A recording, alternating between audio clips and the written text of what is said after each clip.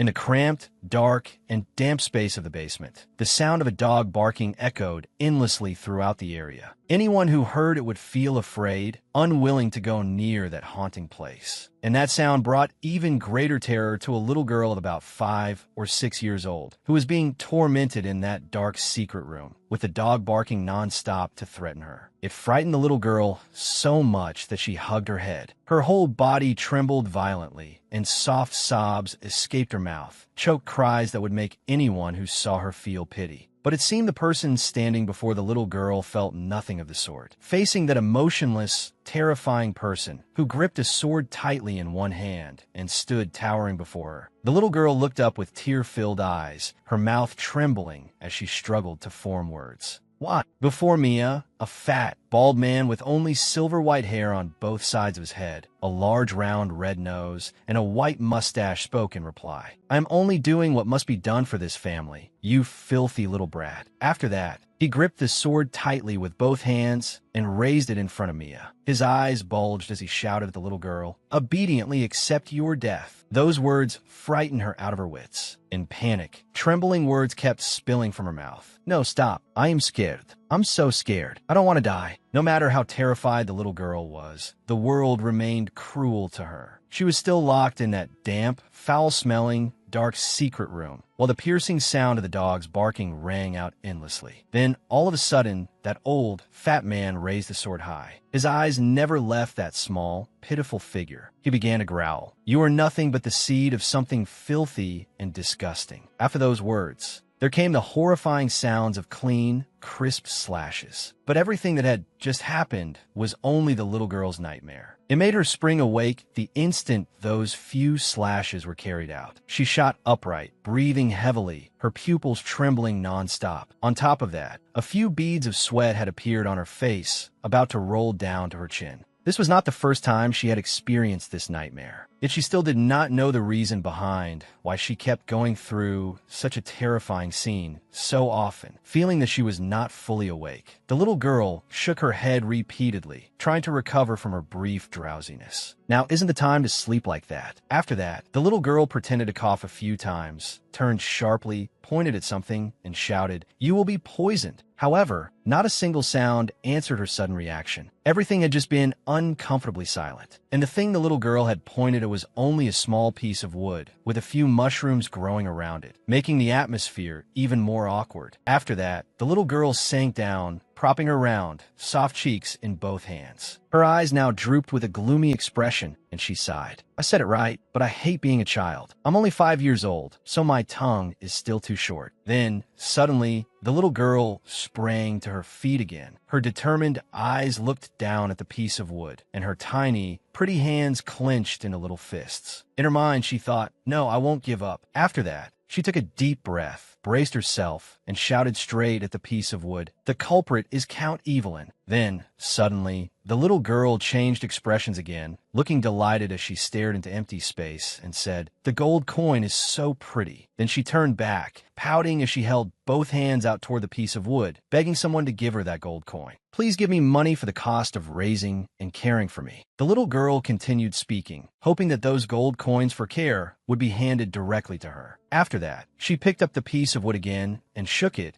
as if she were shaking a ceramic piggy bank, imagining it filled with dazzling gold coins. They struck against the ceramic sides and made pleasant clinking sounds. At the little girl's age, almost every child would be given a beautiful ceramic piggy bank by their parents to save coins in. But alongside them were many poor children with no father, no mother, and no home, so they had no way of having a piggy bank like their peers. This little girl belonged to the latter group as well. Her name was Mia Evelyn, and she herself felt that she was quite obsessed with money. But everything the little girl did was only to save her small, insignificant life. While she was holding that useless piece of wood and shaking it with all her might, Mia's stomach suddenly let out a rumble. The little girl was very hungry now. Seeing that what she was doing was far too pointless, Mia sat down on the floor, placed both hands on her knees, lowered her head, and looked down sadly. She let out another sigh. I'll probably starve to death before I can get any gold coins. She thought that to herself and wondered whether the door would open today. Speaking of the door, Mia slowly looked toward it without much interest. She had never once been allowed to go beyond that door, so the little girl thought no one would save her. At present, Mia was living in the Evelyn family manor, but they treated her no differently from Ghost, and she could only endure all this unfair treatment. Now Mia's stomach kept rumbling non-stop, and the little girl could only press a hand against it to stop those embarrassing sounds. After that, Mia turned toward the door again and thought for a while. She had to practice her pronunciation because her important day was coming soon. Although Mia was currently in a situation with no food or drink, tattered clothes, and no toys other than that piece of wood. In truth, at the beginning, Mia had been the daughter of Saint Asura Evelyn. She was the 99th child of God and Saint Enrollment, who was worshipped by most of the kingdom's people as a faith. She lived in heaven, a place humans could not reach. The Nerafim, angels who used divine power, and the special people always blessed by her were called saints and knights. Their descendants would bear brilliant silver hair. Thanks to my mother, the Evelyn family was very wealthy and powerful. She did not reveal who the child's father was, but that secret was exposed when I was born. When the little girl was born, her hair was not the same brilliant silver as her mother's. Instead, that hair was black. And people in her kingdom commonly believed that those with hair the same color as hers were people with strange and wicked powers. They also believed that black hair was the mark of the devil, the enemy of the Nerafim. Immediately after Mia was born, she was locked in a small room. She was also told that her mother had suddenly died of illness. Half the kingdom's people were religious believers. Because of that, the Evelyn family did not accept me, and Mia's aunt believed that the way she came into the world was also the way she had killed her younger sister. She had always believed Mia was a cursed little demon. She believed a child like her should never have been born, and because of her, her uncle was not nominated to become a cardinal. For that reason, the Evelyn family was always looking for a way to take Mia's life. That was why she was currently locked in the dark, damp basement of the Evelyn family manor. Although she had been abandoned like that, they still ordered the servants to change her diaper once a day and the butler to teach her letters once a week. Returning to the present, Mia hurried toward the window, which was 3 times bigger than her tiny body, and tried to stand on tiptoe to look outside. But Mia was only a 5-year-old girl, so she was still not tall enough to see out the window. But at that moment, the little girl thought to herself that she had to get out of here soon, or she would surely die. But where could she go? She was still too small. So how could she have even a single coin on her? Thinking of money, Mia remembered the times her uncle had pointed straight at her face and shouted loudly, "We have spent a great deal of money to raise and educate you."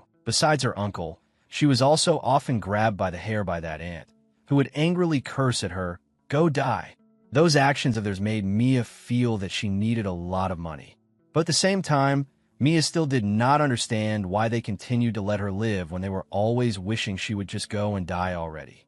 Then she remembered her birthday. On an evening at sunset, when the sky was dressed in red and orange like a giant blaze outside the window, inside the vast Evelyn family manor came Mia's miserable, hiccuping sobs. Mia kept saying, "I'm sorry, I was wrong," and begged to be forgiven. But the person tormenting her did not stop. Mia's aunt kept angrily yanking her hair, slapping her, and striking her small body. Her mouth never stopped pouring out abuse. "Because of you, my younger sister's life was ruined. Why does this house have a devil in it? You killed my younger sister." And Mia could only cry as she answered, "Aunt, I'm sorry." That day, when she was tormented by her aunt again, was the day her aunt had come to see her after 3 months. After that, Mia's aunt demanded that she repeat after her, "I killed my mother. Mother died because she gave birth to me." And when she saw Mia crying nonstop, the woman flew into a rage and shouted for her to say it quickly. Because Mia was too frightened and did not know what to do, she could only tremble and repeat after her while trying to hold back her tears enough to speak the sentence. When she had managed to say most of it, the woman then took out a stack of blank paper and a pen. She smiled wickedly and demanded that Mia write the sentence she had just spoken on the paper. Although Mia had been abandoned in the basement, the little girl was still taught letters and writing. But the first thing that Butler had taught her was that her name did not carry this family surname. And now Mia was far too accustomed to writing unpleasant words that insulted herself on paper whenever her aunt came to visit her. while Mia sniffled and cried, kneeling as she tried to write the sentence again. Her aunt stood up and began to leave. But before leaving completely, the woman turned back, smiled wickedly, and said, "You know that if you don't finish writing it 100 times, you won't get to eat, right?" After saying that, she turned and left, slamming the door shut. And now Mia was still trying to write the line, "I killed my mother. I am the daughter of the devil," over and over again until she reached 100 times so that she could eat. As she wrote, a few sniffles and hiccups still escaped her mouth because of the intense crying fit from earlier. At the same time, Mia also thought to herself that she was a demon who should not have been born. She had to die.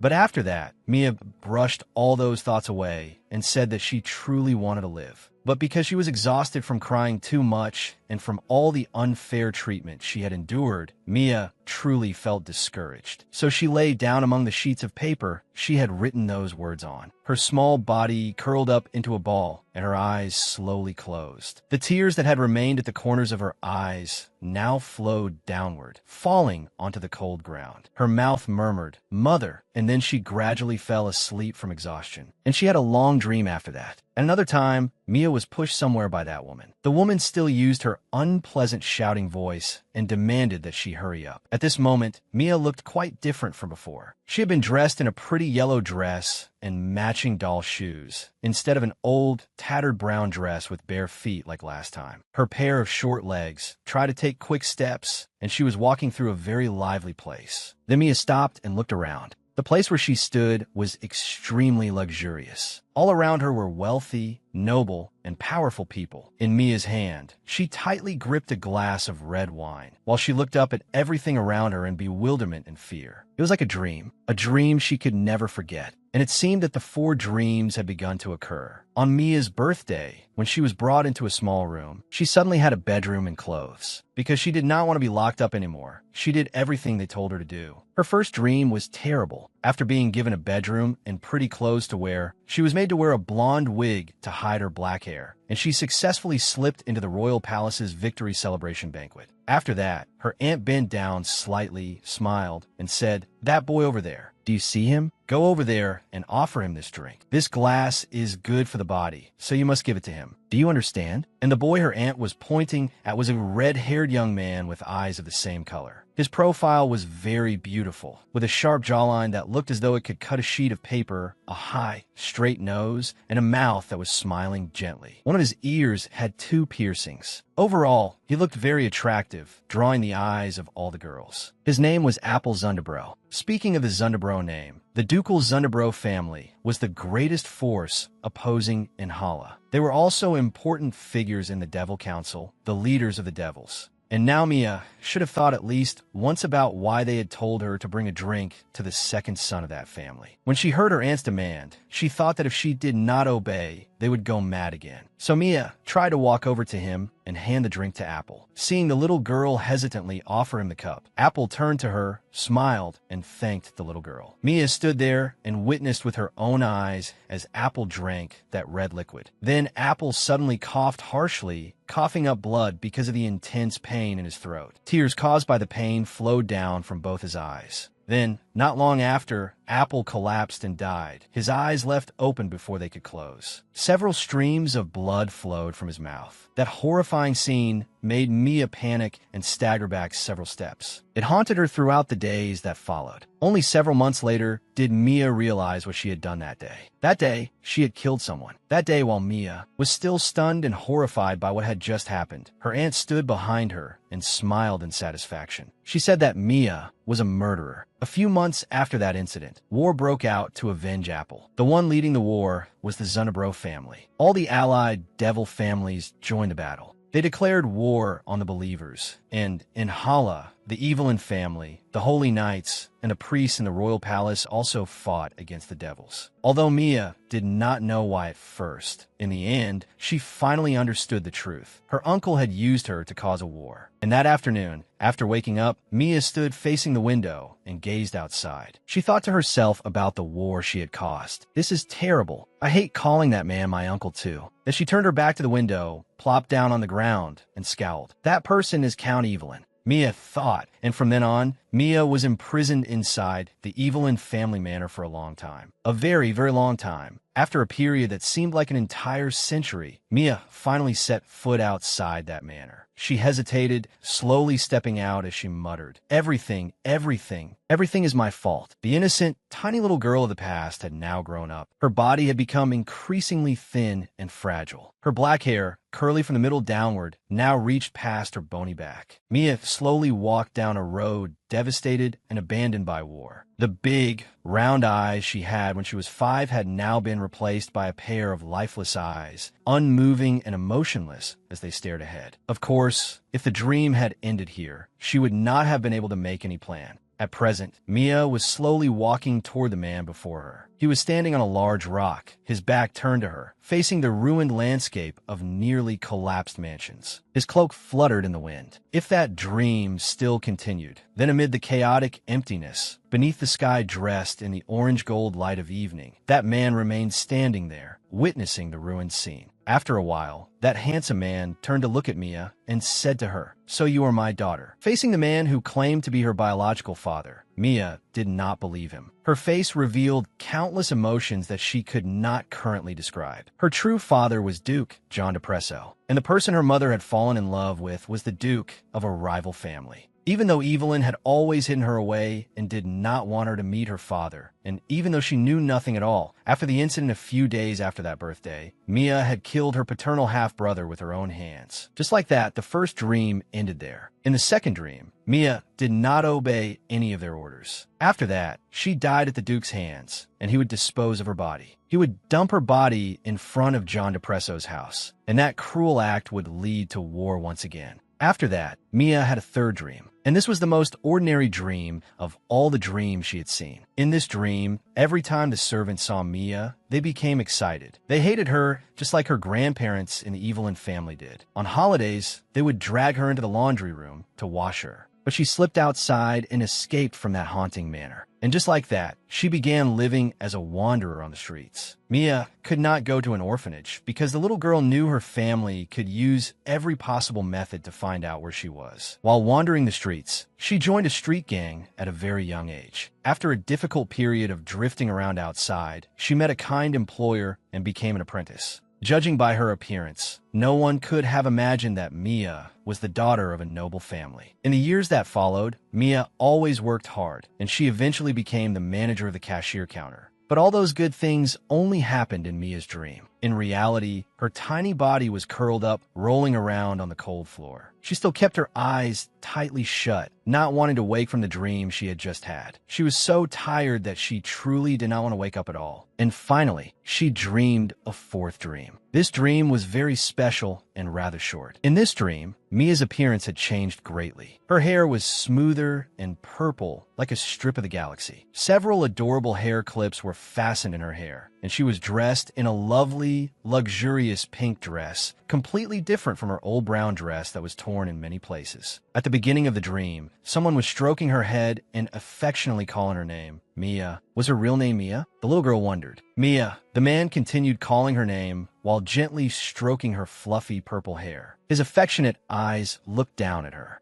Duke John DePresso continued stroking her head. Those gentle gestures gave Mia a sense of safety and comfort, a feeling Mia had never had before and therefore had always longed for. Because she was now immersed in the feeling she had always desired, she gradually leaned into the Duke's embrace. Her eyes blinked a few times, then slowly closed, and her mouth automatically formed a smile. Although she did not know what was happening, all of this was incredibly sweet, but it was only a dream. When she remembered her current fate, Mia forced herself awake from that dream. She breathed heavily, her eyes dull as she looked around. A few drops of sweat had formed on her forehead. But why? Then she struggled to sit up, leaned against the wall, and wondered why the Duke had hugged her. She thought that because of her, her father had died. After thinking for a while, Mia hugged herself, sighed, looked down at the ground, and muttered, "It was only a trap. Nothing good ever happens to me." But what if the things she had seen in the future were real? If she could choose her own future, she could escape this manor.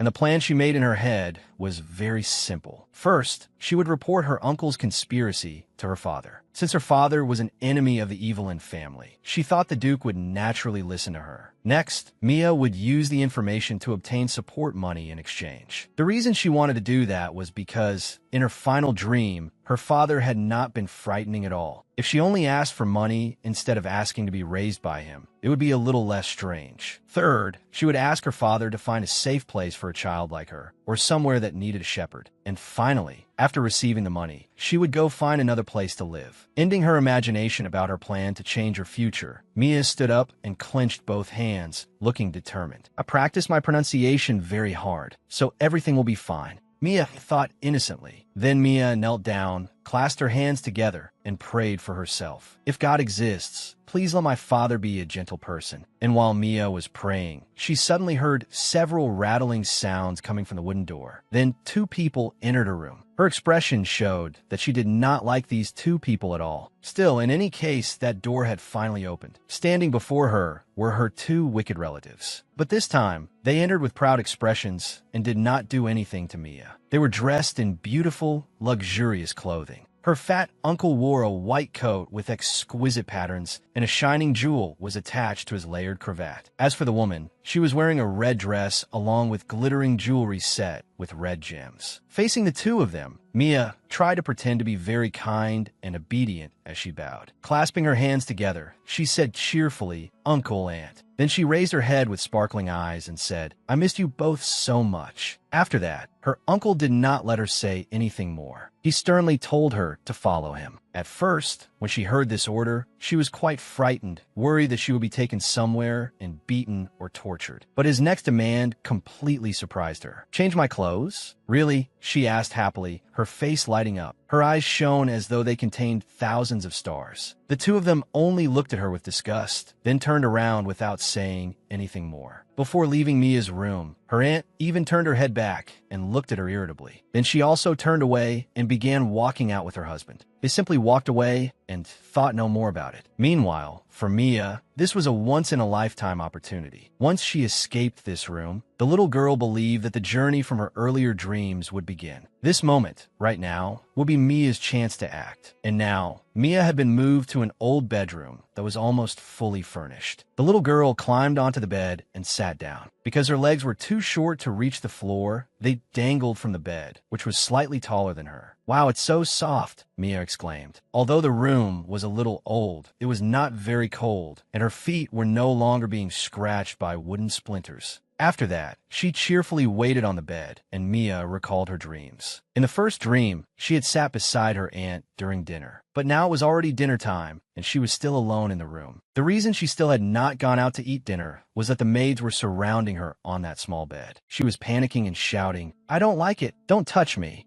After that, Mia kept struggling, and when one maid tried to bring her hand closer in front of Mia's eyes, Mia did not hesitate to move forward and bite her hand. This action happened in front of her uncle and aunt. However, they did not react too intensely to her attitude and actions. The maid who had just been bitten by Mia quickly pulled her hand back, looking at her angrily, and Mia was not weak either. She stared back at the maid with the furious eyes of an animal under attack. Seeing Mia's action just now, her aunt told her servants in disgust, "Leave her alone," then linked arms with her husband and walked away. Mia's uncle also looked at her with disgust, so he told his servants to give that monster more time to adapt. Then he turned away and strolled out of the room with his wife. Faced with their 2 masters' request and calm attitude, the maids felt quite shocked. One maid's eyes had widened slightly, and her mouth hung open, unable to say a word. Not long after, the 3 maids also began to leave the room. When Mia saw that they had closed the door, she felt greatly relieved. Thank goodness. Everything happened just like the 3rd dream. She thought to herself, in that dream, the servants would bring food to her. So should she act careless? The servants would get angry, scold her, and torment her to vent their anger. Then she would have a chance to escape. And once she successfully escaped, Mia would immediately go find her father, Duke John Depresso. Although she had laid out a fairly reasonable escape route, she was still worried. Even though her father was the Demon King Duke, she thought that he would not abandon his biological daughter. And speaking of support money, she had to obtain it. Support money. That was right, support money. Suddenly, while she was talking to herself, the door to her room opened, revealing a maid. In her hands, the maid was holding Mia's tray of food. When Mia looked more closely, that maid was the very person Mia had bitten earlier. At that time, she had looked irritated and furious, as though she wanted to kill Mia on the spot. Yet now, the maid was cheerfully carrying the food tray over to Mia as if nothing had happened to her before. Mia stared at her and thought to herself, I knew it. In her dream, this maid often bullied her. She would use the excuse of caring for Mia to force her to eat things that were not meant for humans. While Mia was thinking, the maid had placed a tray of food on a nearby table, and it gave off a very unpleasant smell. The steaming bowl of soup looked rather appetizing, but it had the strongest stench. Perhaps it had been cooked from a series of disgusting things that no human could possibly swallow. Beside that bowl of red soup was a bowl containing an uncooked potato and something that seemed to have been burned black. Mia kept staring at the tray of food with disgust in her eyes. If she ate this, she would definitely die. Moreover, the maid had not given her a spoon or fork. She definitely had some very wicked intention.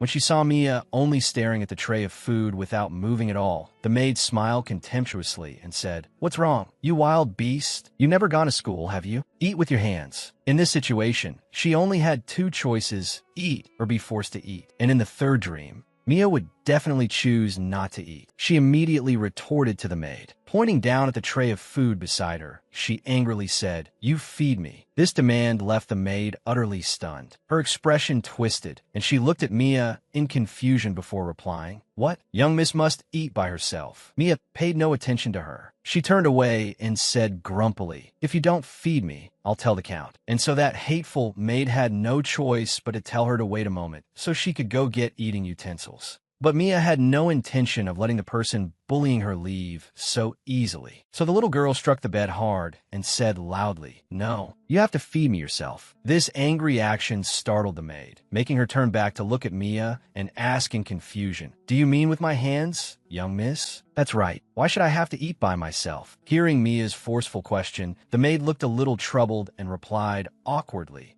I forgot. Seeing the maid start to become uncomfortable like that, Mia secretly rejoiced. Then she asked the maid another difficult question. You don't do this often, do you? Mia's question made the maid even more furious, and she silently cursed her young mistress. You'll be cursed. Ignoring how furious the maid was, Mia pointed seriously toward the door and ordered her, Take it away and make it again for me. No matter how angry the maid was, she still had to maintain etiquette and address her properly. What, young miss? That will take a great deal of time, and without letting her continue, Mia turned away and said casually, If you don't, I'll tell them everything you were planning. The reason the little girl said this to the maid was because Count Evelyn would soon come here to inspect the room, so she had to make use of this opportunity. Faced with Mia's fearless attitude, the maid became furious, but there was nothing she could do. She could only stand there and curse her. What kind of person gave birth to this brat? Immediately, Mia assumed the maid was refusing to remake the food. So, a few seconds later, Mia shouted, Count! The maid panicked and tried to cover her mouth. Of course, she did not want to be discovered. But since she had intentionally bullied Mia, the little girl had no choice but to do this. A few seconds later, Mia tightly grabbed the hand the maid had used to cover her mouth. With her other hand, she pointed at the food tray and said, If you don't want that, then tear the food apart. The maid had already been irritated, but now, while caring for Mia, she felt as if she was about to go completely insane. Observing the maid's expression, Mia thought, That's right. You don't like taking orders from a child. I understand that, so I'll forgive you if you do as I say. But instead of carrying out Mia's request, the maid just stood frozen there, her angry face twisting as she stared at Mia like a furious gorilla. Seeing that, Mia looked up and shouted in her face, Do you want to be fired? That question was the final straw. The maid started losing her temper and shouted directly at Mia, You bitch, don't think that just because I call you young miss, you can do whatever you want. Do you think you'll be treated like a young lady for the rest of your life? Hearing her say that, Mia only looked at her face in boredom. Of course not. While the two of them seemed about to begin a battle of wills, outside the door, another maid ran to the open doorway and announced that the Count was coming. This announcement made the maid remove her hand from Mia's shoulder and turn toward the other maid, asking, What? Why so suddenly? Meanwhile, Mia had a plan of her own. She drew a great deal of air into her mouth, then screamed at the top of her lungs. The sound echoed through the enormous manor, causing all the birds outside to fly away. At that moment,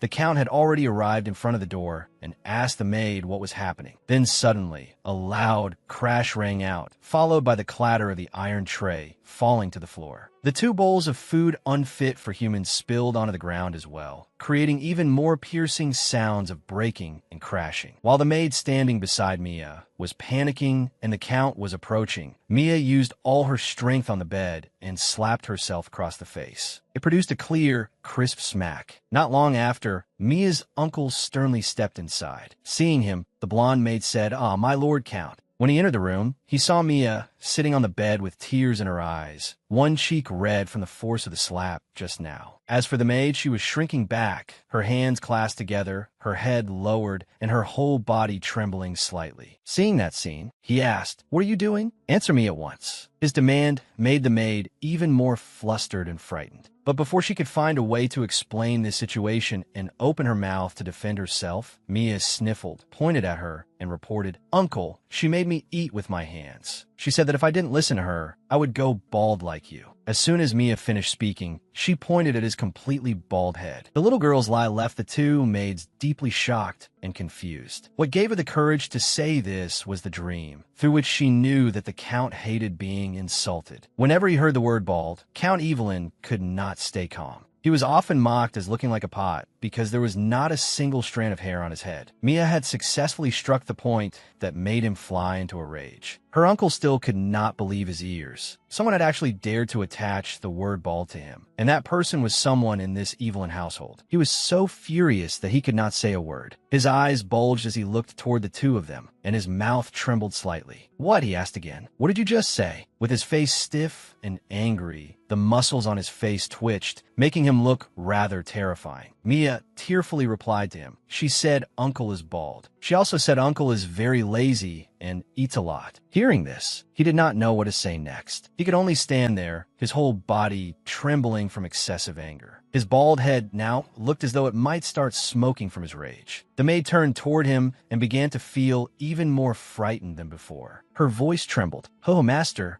Without letting her say anything more, her uncle shouted angrily, "What? How dare you? How dare you say that? I didn't." Once again, he angrily cut her off at once and ordered, "Take her away. I will punish you." When a maid heard that she was about to be punished, she panicked, pointed toward Mia, and defended herself. No, it wasn't me. She's lying." Meanwhile, Mia was secretly thinking, "Goodbye, maid whose name I still don't know. You have to be fired so the other servants will hate me." After that maid was fired, Mia would be taken to the laundry room by the remaining servants, just like in her 3rd dream. When she thought about being taken to that place, Mia became gloomy and dejected, lowering her face to stare at the floor. At the same time, the maid screamed as the other servants dragged her outside so the Count could punish her. After the maid was dragged outside, Mia looked up directly into her uncle's eyes and tested his reaction. It seemed the Count did not suspect anything. But looking at him, there was still some anger on his face from his outburst just now. He continued staring at her sternly without saying a word. Mia carefully observed her uncle's expression. She was somewhat worried about her own fate. Could he possibly kill her? That thought made Mia shudder, and goosebumps rose all over her skin. She avoided his gaze in fear, thinking to herself that, according to the prophetic dream, today was not the day she was supposed to die, so there was no need for her to be afraid. Then, suddenly, Mia's uncle turned and left. But before he left completely, he announced one thing. She would not be allowed to eat anything today. Once her uncle had completely left her bedroom, Mia's stomach began to growl. Although she knew she would not be given anything to eat for the remaining hours, Mia had achieved the first step in her escape plan, and she celebrated her first victory inside her stomach. She thought that uncle had only forbidden her from eating yesterday, but even the next day, the little girl was not given breakfast. By noon, while she was sleeping, she suddenly heard a few clattering sounds near her room. Curious about the noise, Mia opened her eyes and woke up. When her vision settled, she saw the maid from yesterday enter the room and throw the food tray down onto a nearby table, saying, "Here's your food." Mia waited until the maid left, then excitedly and hurriedly ran over to the tray. At last, after dozens of hours, the little girl could finally eat something. On the tray were a few round loaves of bread and a bowl of soup, still steaming hot and rather appetizing. What was different from yesterday's food was that it no longer gave off any unpleasant smell. After making sure this was food that a human could eat, Mia sat down and devoured it. As she enjoyed the food, Mia thought, if I get child support money, will I be able to eat something better than this? She asked herself that, and the mention of child support money made Mia think of Duke John Depresso. Her father was regarded as a devil on the battlefield. She had heard that he was the devil among devils. As for the sons of the John Depresso family, those two boys had completely opposite personalities, like water and fire. No one knew where or when his sons had been born. People only knew that they were very powerful and cold. The second son was the one who drank the poison wine Mia had handed him, and the little girl thought he seemed less cold than she had imagined. Then she suddenly shook her head vigorously, trying to tell herself to stay clear-headed. No, this is only a dream. Focus only on what I need. Mia reminded herself, but after a long while, Mia wondered whether her father would believe her. Count Evelyn was praised as a kind person. Then Mia imagined her battered little self standing before her father, holding both hands out in front of him and firmly asking, Father, would you like to buy information that can prevent the world from collapsing? It's cheap, extremely cheap. Top secret information for only 1,000 gold coins. She was still imagining herself saying this to Duke Zundabro. No matter how difficult the path she had laid out might be, Mia would accomplish it at any cost. 2 days later, while Mia was taking the chance to doze off on her soft bed, she again heard clattering sounds outside. Someone entered the room angrily and irritably, saying, You stink. Hurry up and go bathe.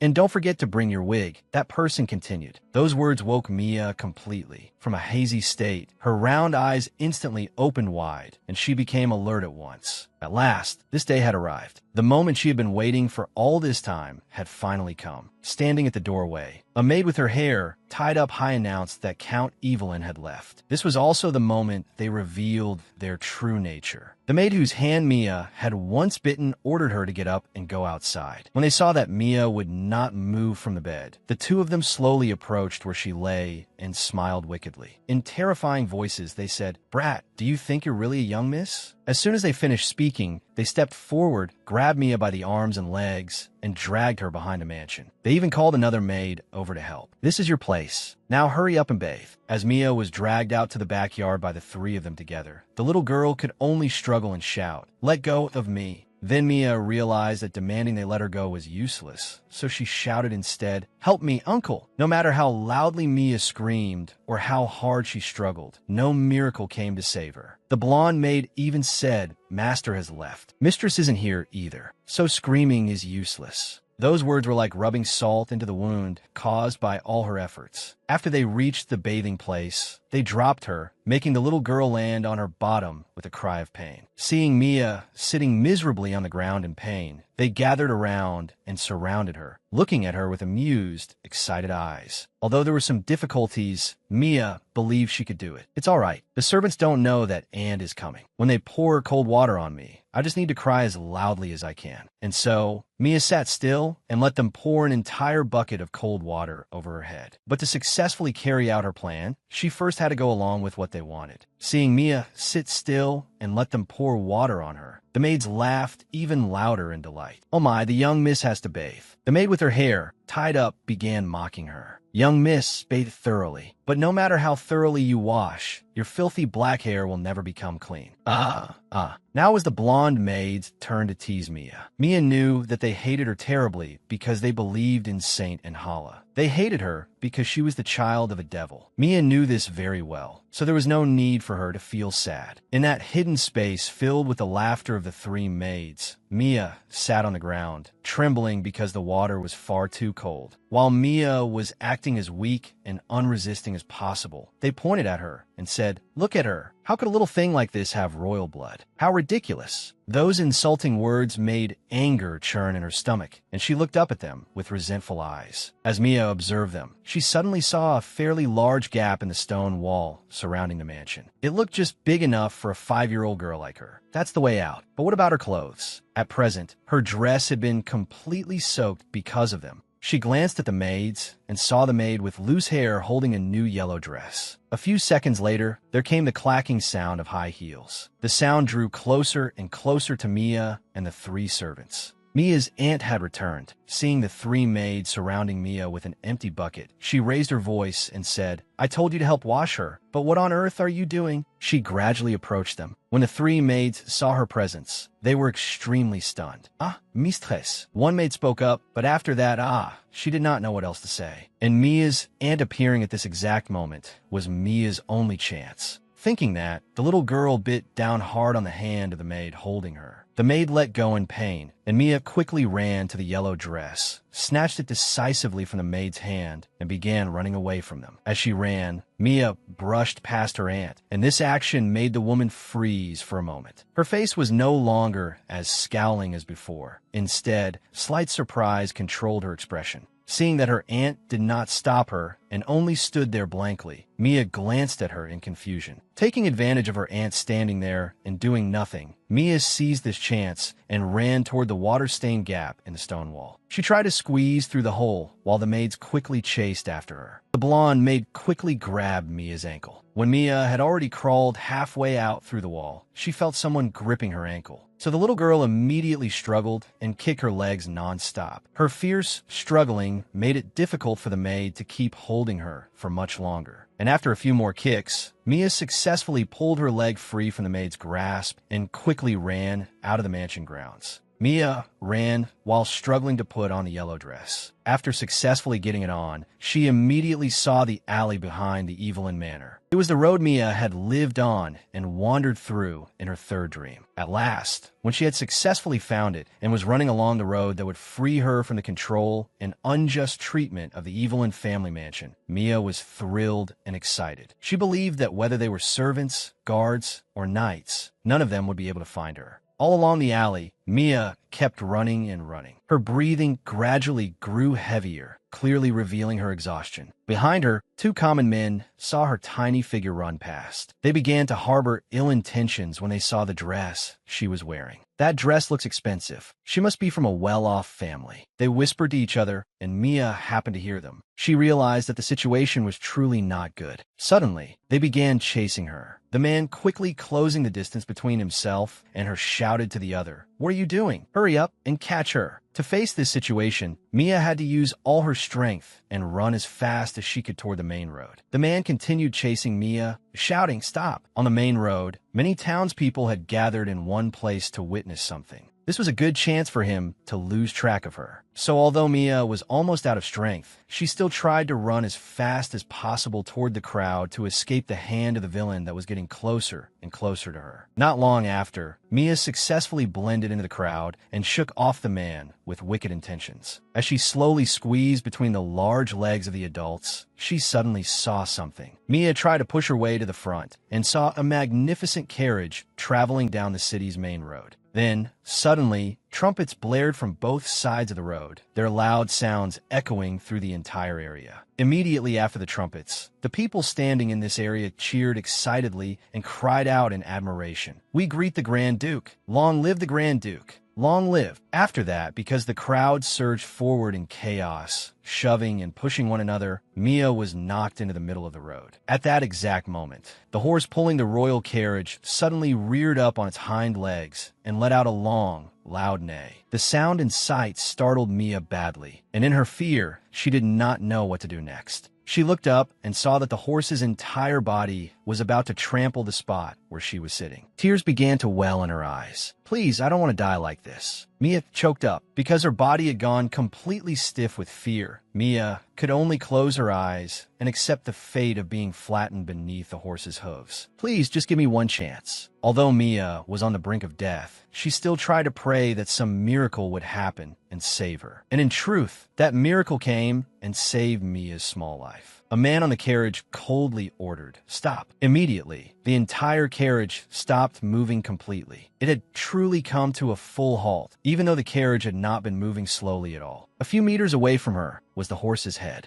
Then, suddenly, Mia heard a voice coming from behind her. The voice was deep, affectionate, and gentle. "You look like a duck drenched in water." The little girl turned around. Before her was Duke Zundabro, the man known as the King of Devils. He looked down at Mia coldly, examining her to see if she was injured anywhere. Now that they were face to face, Mia observed him carefully and could not believe her eyes. This was her father, the person she had been searching for with so much effort all this time. Unable to restrain her emotions, Mia called out one word, full of longing, "Father." It was filled with love and the pain of missing him. Mia's call of "Father" seemed to tear through the silence and tear at everyone's hearts. It sounded unbearably pitiful. It was the word "father" that she had suppressed for so many years. That word burst out from the depths of Mia's heart. Facing her own flesh-and-blood father, Mia's eyes filled with tears. She thought to herself, "I have to speak to Father clearly and properly. No, don't cry." She told herself that. Then she spoke, but because her emotions were too chaotic, her voice trembled.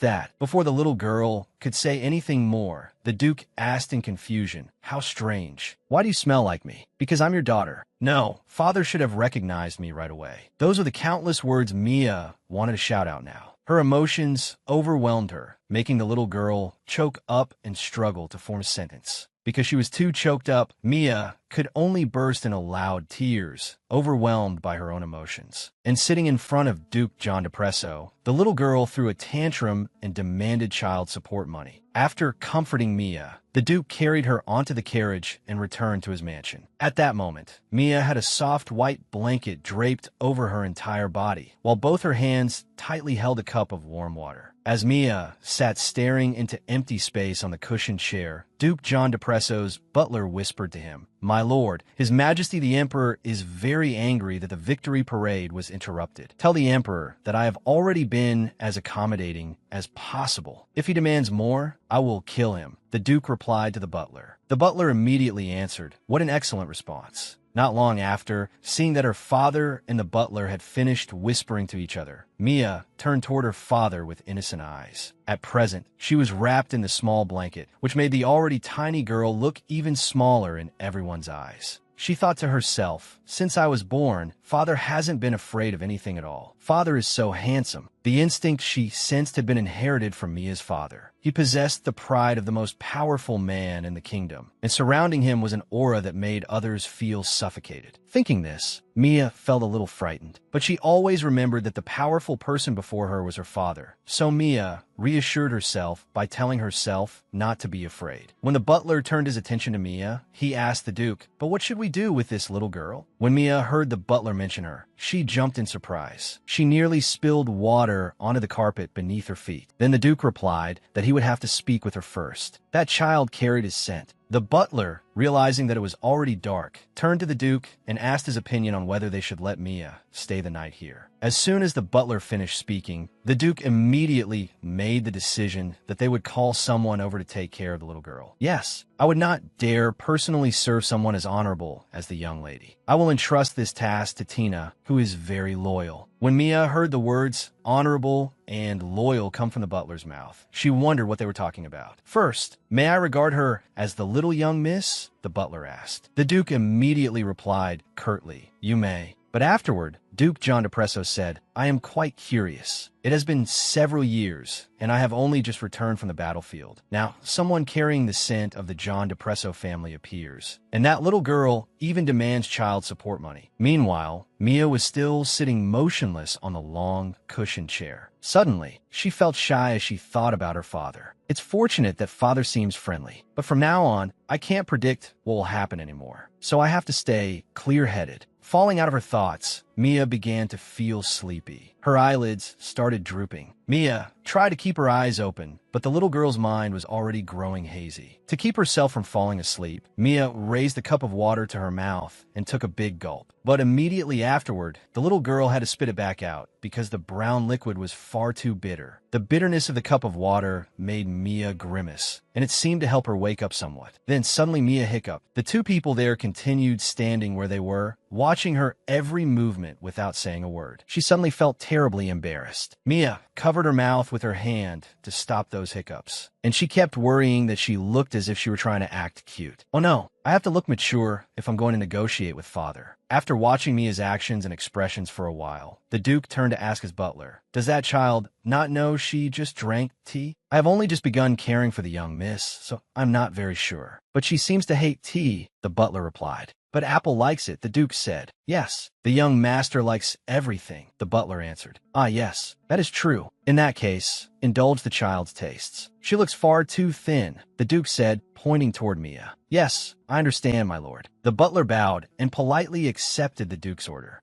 After finishing his instructions to the butler, the Duke turned and walked away. Behind him, Mia was quite startled. Huh, where's father going? I can't let this happen. And so Mia sprang up from her seat, turning her whole body toward the Duke, even as the terribly bitter cup of tea in her hand fell. She shouted, Father! And according to the laws of the earth, the teacup fell onto the carpet and spilled all the tea across it. On top of that, the cup made a cracking sound, but fortunately it did not break. After that, Mia ran as fast as she could to her father, hugged his leg tightly, and had no intention of letting go. With her mouth trying to pronounce the words as clearly as possible, she said, That's right, father is my father. This action left the Duke utterly shocked. He was stunned, but a few seconds later, the Duke still kept his cold expression and demanded that the little girl speak loudly. Obeying her father's words, Mia shouted, I want to trade. I'll give father poison to drink. And once again, Mia's words made both the butler and the Duke freeze, unsure how to react. A moment later, Duke John Depresso let out a laugh and spoke. If I do not make a trade with you, you will poison me? You really are like a devil. He began to find this little girl truly interesting, and somehow, somewhat familiar to himself. Why would father think that? And I'm not a devil either, Mia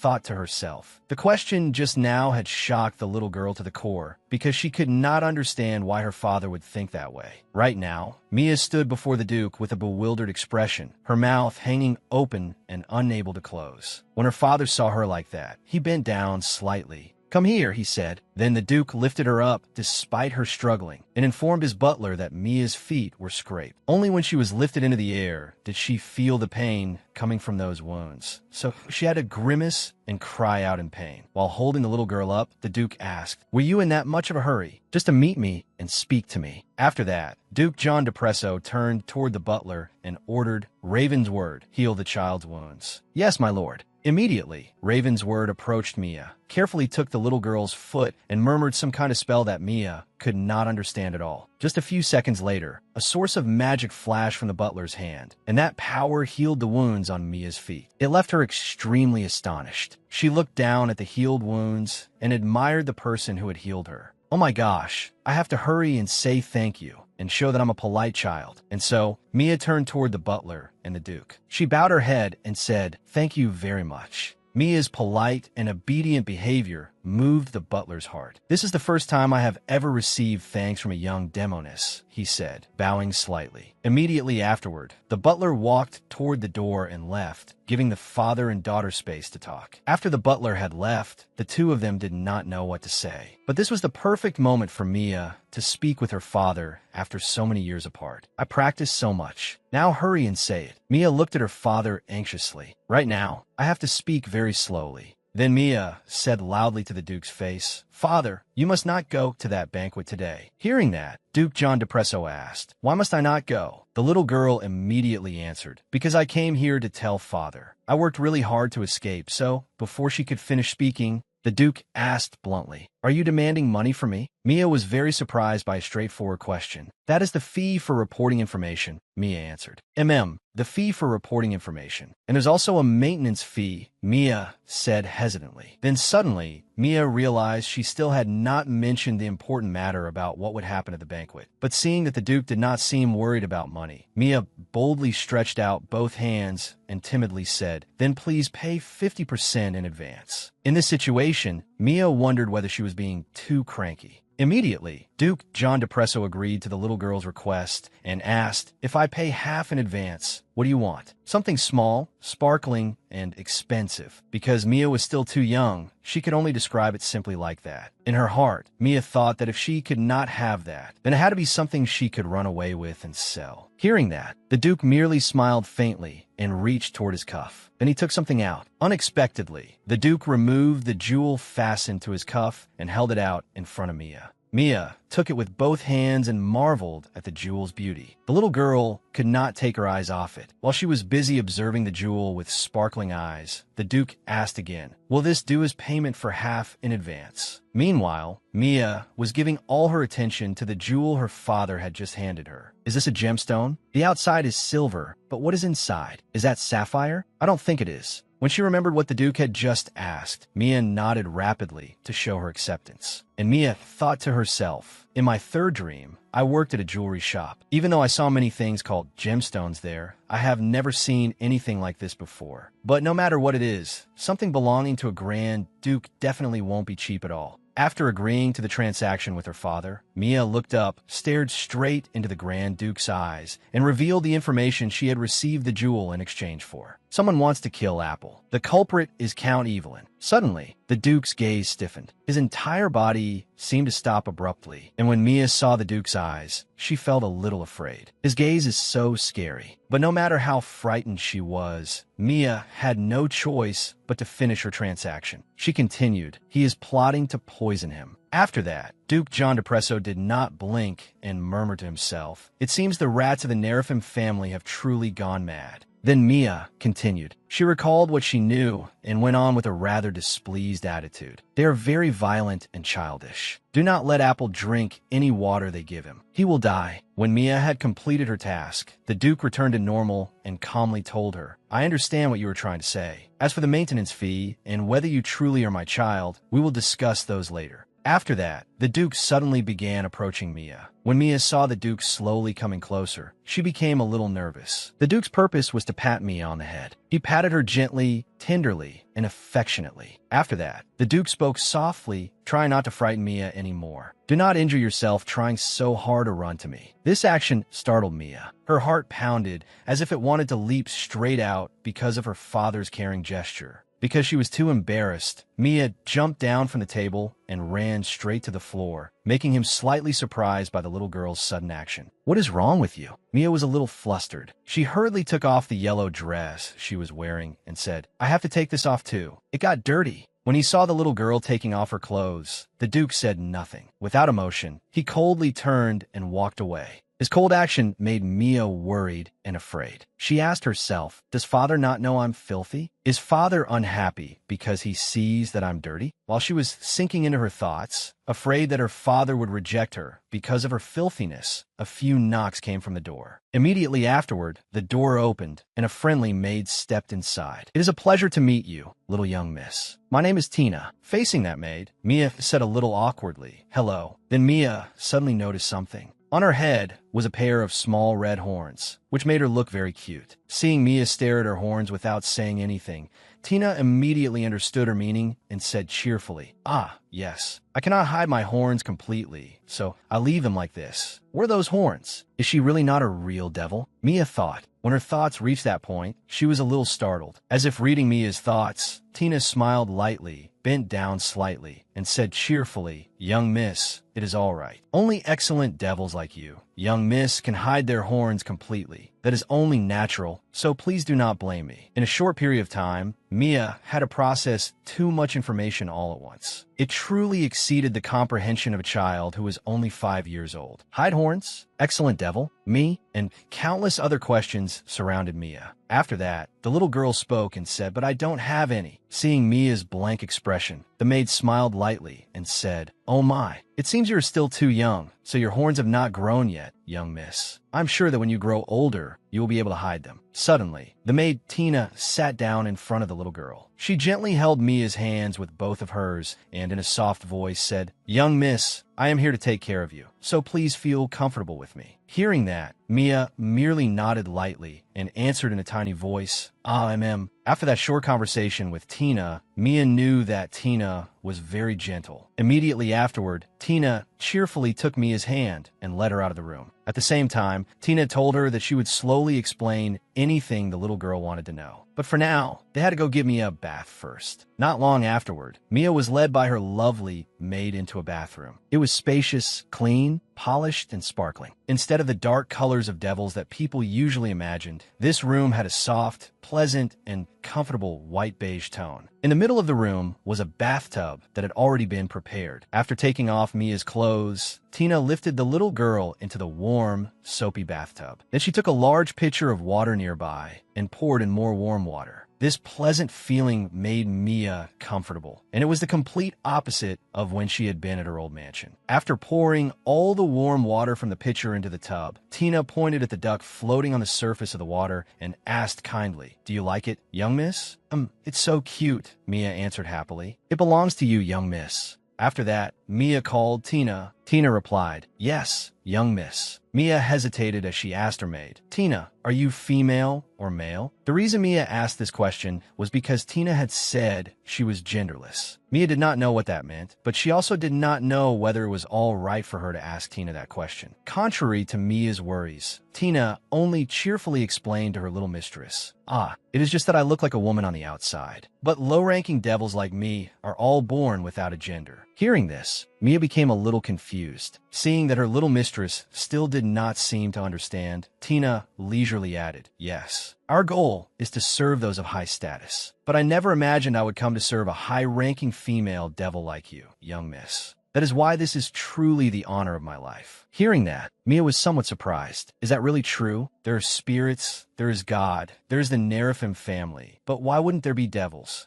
Mia thought to herself, if father is a devil, Tina is also a devil, and if even the butler who healed me is a devil too, then I am also a devil. Thinking to this point, Mia became a little pensive. But surprisingly, Count Evelyn always called me a little devil. So that was true, but it's so strange. I thought devils were always bad people. But Tina is very gentle and takes care of me very carefully. While scrubbing Mia, Tina discovered something that surprised her greatly. On Mia's upper body was a rather distinct butterfly-shaped mark. Because of that, Tina exclaimed, "This cute, vibrant mark is the most distinctive kind. You will definitely awaken and become a very powerful devil." But Mia pointed at the mark and said, "It is just a birthmark." Tina answered, "No, little young miss. That is a distinctive mark." After that, Tina explained to Mia, "It looks like a birthmark because you do not yet know how to control your magical power, young miss. But to me, it looks completely different. Is that so?" Mia asked. Tina replied happily, "That is right. A butterfly.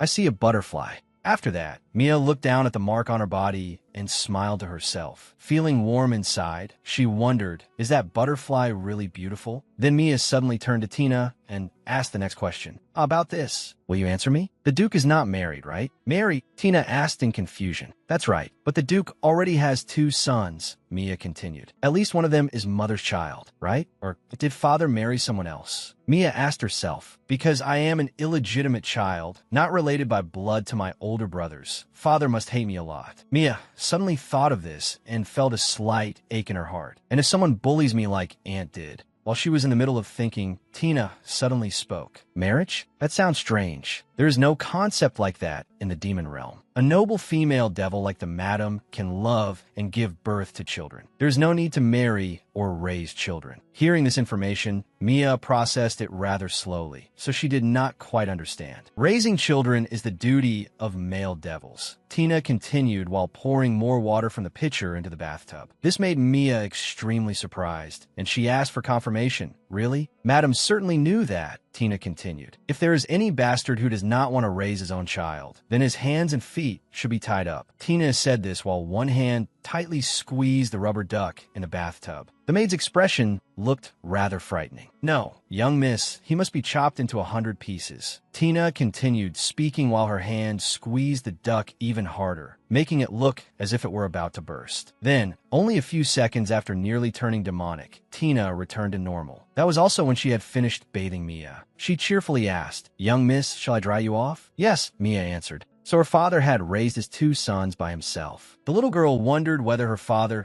gave her brothers enough food to eat and warm clothes to wear. After a while, Tina wrapped Mia in a small, fluffy bathrobe. While getting changed, Mia showed a somewhat melancholy expression and thought to herself, "I shouldn't be jealous. Everyone has a different life, so I have no choice but to accept that." After that, Tina gently took Mia's small hand and wiped it with a soft pink towel. After finishing the bath, Tina exclaimed, "Young miss, you are so adorable today. Young Master Kaheen, and Apple will surely be very surprised." "Kaheen," Mia said vaguely. "That must be the name of my eldest brother. What a beautiful name. But why do I have to remember that name?" Mia asked herself. In any case, I'm not going to become a member of the same family as them. I don't want to interfere with that perfect family. While father still cares, I have to hurry, finish the deal, and disappear. Mia reminded herself. After the bath, Tina changed Mia into a cute set of pajamas and led the little girl back to her bedroom. In addition, Tina also gave her a wonderfully delicious drink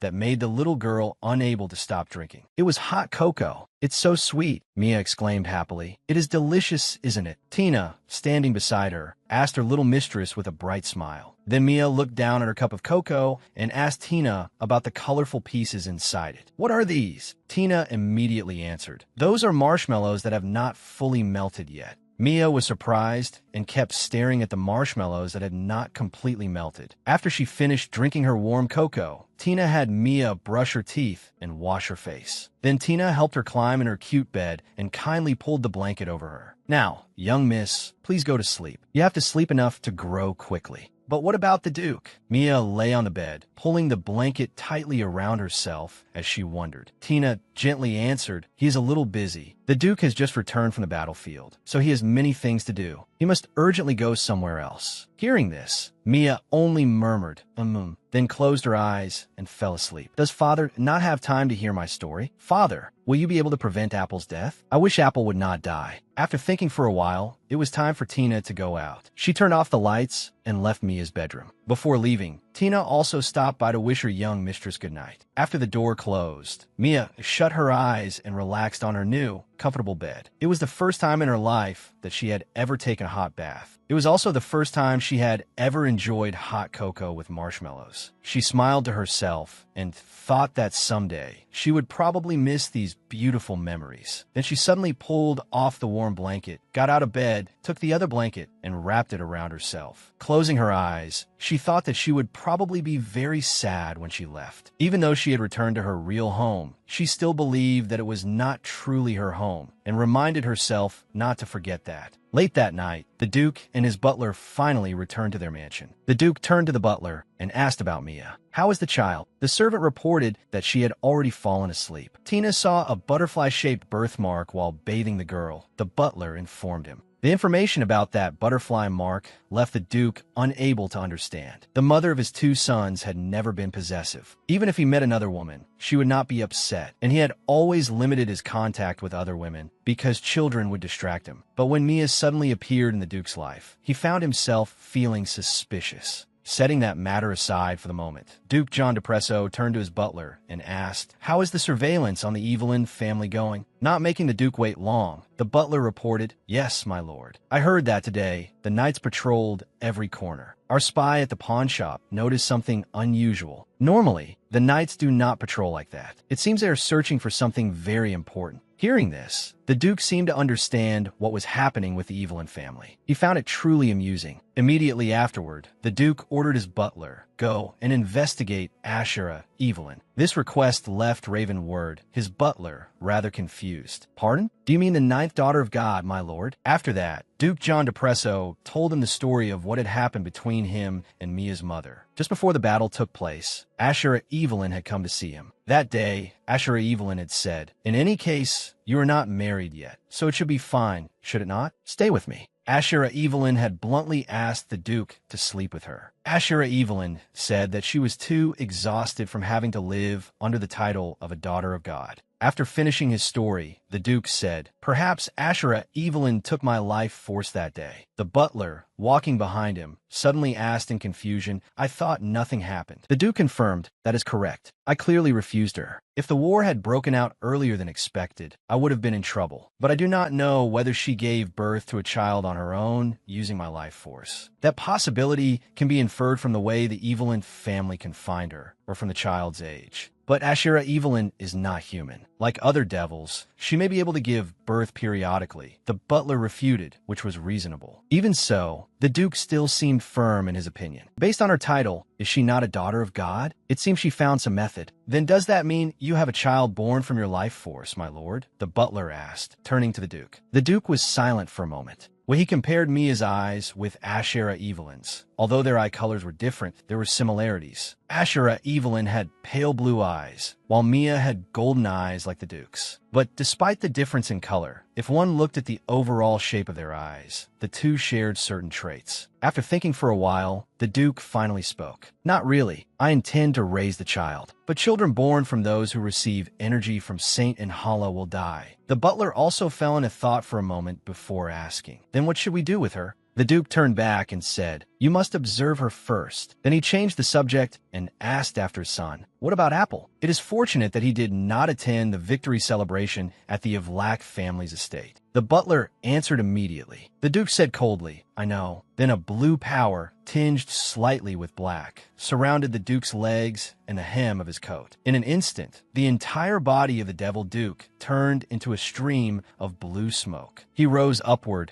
creating an illusory gust of wind beside the butler and forcing him to look up after him. Before he disappeared completely, Duke John Depresso said, "I will go and return later. I want to know what those lowly Nerfim have done." Just like that, the Duke vanished into thin air, leaving behind a few blue traces of power in the silent sky of the late night. Meanwhile, at the Evelyn family's mansion, someone shouted, "You are saying you lost the child?" In a vast room whose center was illuminated by moonlight streaming straight down from a skylight in the ceiling, a group of 8 people wearing white masks, looking extremely mysterious and enigmatic, sat on matching high-back chairs arranged in a circle. They were seated around a man who knelt facing the person sitting in the most luxurious chair. The man cried and trembled as he said, "It is my fault. I'm terribly, terribly sorry." Then the man who seemed to hold the highest rank in the entire gathering spoke. "That was the only opportunity to eliminate Abraham Depresso. He is a simple person. He would not have suspected anything if the cup had come from one of his own kind." At that moment, Mia's uncle was still bowing his head and admitting his guilt. He kept saying, "I am very sorry," and told the mysterious man that he would arrange everything properly. Regardless of what he said, someone spoke up and asked, "Is the brainwashing education proceeding?"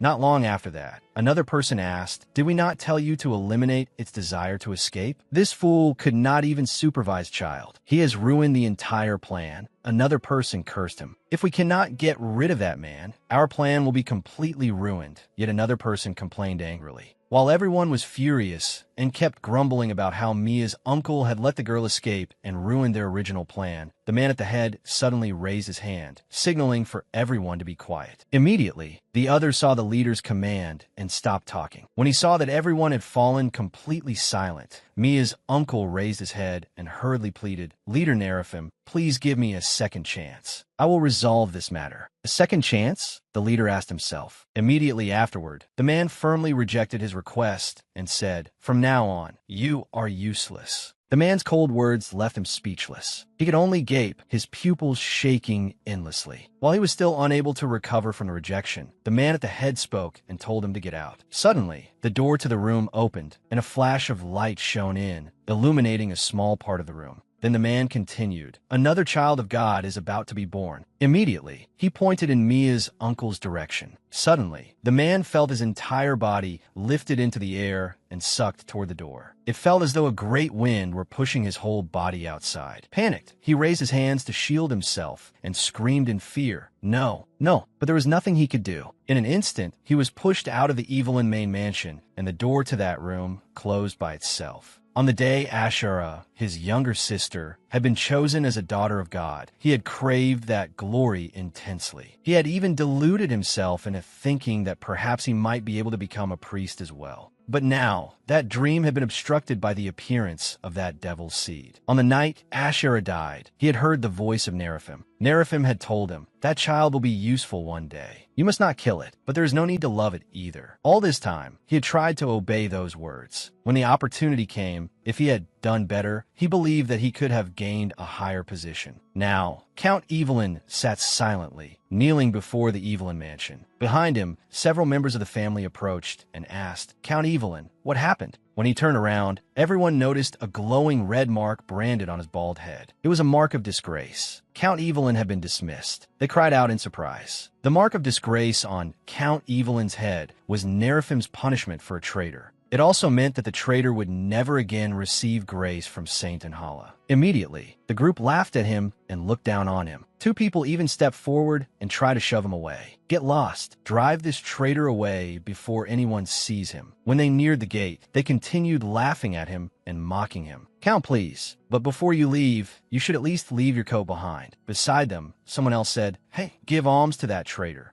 Ah, never let us see your face again, they shouted. After that, they continued laughing, turned their backs, and left. In the end, he was thrown out of the grounds of the Evelyn mansion along with his royal cloak. In that situation, he knelt before the mansion gate and asked himself in terror, what should I do now? Should I use the money I have left to rebuild everything? Or should I marry Marion, who just divorced her husband? Anything will do before the rumors spread. After that, he climbed into the carriage that had been prepared nearby. Suddenly, he was startled when he realized that the road he was being taken down was not the road leading back to his old mansion. Then, without him knowing when, someone who had been sitting inside the carriage slowly stood up and approached him. Afterward, the person reached out and moved closer to the mark of disgrace on his head, making him panic terribly as he stammered, Why you? Who are you? Wait. And after those unanswered questions, the night was filled only with screams of pain coming from that carriage. Several days later, on a clear morning without rain, harsh sun, or storms, Mia was sitting and enjoying her delicious drink. She could not live without milk mixed with marshmallows. As she drank, she wondered when her father would return. In recent days, everything had been peaceful, and there had been no new news. After thinking too much for a while, Mia thought that it was time for her to leave this place. But why was her father still saying nothing?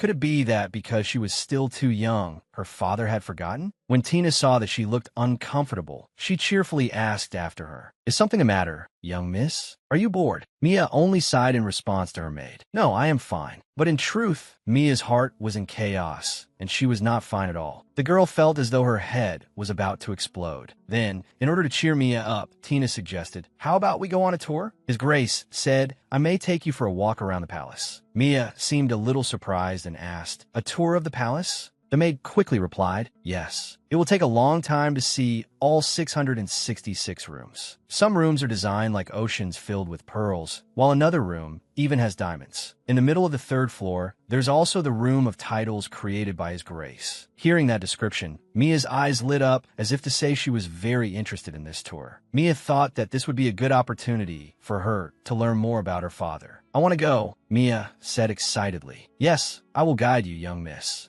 And so, Tina happily led Mia on a tour through the palace of the Depresso family. As they walked around the palace, Mia noticed that many maids nearby kept staring at her and then whispering among themselves. This prompted Mia to voice her question. Why is everyone looking at me? Tina smiled brightly and answered, Because you are adorable, young miss. How could someone as cute as you not attract attention? But Mia could not believe that she was like that. So the little girl turned away with a sulky expression and said Tina was lying. Tina did not know how else to explain it to Mia, so the maid could only smile softly and say that it was true. After that, Tina pointed toward the door ahead of them and said, Come on, let us go have a look. I still have the key, so we can enter this room. After a few minutes of walking, the two of them arrived at the door Tina had just mentioned. Is this the Soleil Diamond Room? What? Soleil Diamonds? Hearing those three words, Mia could not help exclaiming in admiration and was unable to hide her excitement. A Soleil Diamond was an extremely precious gemstone with a golden-orange hue. This precious stone contained intact sunlight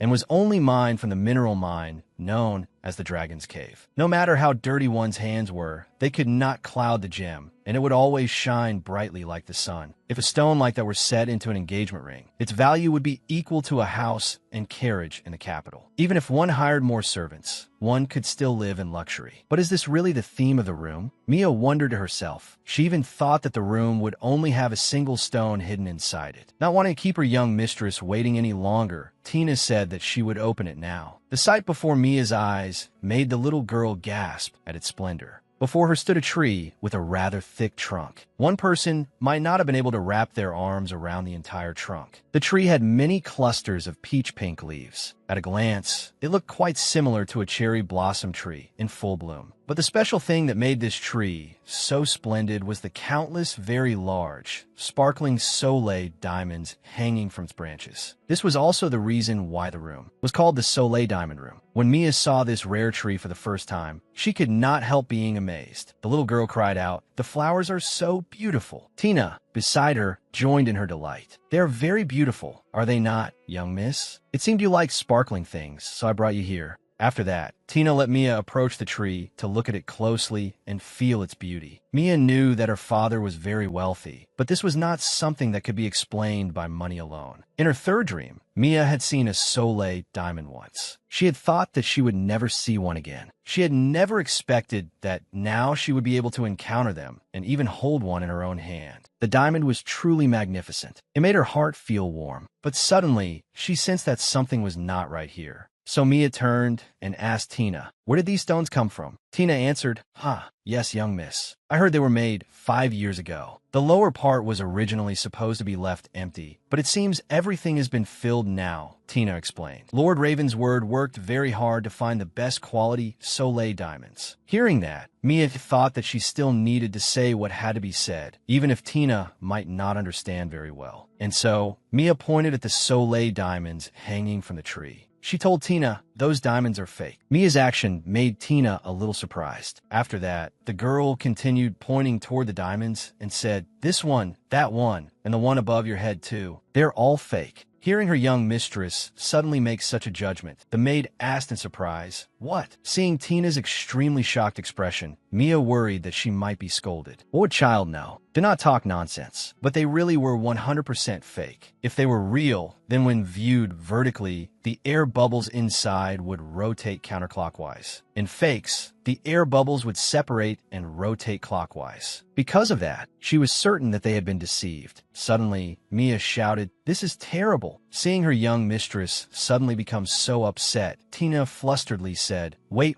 and tried to find a way to help the girl calm down. "Young miss, please wait a moment. I will call Lord Ravenword." Tina's words truly moved Mia, so Tina had believed her. Only a few minutes later, Sir Ravensword arrived at the Soleil Diamond Room. He quickly ran inside, slammed the door shut, and shouted, Young miss, what did you just say? Please repeat what you said to Tina a moment ago." Sir Ravensword tried to speak while struggling to catch his breath after rushing there at full speed. Without hesitation, Mia pointed at the tree and said, "This tree may be as tall as an adult, so it looks real, but this isn't the ground." Hearing that, Sir Ravensword's mouth fell open, and he stared at the tree in disbelief. At once, Sir Ravensword took out a magnifying glass and walked around the tree, examining every fine detail down to the roots with an anxious expression. Just as Mia had said, perhaps because humans were much taller than the tree, they had thought no one would notice it was fake. Even children, who could see the tree clearly, would not be able to spot the difference. While Ravensword was diligently inspecting every leaf, every flower, and every facet of the diamond, Tina stood beside Mia and grumbled, how could they deceive the John Depresso family? Seeing that Sir Ravensword still could not find the difference, Mia offered to help him. "Can I help?" Mia asked. "What? Young miss, you can help?" Ravensword asked in surprise, and Mia replied, "Yes, I'm prepared." Since Ravensword had healed her leg, she wanted to help him too. She had to repay the favor as soon as possible, Mia thought to herself. So, immediately, Mia moved closer to the tree and tried to reach up to point things out to Ravensword. "This one is fake, and this one too." Yes, understood." Ravensword nodded repeatedly while looking up, his hand constantly writing down the information. After she had pointed out quite a few, Ravensword cried out, "Oh my goodness, good heavens!" The John Depresso family had been swindled terribly. After it was finished, Tina stood behind her and sincerely praised her. "Young miss, you're so clever." Mia did not seem to understand what the maid meant, so she asked, "What?" Tina asked the little girl in return, "How did you know which ones were real and which ones were fake? You're truly amazing." Tina sincerely admired the little girl. Well, Mia was about to say that she had seen in her dream but after thinking about it for a moment, she decided they probably would not believe that explanation. So she lied and said, "I'm paying for the meals." Hearing that, Tina was a little confused. "The meals?" Mia quickly explained, "I've eaten so much already. It must have cost a lot of money." When Tina heard those words from her little young miss, she felt deeply sorry for the child. The maid approached Mia, lowered herself, and asked worriedly, "Who dared say such things to you, young miss?" Mia merely answered innocently, "Uncle and aunt." At that moment, Tina's heart truly ached because her little young miss had suffered such mistreatment. Her eyes grew a little teary, and she choked out, "Oh dear. Young miss, please eat as much as you like. It doesn't cost much at all." Seeing Tina crying while she herself was fine, Mia worriedly ran over and wiped away her tears, anxiously saying, "All right, don't cry. Don't cry. Tina looks much prettier when she smiles." Hearing that, Tina abruptly stood up, wiped away her tears with her hand, and answered with a bright smile, "That's right. Ah, how could I cry? All right, thank you, young miss." Meanwhile, behind the two of them, Sir Ravensword had also finished rechecking the diamonds. He stood up with a somewhat stiff expression and announced, "We have lost 7,100,000,000 hep. All right, I will report this to the Duke. This is your achievement." After that, Ravensword stood in front of Mia and bowed his head in thanks. "I sincerely thank you, young miss. Thanks to you, our losses were not too severe." Mia simply replied, "Ah, it wasn't a big deal." Sir Ravensword repeated what he had said earlier. "Once again, I will report this to the Duke. This is your achievement." Mia stopped him. "There's no need." Seeing how extremely humble his little young miss was, Sir Ravensword wondered aloud. Normally, anyone who discovers counterfeits is rewarded. Do you not want the reward? You would receive about 7,100 hep. Hearing for the first time that such a large amount of money would be given to her, Mia was very surprised and exclaimed, "What?" In an instant, Mia changed her mind. Her expression flipped faster than a rice paper pancake as she said, "I'd love that." The reason Mia changed her mind so quickly and decided to accept the reward was because in her third dream, the highest annual salary of a jewelry store employee was only 4,000 hep. So Mia was very excited that, just from this small matter,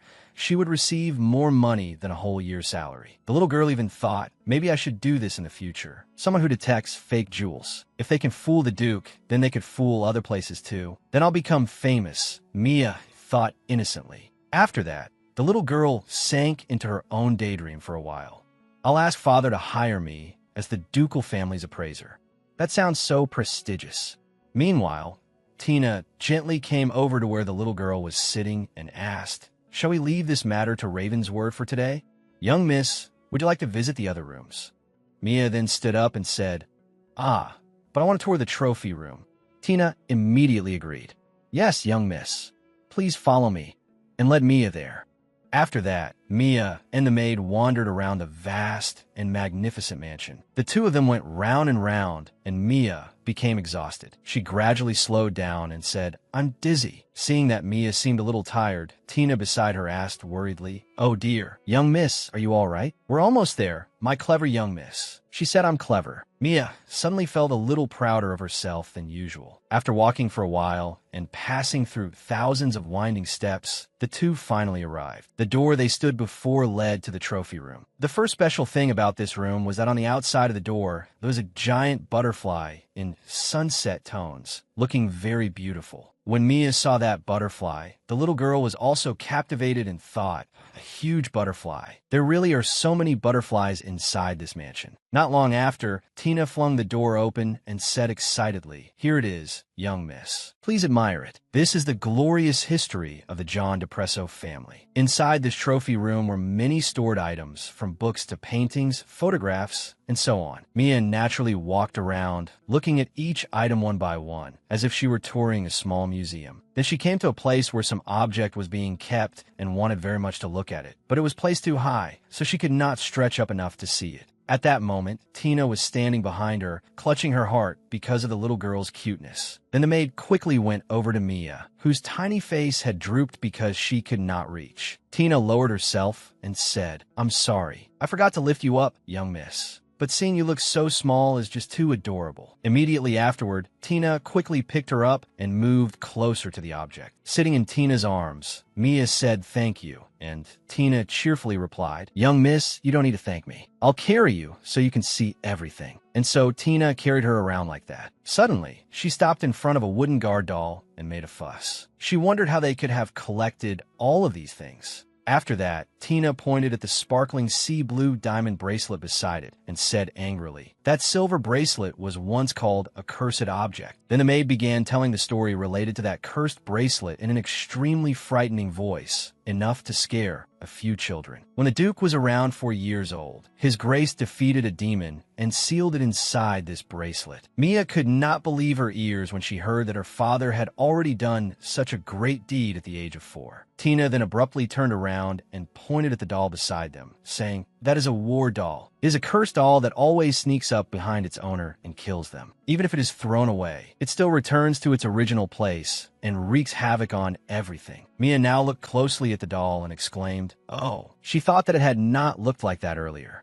But now, while she was thinking, Tina continued telling the story of the Duke and the war doll. When the Duke was 7 years old, his grace also defeated it easily and turned it into a toy. But now it is here. No, it has been sealed here. Feeling a little scared, Mia looked up and asked Tina, "Father brought this doll back and played with it?" "Yes, that is what I heard," the maid answered. After that, Tina added that the Duke had even trained the doll to command generals. Meanwhile, the doll was trembling inside the glass case. Its blue eyes fearfully looked away from the two of them. Mia thought what Tina had revealed to her was far too horrifying. Immediately after finishing her explanation about those two items, Tina moved on to the box beside them. It was a box containing something that looked extremely gloomy and suspicious. The maid raised her voice slightly and said, "And these ashes here?" Mia, still in her arms, asked, "Cursed ashes?" The maid replied, "Oh no, but they were once cursed too." She said she had heard that the Duke had turned a troublemaker who had tormented the villagers into ashes. Thanks to that, the village still worshipped demons to this day. Hearing that, Mia thought her father was really cool because she believed her father had enjoyed trying mysterious things when he was young. After that, Maid Tina took her little young miss by the hand again and led her to a wider area. Allow me to introduce this area. This is the exhibition of the Duke's trophies from when he became a sacred relic. Then, when they reached the main area, Tina pointed upward at something. "Young miss, look." And that thing made Mia turn pale with fear. They were trophies that everyone would want. The heads of the strongest monsters in history. On this bronze plate was recorded how fierce the battle had been. When Tina turned toward Mia, she finally saw just how much Mia was trembling in fear. "Oh dear. Young miss, are you that frightened? What should I do?" In only a short time of coming into contact with that object, Mia was almost traumatized. She found it too terrifying, and negative thoughts began to arise. Memories of being abused gradually took over Mia's mind, making her very prone to panic. "I don't want to die. I don't want to be tortured." In her first dream, Mia had dreamed of being beheaded by her uncle. That nightmare now surrounded the little girl's mind as she looked at the animal heads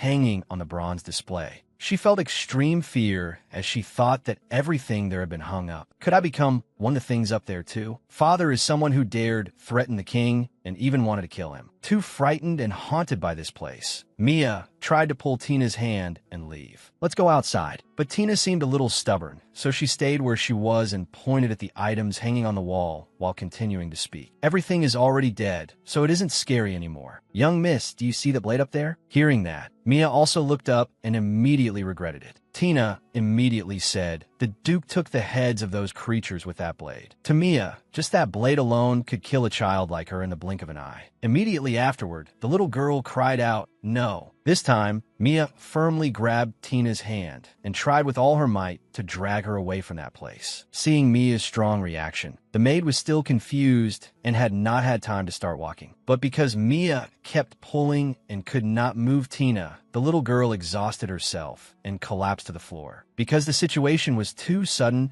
the maid could not react in time and catch Mia's entire body. So Mia fell straight to the ground. A loud thud rang out. Before closing her eyes completely, Mia saw Tina reaching out to catch her and anxiously praying that her little young miss would wake up. By By the time night had fallen, Duke John Depresso had returned to the mansion and was sitting in a chair, questioning maid Tina. He asked, "The child fainted while touring the trophy room?" "Yes, I am very sorry, my lord," Tina answered hesitantly. After that, the Duke asked further, "How has the child been these past few days?" During the day, the young miss seems very comfortable. Although there is still a hint of melancholy on her face, she eats well. "And at night?" he asked next. "At night, I clearly saw the young miss sleeping on the bed with my own eyes. But when I returned to check on her, the young miss was lying on the floor." The Duke was rather surprised, but he maintained his cold expression and asked, "On the floor? Is a cushioned bed not more comfortable?" Duke John Depresso had ordered the maid to take proper care of the child, from clothing to food. "Or is the bed uncomfortable?" Next, Tina continued telling Duke John Depresso about Mia's condition recently. "From what I have observed lately, the young miss seems very frightened." "Frightened of what?" the Duke asked coldly. "She is afraid of living in happiness." This made the Duke unable to understand, so he turned and asked Tina again, "What do you mean?" Tina remained kneeling and explained, "It is the way poor, pitiful children think." It seems the young miss does not consider this place her home. The young miss never asks for anything. For example, when Tina asks whether she wants new toys, the child only shakes her head sadly and answers, "No, I don't need any. I'm fine." The young miss never requests anything and always says she is fine. And each time, Tina had no choice but to say that she would bring gummy candies to Mia's room after dinner. Mia would then nod lightly to show her agreement. This made Tina quite worried, so when she recounted it, her voice trembled slightly. "If she were not going to live here forever, we would not need to be so concerned. But perhaps because she is a genius." Hearing this, the Duke pondered for a moment, then asked, "You graduated from the Academy of Demon Psychology with an excellent certificate in demon education, correct?" Tina looked up in slight surprise and replied, "I still have many shortcomings, but yes, that is correct." "Then teach the child." This request made Tina freeze a little. "Pardon." Immediately afterward, the Duke explained coldly, "The child is afraid of living happily because she does not know what kind of existence demons are. Teach the child about the demon world and erase everything the Nerafim family told her." Hearing that, Tina simply replied, "Yes, Your Grace." Speaking of demons, demons were happy beings. They were people who always had goals and strove to achieve them. The values of the demon society were eternal. The Duke wondered to himself, as a true demon, was it fear or happiness? And that little girl was his child. The Duke thought about this and found it absurd, because he himself had raised his two sons so well that they did not even know what sorrow was in this world. But as for Mia, he did not even know the little girl's name. He silently wondered what name he should call her by. And so, he turned to Tina and asked, "Do you know the child's name?" Tina was somewhat surprised, so she asked back, "Pardon?" Seeing that the maid did not seem to have heard his question clearly, the Duke brushed it aside and said, "It is nothing. Tomorrow, after the child wakes up, feed her and comfort her a little." Tina immediately accepted the order. "Yes." After that, the Duke stood up and thought to himself, Ravensword also said there is nothing physically wrong with her. It seems the child is traumatized by blades, swords, and hunting trophies. Tomorrow, I must make time to visit her a little. With that thought, the Duke turned to leave, but suddenly he felt startled. It was because he felt Mia's small hand trying to hold onto his finger. Immediately, he understood and allowed Tina to leave. Tina bowed and turned to go. When he heard the door close, he sat down beside Mia's bed. A faint smile appeared on his lips.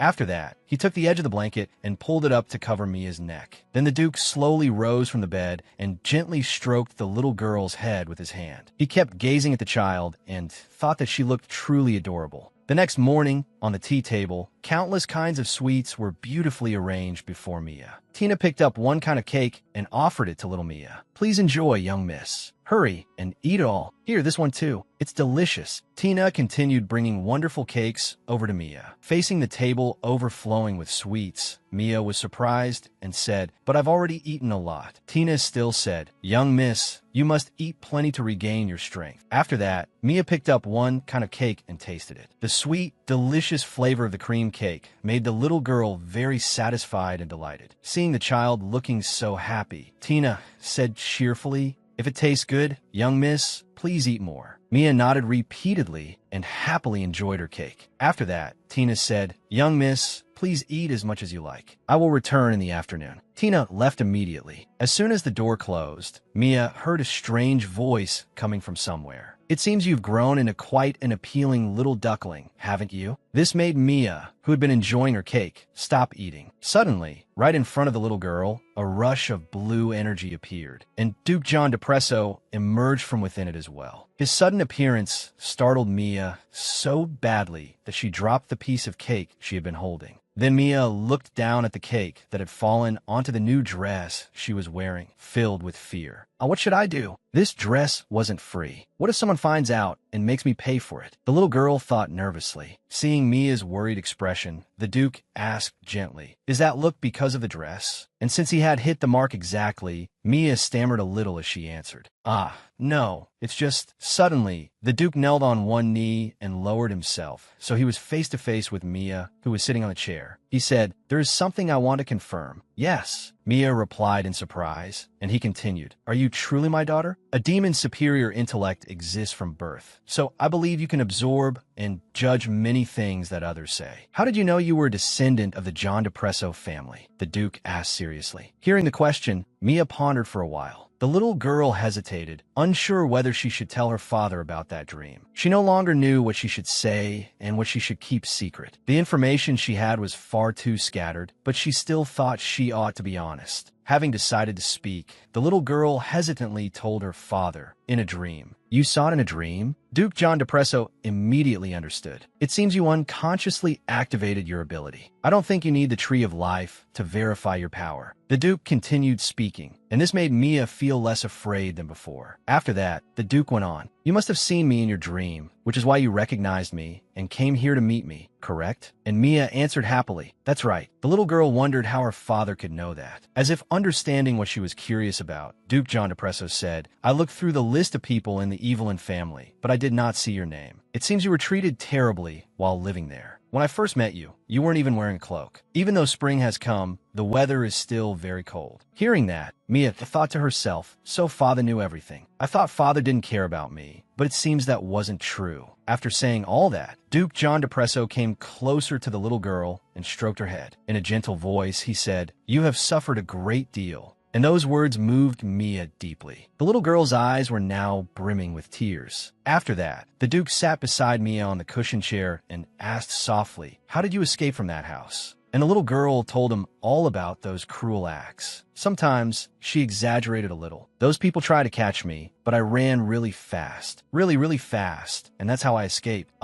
Those people. The Duke listened and murmured unconsciously. Meanwhile, Mia thought that since she had worked so hard to escape, her father would surely give her a lot of money for child support, right? Not long afterward, the Duke lifted the little girl onto one of his thighs and asked, "Did you see that in a dream?" "No, father," the little girl answered confidently. "Then how did you get out of that alley?" "Because in my third dream, I once lived in that alley." "You had 3 dreams?" he asked further. And little Mia eagerly held up 4 fingers and said, No, for dreams." After that, the Duke looked down at Mia affectionately and said, "Oh, it seems you have the qualities of a dream demon. You are not yet fully matured, but you can already see dreams." And the Duke's words stirred Mia's curiosity. Fully matured? The form of a 5-year-old demon looks almost like a 10-year-old human. That is the first maturation. But you do not look that way. Then the Duke stroked Mia's head again and comforted her. "Don't worry. You are like this because you were suppressed by the Nerafim family's energy. If you stay here, you will grow quickly." Hearing this made Mia feel very delighted and happy. She replied, "Yes." So that was the reason she was so small. The little girl thought it would be wonderful if she could grow quickly. Then Duke John Depresso continued, "Now, let us talk about your power. A dream demon can see the future through dreams. The more special the ability, the farther and more clearly one can see the future.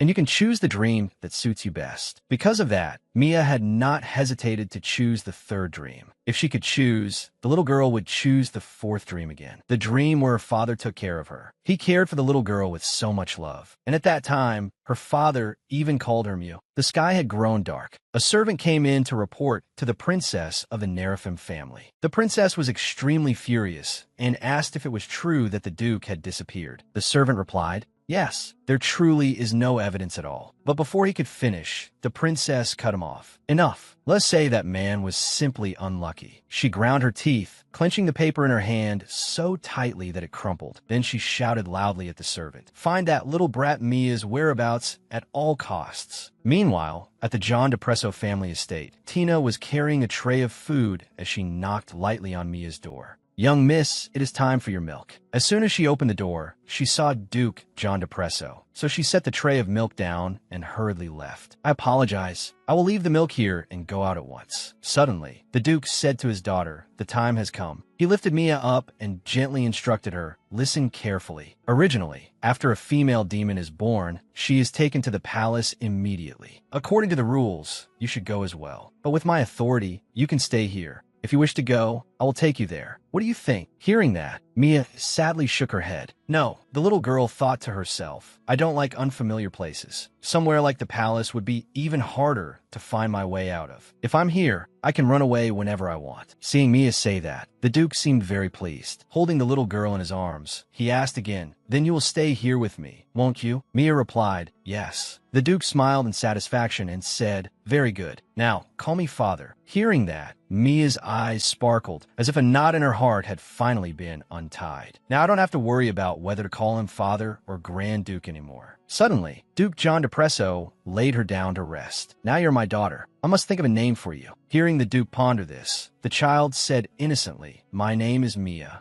"That is the name your aunt gave you," the Duke answered frankly. "I dislike the Nerafim family. How could they name someone of the Julieta family? Therefore, I must think very carefully about your name." Then he gently set the little girl down on the bed. "Go to sleep. Sleep well." And he also did not forget to remind the little demon, "Only, from now on, you cannot tell everyone about your dreams. This is a rule that dream demons must follow. You must remember this. Your dreams belong only to you." Hearing that, Mia obediently nodded as if she understood. "Yes, I understand." The Duke left just like that, letting Mia rest in the room. The little girl smiled with delight. "Even though I didn't choose the fourth dream, I'm glad father treats me so well." But then she suddenly became sad. "But if I stay here forever, I'll become a hindrance. Next time, I'll tell father that I have to leave together with the child support money. I'll wait until I have a new name first." Thinking that, Mia lay sprawled on the bed in low spirits. Stray thoughts kept surfacing one after another. Even though among the names Aunt gave me, Mia is the best, I also want to keep the name my parents gave me. If I ask, I'm sure it'll be fine. And one more thing, I want to buy a small, old house for myself, but I probably can't ask father for another Soleil diamond. Mia held a very beautiful blue stone in her hand. It sparkled brilliantly. It seemed to be a gift that Duke John DePresso had given her. I wonder how much I've been paid in advance. Is it enough to cover everything? What is this gem? Or is it a cursed cufflink? Then, instead of sleeping, the little girl suddenly sat upright. "No, I have to find a way to figure it out, or it'll bother me to death." She hurriedly ran to the tea table. It seemed the little girl had just come up with an idea. There was only one gummy candy on the plate, but Mia, with determination, thought, "I'll take this with me." No one knew what the little girl wanted to do. Mia carefully held the gummy candy in her hand. In the meeting room, Duke John DePresso was extremely busy. He said to his subordinate, "Bring educational toys for children here." It seemed they were for Mia. The Duke loved the little girl very much. Everyone was a little surprised to hear the Duke say that. Ravensword asked blankly, "Pardon?" Duke John DePresso replied calmly, "My daughter will use them." Understanding the Duke's meaning, Ravensword asked, "If they are for the young miss, then of course they are necessary. Do you have any special requests, my lord?" The Duke said, "Make them in the shapes of common, small-sized monsters." The child fainted in the trophy room because she was afraid of monsters. If she plays with them, she will no longer feel uneasy. This request seemed a bit strange, but the Duke did not seem to think so. He even requested that the material be pure gold. Ravensword also asked, "Should I add jewels as well?" Duke John DePresso thought that sounded reasonable, so he agreed immediately. "Good. The child seems to like jewels." He thought to himself, "Children only play with things they like. When I was small, I often searched for cursed objects and satanic antiques." The eldest child, Kaheen, likes literature, while the second child, Apple, likes playing with weapons. If my youngest daughter likes playing with money and jewels, then we should give her those things. Duke John DePresso was truly a good father. He was actually much warmer than his cold appearance suggested. Ravensword continued asking, "My lord, what should we do about the reward money for discovering the fake jewels?" The Duke replied, "Open a secure room under Mia's name and put the money in it." Ravensword immediately obeyed. Understood, but did not stop there. The Duke also requested, remember to build it like a nursery. This made Ravensword stare blankly. "Pardon?" Duke John Depresso smiled confidently and said, "I was rather surprised. A child who has not yet matured has as many as 4 different dreams. Isn't that extraordinary?" Hearing that, Ravensword was a little surprised. Is that true?" The Duke asked smugly. "Do you remember the dream demon who often went around with the 3-eyed crow?" Ravensword replied, "Yes, I remember." Duke John Depresso continued, "My daughter may be even more outstanding than that fool. Of course, her talent is superior." He smiled with great satisfaction. It seemed he was very fond of that adorable daughter. Even though she has the Nerafim family's energy, this is rather surprising. But seeing Duke John Depresso behave so strangely left Ravensword somewhat bewildered. His lord had completely turned into a doting father. Then, suddenly, no one said anything anymore. The atmosphere became frighteningly silent. Duke John Depresso said in a solemn voice, "Because she is my child, I must take responsibility. That is all." Ravensword also turned his face away and answered awkwardly, "Yes, that is exactly right, my lord." The Duke then gave another order. "Tomorrow, we will go to the neutral zone, so you must arrange an appointment in advance. Come to think of it, the time to seek out the Tree of Life has already passed." The Tree of Life was a tree that had existed since the very beginning of time, all the way to the present. Legend said its roots had pierced deep into the earth, while its branches reached toward the other side of the world, a place people could not reach. Therefore, no one truly knew about the Tree of Life. Both demons and the Nerafim brought their children to the Tree of Life, and the tree would reveal the child's fate and abilities. Before going to the neutral zone, one had to make an appointment in advance to show respect. Hearing the order, Ravensword immediately wrote it down. "Then I will arrange an appointment." Suddenly, there was a knock at the door outside. This made Ravensword and Duke John Depresso a little surprised. Mia gently opened the door and called, "Father, may I come in?" Seeing how cute the little girl was, Ravensword got a nosebleed. When Duke John Depresso saw the little girl come in, he instantly flared with murderous intent and drove everyone out. Seeing that, everyone quickly gathered up their things and left at once. Understood. The Duke softened his voice again and walked toward Mia. "Come." The little girl also hurriedly ran to the Duke's side. "Father." Duke John Depresso bent down close to his daughter. "Yes." The little girl slowly opened a napkin. "This is..." She handed Duke John Depresso the candy she had carefully wrapped. "I wanted to give this to Father. I didn't eat it and brought it here." Seeing that, the Duke's subordinates were deeply saddened. With tears in their eyes, they left. "I'm the only one without a daughter." Duke John Depresso asked Mia gently, "You brought this here for me?" Mia answered with a blush, "Yes." The Duke asked again, "Why didn't you eat it?" Mia held up the candy and said, "It's really tasty. It would be wonderful if Father ate it too." Duke John Depresso was probably bursting with joy inside, but he still tried to maintain a calm expression. Mia smiled and said, "It looks delicious, doesn't it? But it's too much." Hearing that, Mia looked blank, unable to understand. "But it's tiny." Duke John Depresso continued, "Sweets should only be eaten halfway. That way, half will remain." Hearing that, Mia was a little troubled. Half will remain?" The little girl asked her father dejectedly. "Then will Father give it to Ravensword?" The Duke picked up the candy and took one bite. He said gently, No. If Ravensword wants to eat it, he must ask my daughter's permission. The other half is..." Then he gave the remaining half of the candy to Mia. "Here, you eat it." The little girl happily ate the candy and seemed very happy. "It's so good. How vexing. He was such a kind demon." That evening, at the John Depresso family palace, Duke John Depresso was talking with his daughter. As he carried the little girl back to her room, he instructed her carefully, "Sooner or later, I will announce that you are my daughter. Yes, we will be going out for a few days to take care of business. Remember to eat properly at home. Also, in this castle, demonic insects wander around at night." Hearing that, Mia's face turned pale with fear. "Insects," the Duke continued. "Demonic insects crawl along the ground, so it is safer to sleep on the bed. And Mia, this is your home. You do not need to refuse everything like that." Hearing this, little Mia was deeply moved. This was something she should have received long ago. Her young heart felt as if warm sunlight were shining upon it, giving her an indescribable sense of safety and happiness. But it seemed there were still worries in Mia's heart. The little girl asked anxiously. Father, if I stay here, will it make you uncomfortable? Seeing that, Duke John Depresso asked, why would father be uncomfortable? Mia hesitantly continued, because I suddenly appeared. To reassure the little girl, Duke John Depresso immediately explained, no, you are a child who carries the scent of the John Depresso family. But Mia still did not understand. She stared blankly. Scent? Duke John Depresso continued, it means you are my child. Mia asked again, then what if I want to live outside? But the Duke did not understand what she meant by outside. Mia then changed the question. Will father let me live in the palace? Seeing how worried the little girl was, the Duke firmly stated, I will not allow that to happen. But Mia was still very anxious. Does that mean father will come and bring me home? The little girl sadly nestled against her father's clothes. In the end, I'm still causing trouble and affecting father. Even if I didn't cause trouble, father is already very busy. Seeing his daughter so uneasy, Duke John Depresso comforted her. I will not drive you away the day after tomorrow. Do not worry. How unexpected. A cold demon like him could actually be so warm. Duke John Depresso continued carrying her toward her room.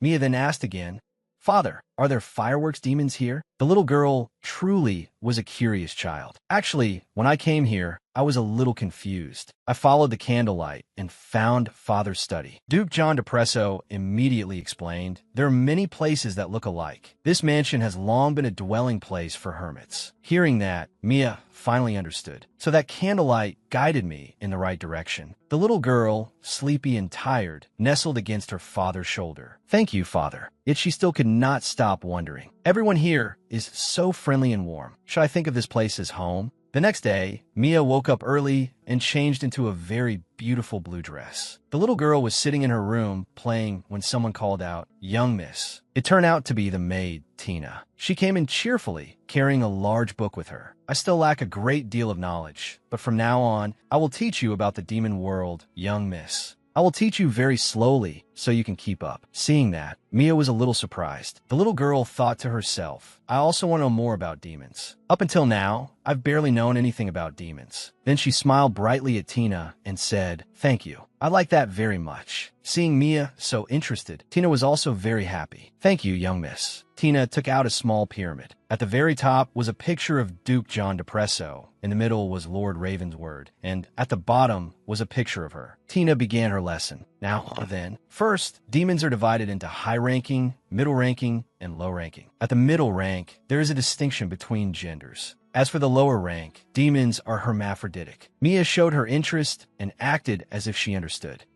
Tina continued. There are a total of 666 high-ranking demons. That number will not increase any further. A demon's unique ability will not overlap with anyone else's. There are a total of 666 unique abilities. Mia listened very attentively as well. The little girl suddenly remembered what her father had once mentioned. Did I ever tell you that you are a dream demon? That means no one else possesses the power of dreams. Father is a demon of death born on the day of desire. In fact, demons have different names for the days of the week than humans do. The day of desire, the day of temptation, the day of pride, the day of wrath, the day of sloth, the day of gluttony, and the day of emptiness. The day a demon is born influences their personality. As Apple had said, fire demons are born on the day of wrath. Tina added as well, if the day of birth perfectly matches the ability they already possess, young miss, do you know how powerful that demon would be? Hearing that, Mia thought to herself, Apple is very gentle deep down. She remembered her previous dream. Then what kind of poison could have killed someone as powerful as Apple in an instant? Puzzled, she asked Tina, then what is his weakness? Tina smiled calmly and replied, all demons have no weaknesses. Hearing that, Mia asked again, even a Neraphim cannot defeat a demon? Tina seemed a little unsure for a moment, but still answered calmly. Of course, those pieces of trash are only a little stronger than humans. If someone is so weak that even a Neraphim can kill them, then they should just be killed. Hearing that, Mia seemed much more relieved. If so, then that is fortunate. But in the dream, both I and Apple died. I will learn more later. Curious, the little girl asked Tina, then when were you born, Tina? Tina smiled brightly and replied, on the day of gluttony. That is why I eat a lot. No matter how much I eat, I still feel hungry. Thinking of that, she immediately invited Mia to eat. Let's go eat. If you go to the dining hall first, young miss, I will clean up and follow after you. Mia took a sip of tea and answered, I would like that very much. Tina added, oh, your older brother is here today, too. Hearing that, Mia was so shocked that she choked on her tea. She coughed violently, making Tina extremely flustered. Oh, young Mississippi, are you all right? She gently took a handkerchief and wiped Mia's face. Meanwhile, little Mia was extremely worried. Her face fell. Oh no, it cannot be him, can it? It is not him, right? I do not know how I should face him. Seeing that, Tina asked, are you worried, young miss? Then she immediately came over to comfort Mia. Young miss, please do not worry too much. No demon could possibly hate you. But Mia did not believe her and blushed as she replied, that is a lie. Tina immediately continued, no, I am telling the truth. Young miss, you have no idea how much everyone asks about you. I'm the only one who knows just how adorable you are. Hearing that, Mia jumped down from her chair, ran over, and hugged Tina tightly. Tearfully, she said, thank you, Tina. Tina was deeply moved. Oh my. Young Mississippi Mia said emotionally, thank you for encouraging me. Thanks to Tina, the little girl gained more confidence and happily headed to the dining hall. Listening to Tina's words, I feel as if I deserve to receive love. At least I can be myself in this house. As she was walking, the little girl's heart suddenly began pounding wildly. Someone had come to the door looking for Mia. It turned out to be the princess of the Nerafim family. She swept in like an uninvited whirlwind. Who knew what trouble she would bring Mia this time? With a dark expression, she called Mia, making the little girl turn pale with fear. Aunt, why are you here? She pretended to be friendly and opened her arms to welcome Mia. Auntie is here. Come here. But Mia did not want that. The little girl was terrified and panicked. For a moment, I thought this was Count Evelyn's house. Was it all a dream? The princess of a Nerafim family continued. Your uncle has gone missing. From now on, I have the right to inherit. Come here, Mia. Then she reached out, intending to grab Mia and take her away. The little girl turned pale with fear and hurriedly stepped back. I do not want to. She will hit me and claw me apart. Mia panicked and called Tina. Seeing the little girl resist, the princess became irritated and shouted, do you know how shocked I was when you went missing? You were already useless to begin with. Can you stop making me worry? Furious, she grabbed the little girl and scolded her. Why could you not just stay there obediently? Tina became extremely worried when she saw that. Young Mississippi. She immediately ran out and hugged Mia tightly. What are you doing, princess? Seeing that, the Nerafim princess grew angry and raised a document. In a loud voice, she even attacked Tina. Do you see this? This is a guardianship authorization document. Do not get in my way. How dare you stop an aunt from coming to take her niece? She injured Tina. Seeing that, Mia became even more frightened. Tina, there's blood. Tina, though wounded, still reassured Mia. Young miss, do not worry. A moment later, 2 more people arrived to stop the Nerafim woman. Young miss, hurry and run. The Duke is in the bedroom. That is a place only descendants of the John DePresso family may enter. We will hold her back. Please go quickly. But the woman stubbornly struggled. What the hell are you doing? Witnessing this, Mia was utterly terrified. Not only that, she also blamed herself. Everyone is getting hurt, and what about Aunt? What good is being a dream demon? Right now I cannot help at all. The little girl shed tears in fear and helplessness. I have to run. Where should I go? Where can I hide from Aunt? I am so scared. What should I do? Just then, a savior appeared. Who is this disgusting human? Your stench is quite strong. What a wonderful smell of rotten urine. So was him. Did you come looking for me because you want to die? Mia was very surprised to see him arrive. Apple? Is that really Apple? Apple slowly walked up to the princess. I have no regrets toward the Nerafim family. He grabbed her face directly. What kind of ending do you think you will get for causing a disturbance here? Terrified, she screamed, let go. But Apple only laughed contemptuously and replied, and if I do not? Sorry, but until now, I have only allowed a few weaker demons to be injured because I look down on people like you. A fool who does not know her place. After saying that, Apple mercilessly used fire to burn the princess. It lost. The authorization document was also burned to ashes. Seeing that scene, Mia fearfully hid against Tina. No, I do not want to look. No matter what, Aunt is still. I do not want to see anyone get hurt or die in front of me. After Apple finished dealing with everything, he calmly walked over to Mia and asked, what is this soft thing? It looks like a ball of cotton. I thought you could not talk, kid. Mia became angry at his teasing and said, I am not a ball of cotton. But Apple still deliberately kept joking. So the ball of cotton can talk. Mia continued, I am Mia, not a ball of cotton. But Apple paid no attention and continued, all right, Cotton Ball. I heard father talk about you, but seeing you in person, you are even cuter. Seeing that, Mia could only close her eyes and let it pass. She asked, Apple, where is father? Did father not come with you? Apple cheerfully replied, father is on his way to see you, but he also has to go to the Tree of Life, so it is taking a little time. So I came back first. Then he turned around and loudly scolded the others. But I come back only to see this mess. This house had better put its rules in order. The two servants cleaning up the earlier chaos immediately answered, please forgive us, young master. Apple continued shouting, do you want to die? Why did no one stop her? Meanwhile, Tina was still leaning tiredly against her young miss. Mia also heard everyone carrying the princess of the Nerafim family away and was very troubled. Is Aunt still alive? Then Apple walked over to Tina and rudely kicked her. Hey you. Seeing that, Tina hurriedly stood up in fright. Young Master Apple. Apple irritably scolded her, not caring that she had just been injured. You are too weak. How can you protect Cotton Ball like that? Why do you not just die? Hearing Apple scold her, Tina could only lower her head and accept it. I sincerely apologize. Apple took the chance to continue shouting. Of course you do not have enough strength. Apple pointed at Tina's face, making her extremely frightened. What if the child had been hurt? How would you explain that to the king? The daughter of the John DePresso family getting hurt, and all because of a human. Things like that. Mia seemed unable to bear it any longer and shouted, stop it. Do not treat Tina like that. Hearing that, Apple was a little surprised. Huh? Mia said angrily, Tina was hurt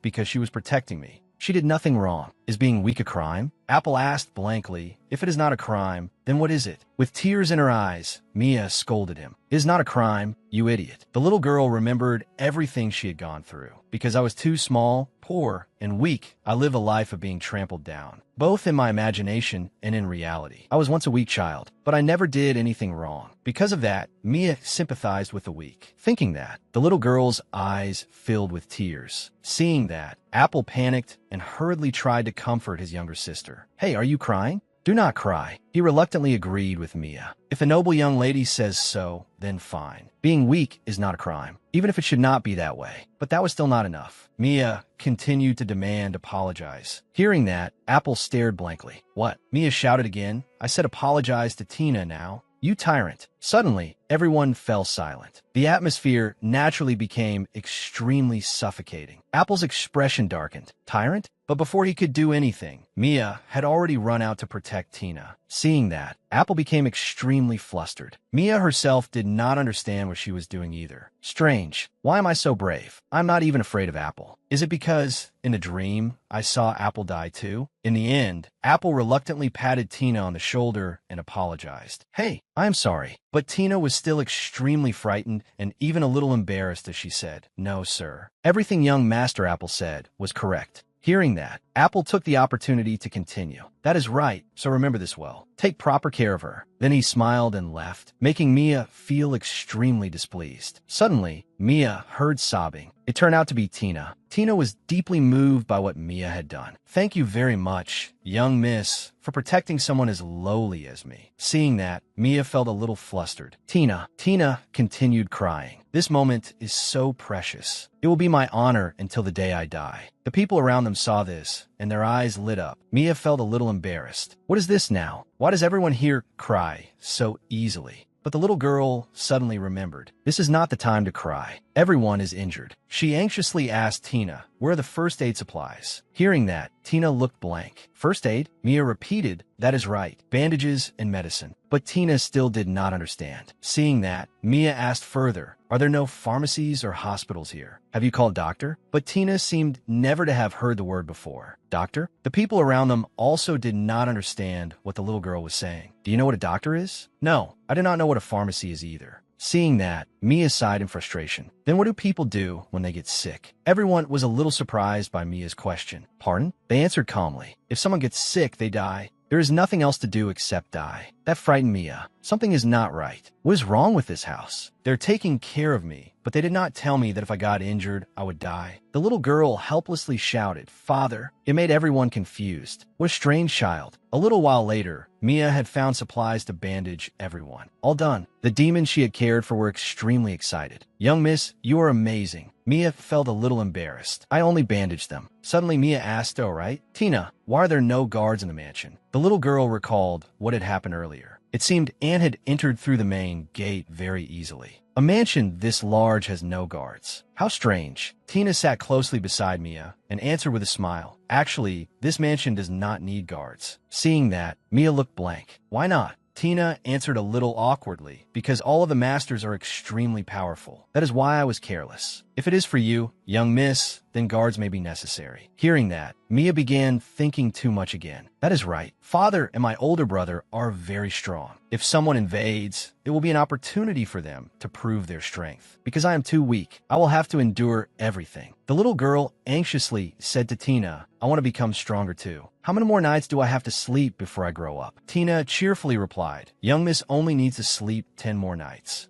Hearing that, Mia became gloomy again. 10 nights? After I escape, will I be abandoned? If I am alone, I cannot deal with Ant. I want to grow up quickly and become a very powerful demon. But why do I feel so dizzy? Mia suddenly staggered. Tina hurriedly supported her young miss in panic. Young miss, your body is as hot as coal. But Mia still said, no, I'm fine. Then she lay on Tina's lap and gradually sank into a dream. I just need to rest for a little while. When she saw that Mia did not wake up, Tina became extremely worried and anxiously called, young miss, young Mississippi. But Mia seemed unable to hear her. She only sank in her own thoughts. I must have been too frightened after seeing Ant. If I leave this place, Ant will come looking for me again, right? I heard Uncle has gone missing. What should I do now? I do not know. My head is so hot. Suddenly, the little girl woke up. She was a little bewildered. Oh no, where am I? Mia stood up, explored her surroundings, and wondered to herself, a party? I must be dreaming again. In the dream, she suddenly heard whispering voices. Rather than live like this, it would be better to become a fallen demon. I would rather go to Paradise Island. Even if the girl is not the daughter of the John DePresso family, you only need to kidnap one of the daughters here. The younger the better, because it will be simpler. We just need to rush in all at once. Hearing that, Mia was startled and utterly confused. Kidnap whom? What are they planning to do? The little girl quietly followed the direction of the voices. If this is a dream of the future, I have to listen more. It might be useful. Arriving at a room, Mia gently opened the door and secretly looked inside. But her action was noticed by the two strangers. They shouted, who is there? Mia panicked. I have been discovered. One of them tried to reach out and grab Mia. At that dangerous moment, the scene suddenly changed again. Oh no, another dream? The sound of horses neighing rang noisily. Flames burned everywhere. People rushed into battle. Mia had grown up by then. With tears in her eyes, she called, Father, Father, Father. Little Mia saw this and became very worried. Why am I crying while calling for Father? I do not know, but my chest feels like it is about to burst and anger is surging up. This is the feeling of being betrayed. Apple appeared from somewhere and said to Mia, Cotton Ball, run away now. But the little girl firmly refused. No, Apple anxiously persuaded her. When Father closes his eyes, killing will spread out of control. Everyone here will die, so hurry and run. But Mia still stubbornly refused to leave. I said I do not want to. Tears welled in her eyes as she sobbed, not because of Father or Apple, but because of one person. On the cliff, her father was tied up, and beside him stood a mysterious blonde boy in a white cloak. Mia anxiously called, Father, Father. The dream suddenly stopped there. Back in reality, Apple and his divine beast were furious. Apple questioned Ravenword. Are you insane? Ravenword did not understand what was happening. Pale with fear, he stammered, Why young Master Apple? He seemed extremely confused. Did I do something wrong? I needed to finish the diamond matter. But he had been kidnapped. Ravensword trembled, bowed his head, and asked Apple, Why young Master Apple? I do not know what happened. Apple angrily scolded him. Who gave you permission? How dare you abandon your post? Hearing that, Ravensword looked blank. Pardon? Apple said irritably, If Father were here, you would. Ethan also glared fiercely at Ravenword, making him extremely nervous. He knew why she was angry, but young Master Apple and the divine beast within him seemed displeased. Ravensword observed for a while, then noticed Tina signaling to him. He immediately understood that something had happened to Mia. Huh, did something happen to young Miss?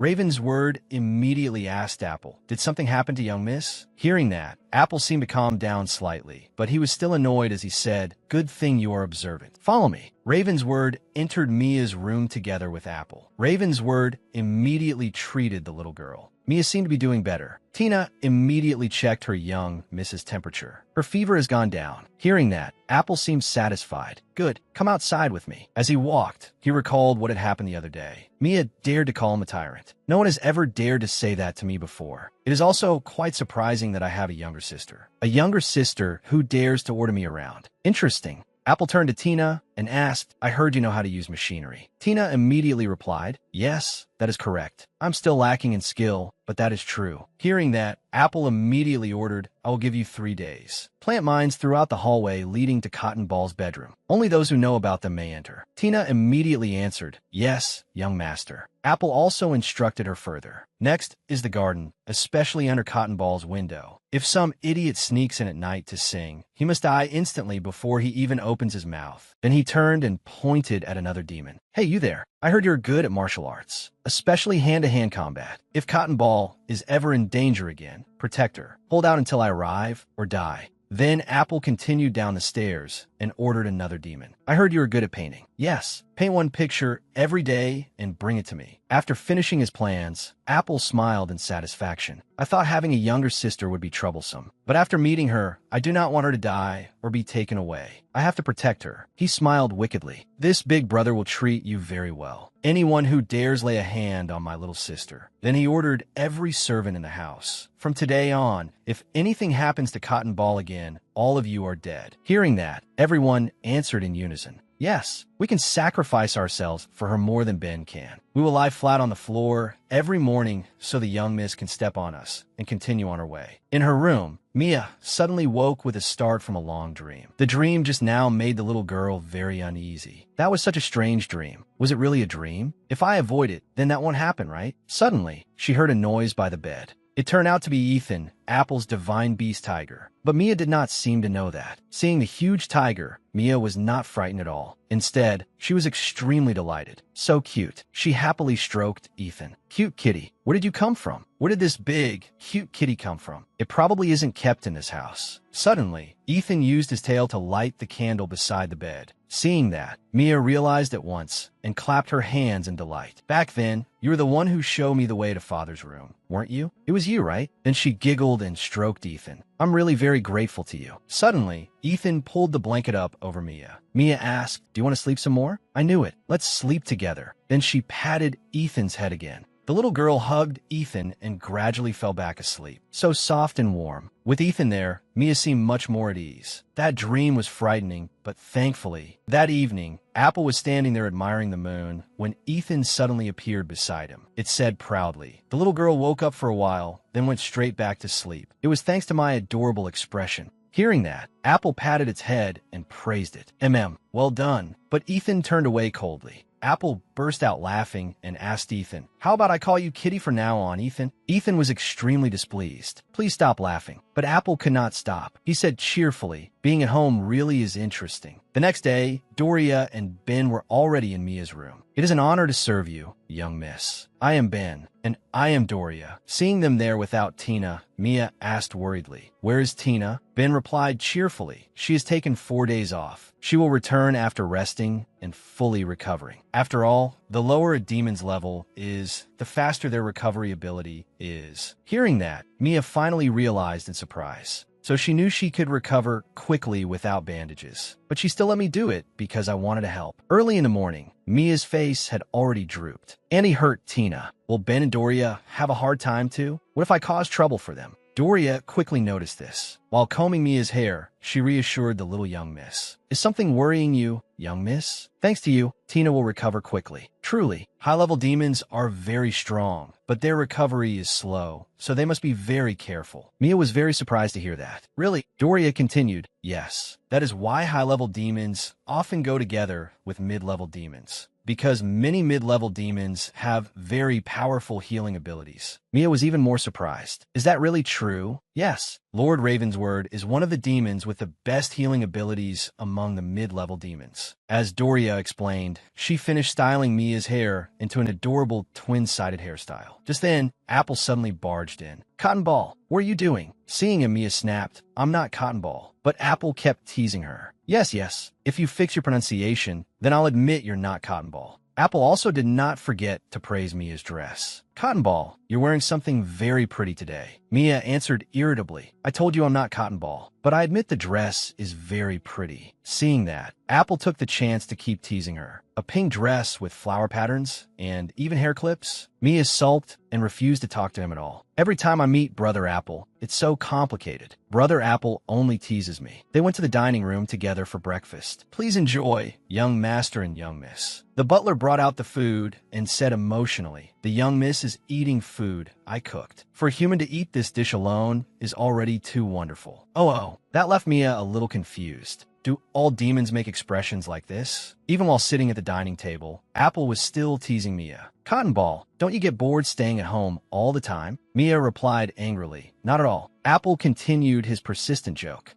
So you were bored? Come out and play with me today. Seeing that, Mia firmly said, I don't like it. Apple asked in confusion, what don't you like? Mia said bluntly, first, the food at home is delicious. Hearing that, Apple immediately boasted, there are plenty of delicious things outside too. Have you ever tried crispy water sweets with ice cream? Or baked pastries with strawberries and gummies? Hearing about her favorite sweets, Mia wavered a little. What? Ice cream? Gummies? Second. But the little girl still insisted. There are a lot of scary people outside. When Mia said that, Apple's tone immediately turned serious. You say humans are scary? Did someone frighten you? That startled the little girl, and her face turned pale with fear. Apple's killing intent blazed, as if he were ready to devour anyone who dared touch Mia. Seeing Brother Apple look so frightening, Mia stammered, are you angry? Apple instantly changed his attitude and answered with a smile, angry? Not at all. Why would I be angry? Mia said worriedly, because you look angry. Apple hurriedly comforted the little girl. I'm not. In any case, I'll stop those humans from getting close to you. Anything else? Now Mia had run out of reasons to refuse. She could only stay silent. Apple smiled brightly and continued. See, there's nothing else, right? Then let's go play. But Mia still seemed to be hesitating over something. I'm curious about the things outside too.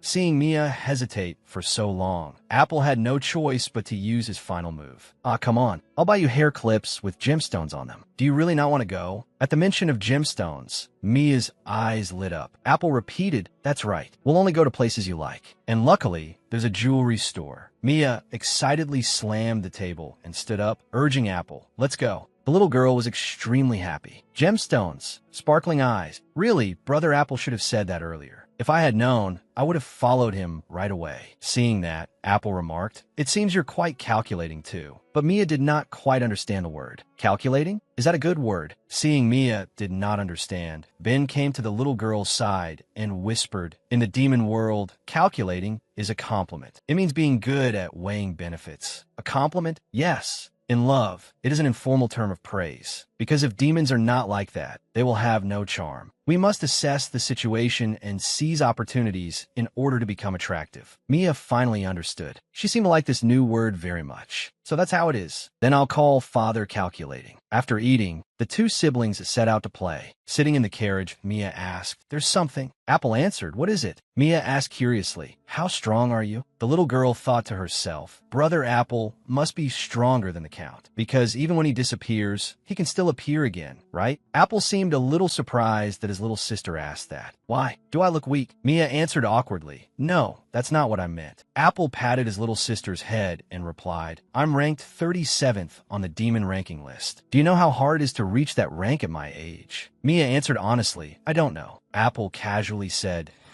I think it may actually be even higher now. Mia asked curiously again, then what about Brother Kahin and father? How strong are they? The little girl seemed very eager to meet her eldest brother. I've never met Brother Kahin before. I'm so curious. What kind of person is he? Apple put on a cool expression. He is truly outstanding. He seemed to admire Kahin very much. After his first coming of age, he defeated all the super powerful demons around him. What's more, within just 1 month, he awakened and reached 10th place. He is a demon of darkness born on the day of pride. He is even more elegant and refined than father. He's like an elite demon of the shadows. Mia became even more excited. I wonder what Brother Kahin looks like. Apple smiled and replied, it's hard to describe in words. He's the best. You'll meet him soon. He added, father is ranked 2nd. Mia asked curiously, then who is ranked 1st? Apple immediately answered, the king, of course. Hearing that, Mia continued wondering, the king? Demons have a king too. Apple immediately explained, of course. The Neraphim also have an emperor on the island in the sky.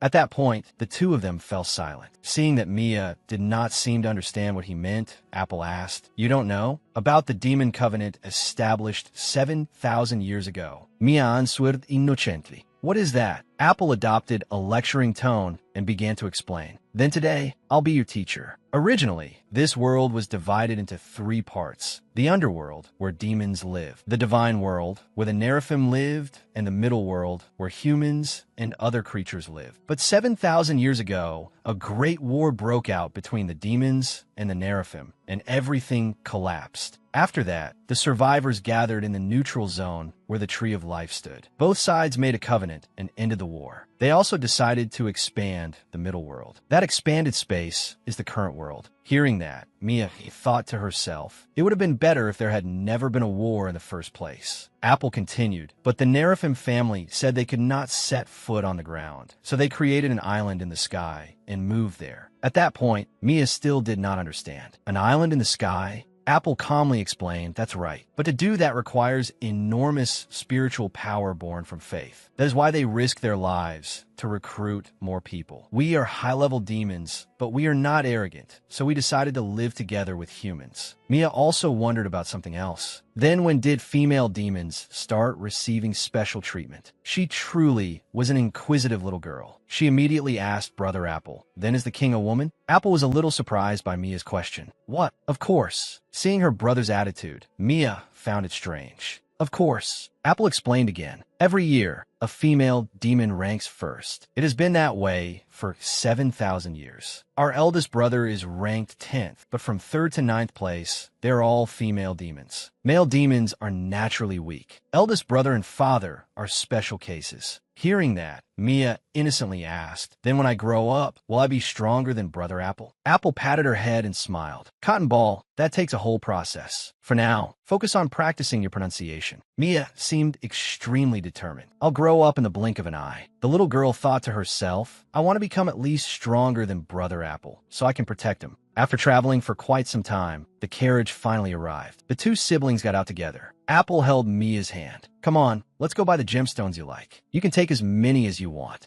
If you want, I can even buy the whole store." Hearing that, the little girl was extremely delighted. Really, suddenly, the little girl remembered something. "This is a little. It's only rare when there is only one in the world. Then my piece of wood." She panicked and cried out, "Ah!" Seeing that, Apple was startled and asked, "What is it?" Mia answered awkwardly, "My piece of wood. I forgot it at the Evelyn family manor last time." Seeing her like that, Apple asked blankly, "What is that piece of wood?" Mia answered in a panic, "It's my friend." Apple asked again, "A piece of wood is your friend?" Although Apple did not really understand, he still comforted her. "Forget it. I'll buy you a prettier gemstone wood." Hearing that, Mia asked with tears in her eyes, "What is gemstone wood?" Apple immediately explained, "I'll have a gemstone made that looks exactly like your piece of wood." At the mention of gemstones, Mia's eyes lit up again. Gemstones. The little girl stopped crying at once and happily ran after her brother. "If there's no other way, farewell, rotten piece of wood. It seems it's time to forget you." The two siblings entered a luxurious jewelry store. As soon as they stepped inside, the shop employee happily came out to greet them. "Oh my, welcome." The shopkeeper seemed to admire Apple very much and was overjoyed to see him. "Young Master Apple John Depresso, is this not the idol of demons himself?" Apple smiled and said, "I want to buy a gift for my little sister." Hearing that, the shopkeeper turned toward Mia. "Oh, what an adorable little girl." Seeing the shopkeeper's attitude, Apple became extremely smug. "I saw that you only cared about me, so I'm giving you a reward." The employee continued chattering. "Young master, you shine so brightly that I could not look at the young miss. It is like looking at the sun. It is a pleasure to meet you, young miss. At last, I should introduce myself. I am Human, an employee of this jewelry store." Mia asked blankly, "Your name is Human?" Seeing that, Apple laughed and said to the shopkeeper, "Look, Human." She called your name clearly. Seeing that the little girl did not understand, the employee knelt down close to Mia. "Allow me to introduce myself. My name is Philip. I am a human protected by the Grand Duke of John Depresso. Mia answered epidi. I'm Mia." The little girl seemed very interested in this new discovery. So there are humans protected by demons too, just like families protected by the Neraphim. Apple pointed at the boxes of gemstones on the table and asked Mia, "Look at these. Shall I buy all of them for you?" Mia walked over to look. The little girl was entranced by the sparkle of the gemstones. Expensive. Oh, they're so splendid and luxurious. So pretty. Then she worriedly turned to look at Apple. Apple looked very pleased with himself. Mia thought, I don't really want to buy them yet, but Brother Apple said he would buy them, so I'll choose. Suddenly, the little girl saw a pure white unicorn that looked very beautiful and delicate. Mia excitedly pointed at the unicorn. This one, seeing that Mia had chosen such a tiny item, Apple was very surprised. Huh, this little thing? He was disappointed. If you're not greedy, how can you be a proper demon? Seeing that, the shopkeeper was a little flustered. He hurriedly explained to Apple, young Master Apple, that is the most expensive item here. Hearing that, Apple was very surprised. He exclaimed, you really are clever. Your appraisal ability is excellent. Mia thought to herself, this tiny thing is the most expensive? It really is pretty, but... Then she pointed at the horse and asked the employee, why is this the most expensive? Philip said proudly, this horse was made by a high-level demon. It also contains that lord's power. Hearing that, Mia wondered, power too? How is that possible? Faced with Mia's innocent question, Philip became a little awkward. Well, Apple spoke on his behalf. Demons can transfer their power into gemstones that are compatible with them. My compatible gemstone is ruby. Hearing that, Mia's eyes sparkled. Apple asked, what is it? Mia said excitedly, show me. I want to see. But Apple only sighed. What a bother. Mia immediately provoked him. It's because you can't do it, right? Apple fell for the little girl's trick at once and suddenly flared up. What? Mia puffed out her cheeks, turned away, and muttered to herself, Brother Apple is weak. Seeing that, Apple became even more furious.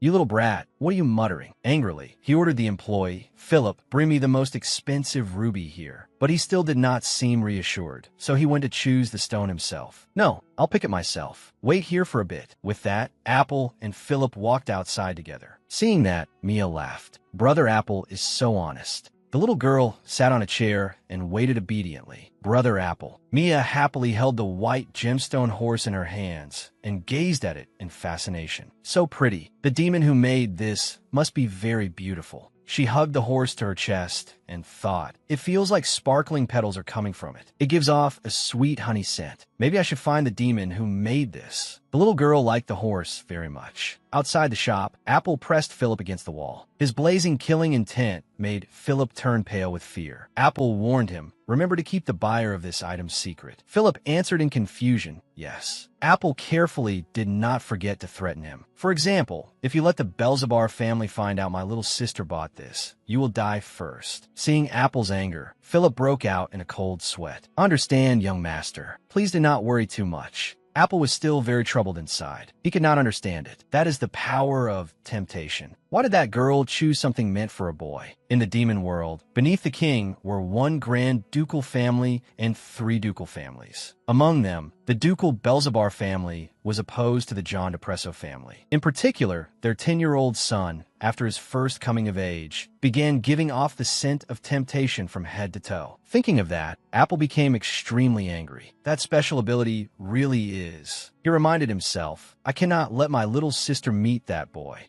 After waiting for a long time, Mia finally saw Brother Apple open the door and come in, so she complained, why did Brother Apple take so long? Apple plopped down onto the chair and answered, Here, I'm here now. He noticed a faint, sweet scent. The scent of the John Depresso family is always sweet. The scent coming from this girl is even sweeter, like gummies. Apple sat in the chair and sighed. Seeing that, Mia asked worriedly, what's wrong, brother? Apple answered, nothing. I just have a slight headache. He began thinking aimlessly. When this girl matures, that scent will definitely attract all demons to her. If she stays in the palace, that scent will be covered by the king's scent and won't be easily noticed. She will be safely protected. Even so, Father left the girl here because he definitely wants me to protect her. Meanwhile, Mia was still sitting there blankly, looking at her brother. Apple's face, however, was blazing with killing intent. We will crush anyone who dares come near her. Philip brought the gemstones over and could only stand silently behind Apple, not daring to make sound. At last, Apple picked up the stone and held it up in front of Mia. Now watch carefully. It won't be easy to look at. Mia answered cheerfully, yes. Before he transferred the energy, Apple did not forget to warn Philip. Hey, close your eyes ears and turn away. Hurry. Philip immediately obeyed, closing his eyes and turning away. As you command, Apple began demonstrating for his little sister. My power is fire. You know that, right? Mia answered yes. As Apple summoned a flame on his fingertip, he showed it to Mia. When we concentrate our power like this, that power won't scatter. It gathers into one point like this. If you put it into the stone in a narrow stream like this. Apple brought the finger containing his fire power toward the stone. Immediately, a certain amount of power was absorbed into it. Hearing that, Mia exclaimed in admiration and excitedly asked Apple, "When I grow up, will I be able to do that too?" Apple smiled and answered, "Of course. After you go through the growth process and awaken, you'll be able to. Ask Father about it then." The little girl held the stone in her hand and answered happily, "Yes." She thought to herself, "It's so pretty and warm. I've always liked this feeling. I can't believe I can touch it." Apple said, "It's for you." Mia was a little surprised. "Really?" Apple continued, "I've already transferred energy into it. It's yours. Think of it as a keepsake for my little sister." Mia happily hugged the stone to her chest. "Thank you, brother." Apple turned to Philip and said, "Hey, bring out every hair clip that would suit this child." Philip happily dashed off at once. "Yes, young master." In no time, he brought out many sparkling gemstone hair clips. They came in every color. Mia liked them very much, but she still did not dare buy too many. They were all gemstones, after all, but I don't like it because it costs too much money. Suddenly, Mia picked up a blue butterfly-shaped hair clip. "I like this one." Seeing that, Apple wondered, "Why do you like something without gemstones on it?" Mia answered cheerfully, "Because it's easy to exchange for money. Simple things don't go out of fashion." She really was a clever little girl. Apple said to Mia with amusement, "Exchange for money? Hey, you're really practical. Very good. You truly are Father's daughter." Mia also answered with great pride, "That's right. I'm really practical." Hearing them talk like that, Philip was a little bewildered. "Practical?" Mia continued asking, "But Brother Apple, there are lots of butterflies in the house, just like this butterfly."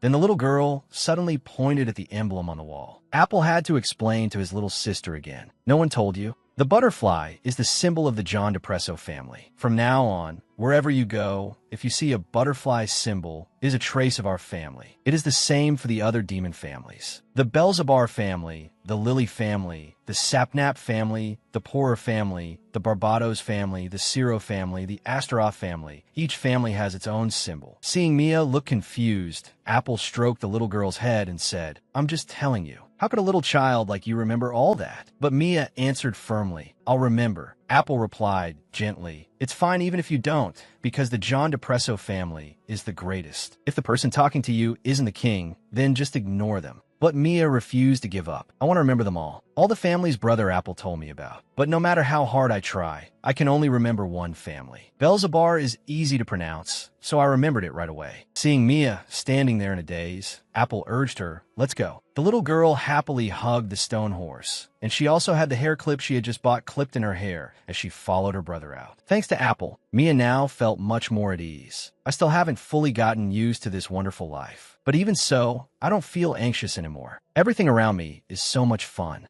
In a palace among hills covered with flowers, a fair-haired boy was rustling away as he carved a picture. It was a picture of a unicorn, just like Mia's little unicorn. It seemed that this boy was the one who had made it. It appeared the unicorn had found its owner. The next morning, just as Mia was waking up in a daze, she saw Duke John Depresso sitting beside her. The little girl sprang up excitedly. "Father!" Duke John Depresso stroked the little girl's head and asked, "Did you sleep well?" Mia dove into her father's arms and hugged him tightly. "Father, I missed you so much." Duke John Depresso gently stroked the little girl's head. "I'm sorry I didn't come to see you sooner." But Mia did not blame him. She said cheerfully, "It's all right, Father. I know you're very busy." The Duke said affectionately to Mia, "From now on, I will never be that busy again. I heard a servant of Nerifim came here." Hearing that, Mia hesitated. Auntie," Duke John Depresso continued, "I should have been by your side. You must have been frightened." Mia answered, "I'm all right." He was. The Duke gently stroked Mia's hair and praised her. "My daughter is so kind and brave. That made the little girl very happy. The Duke said to Mia, "In 2 days, we will go to the Tree of Life. Then we will know what day you were born." Mia asked in puzzlement, "I'm going with you, father." Lord John Depresso immediately replied, "Yes." Hearing that, Mia happily hugged her father tightly. "That's wonderful." Duke John Depresso held his daughter. "If you stand beneath the canopy of the Tree of Life, you can summon your spirit creature. Your spirit creature will protect only you and stay by your side for your whole life, as if it were part of your soul. Those lowly Neraphim people won't be able to harm you anymore." Hearing that, Mia exclaimed in admiration, her eyes sparkling. "Then father has a spirit creature too?" The moment the little girl finished speaking, a pair of blue butterfly wings appeared behind Lord John Depresso, just like the symbol on the family crest. Duke John Depresso reached his hand toward the butterfly fairy and introduced her. "I told her not to appear, but perhaps she missed you, so she disobeyed me. This is Hella, my spirit creature. She's a fairy. Say hello." Seeing Hella, Mia finally understood. A butterfly, so that's why my family symbol is a butterfly. The little girl reached her hand toward Hella. "Hello." Hella also imitated Mia. "Hello." Mia stared blankly and said again, "Hello." Hella happily imitated her again. "Hello." Then, suddenly, she shyly hid behind Duke John Depresso. The Duke began explaining spirit creatures to his daughter. Spirit creatures have their own language. They come from another universe that we cannot understand. Mia wondered, does the Tree of Life come from that universe too? Lord John Depresso answered, more or less. Hearing that, Mia felt very excited inside. I want to meet my spirit creature soon too. Even if I have to fight Uncle, my spirit creature will protect me from those dreams. If I have a spirit creature, I'll feel safer. I want to tell Father. But maybe that isn't a good idea. Suddenly, Mia hesitated and asked, "But father, if we speak different languages, how can we talk to spirit creatures?" Hearing that, Duke John Depresso rested his chin on Hella and explained, "Spirit creatures and their masters communicate through thoughts. You have no idea how much she is talking right now. She says you are very cute and lovable." Mia giggled and cried out, "The fairy is so pretty." Suddenly, Duke John Depresso slammed his hand down hard on the bed. That left Mia a little confused. Did I behave rudely somehow? Father's face looks a little. The little girl pulled up the blanket and said, "I'm going to sleep now." Seeing that, Lord John Depresso gently and carefully tucked the blanket around Mia again. "Go to sleep. Don't worry too much." Mia lay in bed, her thoughts wandering. Father is so good to me. Maybe Father doesn't like me acting too childish. Since I came here, I've received so many things and forgotten my manners. I'm only a child who suddenly appeared. But Duke John Depresso's words blew away all the little girl's worries and distress. "The John Depresso family is very honored and happy to have you." He stroked the little girl's head tenderly. "Don't be afraid." But Mia had already fallen asleep and did not clearly hear what her father said. "Father, what did you say?" Suddenly, Apple opened the door and entered. Afraid that Apple would wake Mia, Duke John Depresso signaled him to be quiet and go outside. Apple walked with his father down the corridor and asked, "How is the palace, father?" Duke John Depresso answered coldly, "The same as always." Apple asked again, "What about my older brother?" The Duke still answered curtly, "He is fine." Apple said sadly, "I miss him so much. It's been so long since I saw him." The Duke answered without expression. He said he will come home for his little sister's party. Apple wondered again, "Then what about the king?" The Duke answered, "He may come as well." Hearing that, Apple scratched his head in frustration. "Ugh, I don't like that. Every time he looks at me, his eyes look like he wants to kill me. Last time my older brother and I stood there talking, and then he just kept going on and on." Lord John Depresso walked beside him alone, paying him no attention. The Duke's attitude toward Apple was completely different from his attitude toward Mia. He thought to himself, "No matter how I take care of my two sons, they are not very cute. My daughter truly is special. How could this be? Everyone fears my death energy. I can control it now, but when I was young, that energy often burst out. Even now, there are still people whispering about it. My two sons are the same. They're always uncomfortable near me. They have never come close to me. What if I had not managed to catch that child in time? Perhaps she would have been hurt. But that child is very, very, very adorable." Duke John Depresso's mind was now filled with only his daughter, Mia. Apple was not particularly important. "My daughter is so adorable. I want the whole world to know how adorable she is. But at the same time, I don't want anyone to know. I just want to keep her all to myself." The Duke looked at Apple in annoyance. "I told this brat to protect the child, but I don't like this at all. Somehow, they go outside whenever I am not here. How troublesome. He called Apple. Apple immediately answered, "Yes, father." Duke John Depresso calmly ordered, "Go capture a mermaid." Hearing that, Apple was startled. "Father, what are you talking about?" He felt a little irritated inside. Look at the way father talks to his own child. Lord John Depresso said calmly, "We will make a life force bead for the child." Apple stubbornly answered, "Do it yourself, father." Hella could catch one with a snap of her fingers. But Duke John Depresso refused to listen. "You talk too much." Apple remained determined and waved his hand. "I don't know. I'm not going anywhere. I'm going to play with Cotton Ball." Hearing that, the Duke found it strange. Cotton Ball, he was bewildered. "Is that a nickname? I've never heard it." Seeing this, Apple said smugly, "Oh, Cotton Ball is Mia's nickname." "You didn't know, father? I'm being provoked." Duke John Depresso became irritated. "What?" Apple repeated, as if to annoy him. "I said Cotton Ball is Mia's nickname." Seeing Duke John Depresso stare blankly, Apple laughed smugly and mockingly. "Oh, you see, father didn't know." Hearing that, the Duke was extremely bitter. His face darkened, and both he and Hella were very angry, killing intent blazing. "I knew it, but I didn't know this brat knew too. I have to send him away." Apple and Ethan were not backing down either. They were ready to fight the Duke's side at any moment. Neither side was willing to yield. Duke John Depresso thought to himself, "I should send him to the farm to catch demons." Then Duke John Depresso asked Apple sternly, "I heard someone from the Nerafim family came here to discuss transferring guardianship." Apple answered, "That's right. That woman came to talk about guardianship. So what should we do? Perhaps we have let that house live far too long." That very day, the Nerafim family found no peace because of the father and son of the John Depresso family. They came and burned the entire palace to the ground. "Save me! Save me!" The people inside fled in terror.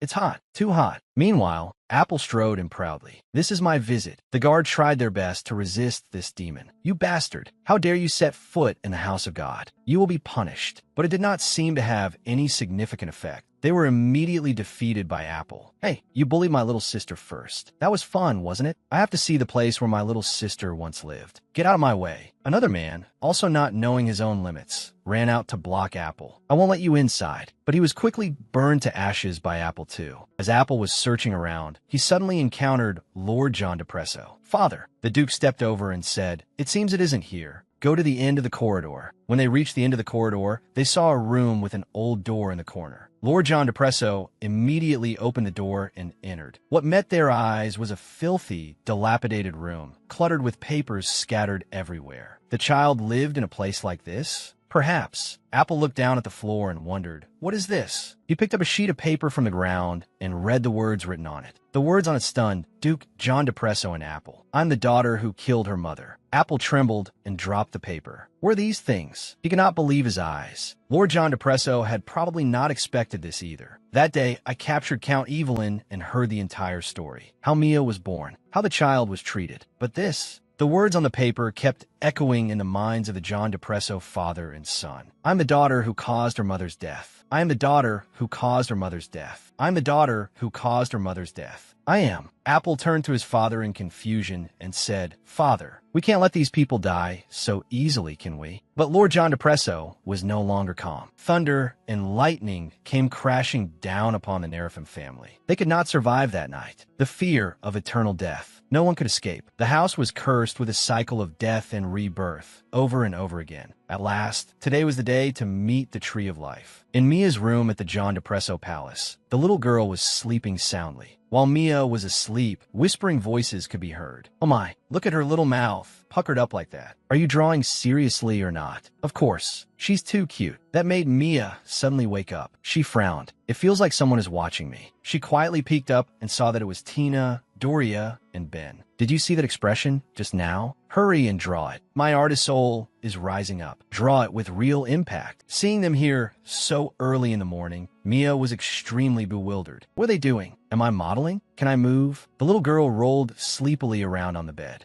Seeing that, Tina and Ben cheered in delight. "Oh my, look at those tiny feet. I want to touch them just once. Even if I died, I want to do that." Their actions made Mia a little frightened. "I can't listen to this anymore." Seeing that Mia had woken up, Ben and Tina said cheerfully, "Young miss, you're awake?" "Good morning, young miss. I've rested enough. Now, I'll return to work." Mia was extremely happy to see Tina return and asked, "Tina, are you fully recovered now?" Tina smiled brightly and answered, "Yes. Thank you for your concern, young miss. Then they hurried away to work. Then I will go inform the Duke. The young miss has awakened. We will go prepare her bathwater. After everyone had left, Mia suddenly noticed a roll of paper under the table. Curious, the little girl quickly ran over, opened the paper, and looked at it. It's me. I'm 1,000 times prettier in the picture. I look like a little angel. No, a little demon. As she was looking at it, Mia suddenly realized someone was coming. The little girl hurriedly crawled under the table, but accidentally bumped her head against the post. Seeing that, Tina was very worried. Young miss. Mia sat on the floor, holding her head. Ow, ow, ow. Tina was utterly panicked. Oh my, what should I do? Young miss, are you hurt? She threw the basin of water straight outside. The young miss is hurt. I will call Lord Ravius immediately. But Mia was more worried about the basin. That basin must be very expensive. Seeing that, everyone anxiously ran in. The young miss is hurt. Oh my goodness. Are your ribs broken? What about your skull? Are you still breathing?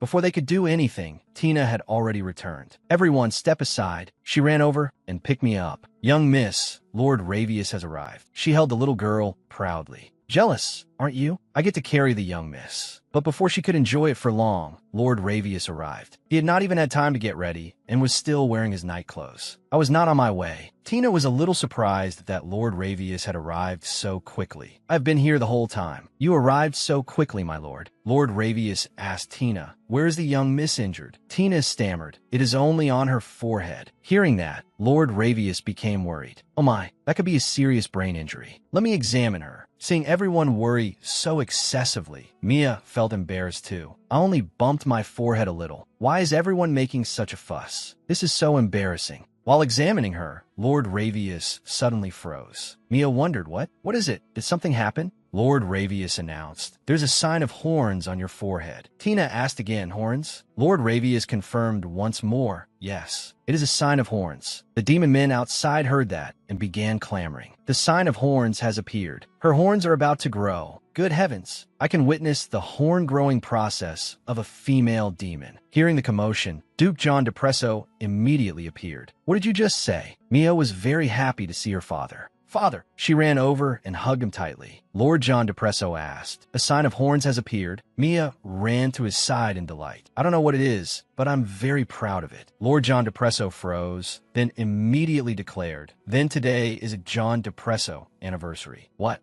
A short while later, Tina finished dressing Mia. All done. Young miss, you look extremely beautiful today. Mia looked very cute in her red dress. The little girl hesitated and said, thank you, Tina, but there's something I want to ask. When a sign of horns appears, is that an anniversary day? Tina smiled and answered, perhaps it is. Young master has a strange horn-growing anniversary too. However, I feel the Duke has a rather special feeling for you. Young Mississippi, didn't the Duke smile very brightly when he saw how adorable you were? Hearing that, Mia felt a little shy. Really? I didn't know that. Then she turned and said to Ben, Ben, please give me the little horse. Ben carefully held out the horse to Mia. Here you are. Before leaving, Tina did not forget to remind Mia, from now on, if you go to the Tree of Life, don't be afraid, young Mississippi. Just bow your head. Suddenly, Apple's voice called from outside. Fluff, why are you taking so long? Mia frowned and gently opened the door. I'm done changing. Apple was waiting at the door and smiled. I've been waiting for you.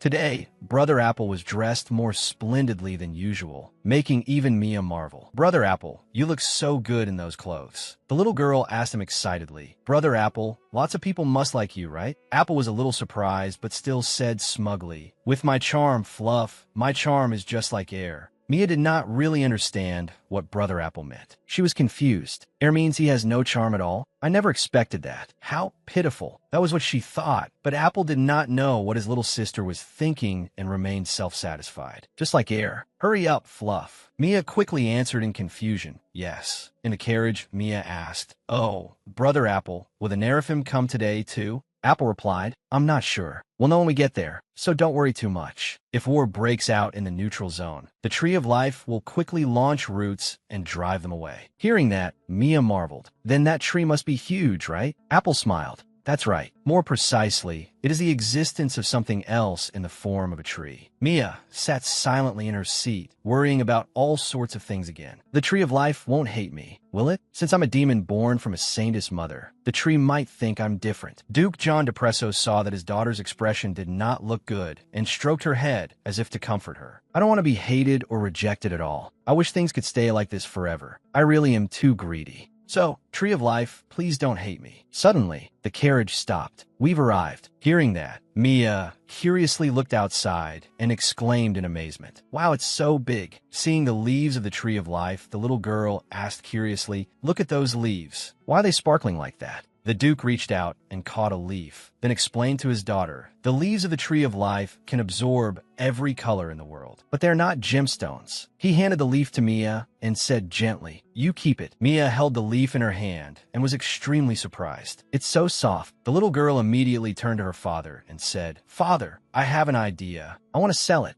This is an extremely valuable treasure." Apple seemed very amused. Hearing that, Mia asked irritably, "What? Why are you laughing? Stop it." He clutched his stomach, collapsed over the seat, and laughed nonstop. "No, you're probably the only demon who would want to sell it." Mia truly did not understand why Brother Apple was laughing at her. Did I say something wrong? But Apple still deliberately teased her. "Goodness, my little sister, you seem very interested in money. Of course, if you're a demon, you should focus on money. Mia paute din displeasure." Is that a compliment? Only Duke John Depresso spoke seriously to Mia. "You probably don't know that all the major companies belong to the John Depresso family." After hearing that, the little girl looked very surprised. Duke John Depresso continued, "You have a very strong financial sense. We would not need to pay any costs. If we collected and sold the leaves of the Tree of Life, everything would be profit." But Mia did not think so. "I just thought it was cute, so I want to make it into decorations, clothes, or book covers." Hearing that, Duke John Depresso was even more surprised. "You even considered the product's practicality? My daughter truly is talented. That idea is good too. Why don't we try it?" Mia could not believe her ears and was bewildered. "What? Start a business? Father isn't testing me, is he? If I want to, Father will support me no matter the cost." Thinking that, the little girl said firmly, "I want to try." She thought to herself, "I have to be a useful child. Then Father will pay attention to me." She did not realize that her father had always paid special attention to her. The father and his two children quickly arrived at the neutral zone to have an audience with the Tree of Life. Someone was already waiting there to receive them. "Greetings, honored guests. Welcome to the neutral zone."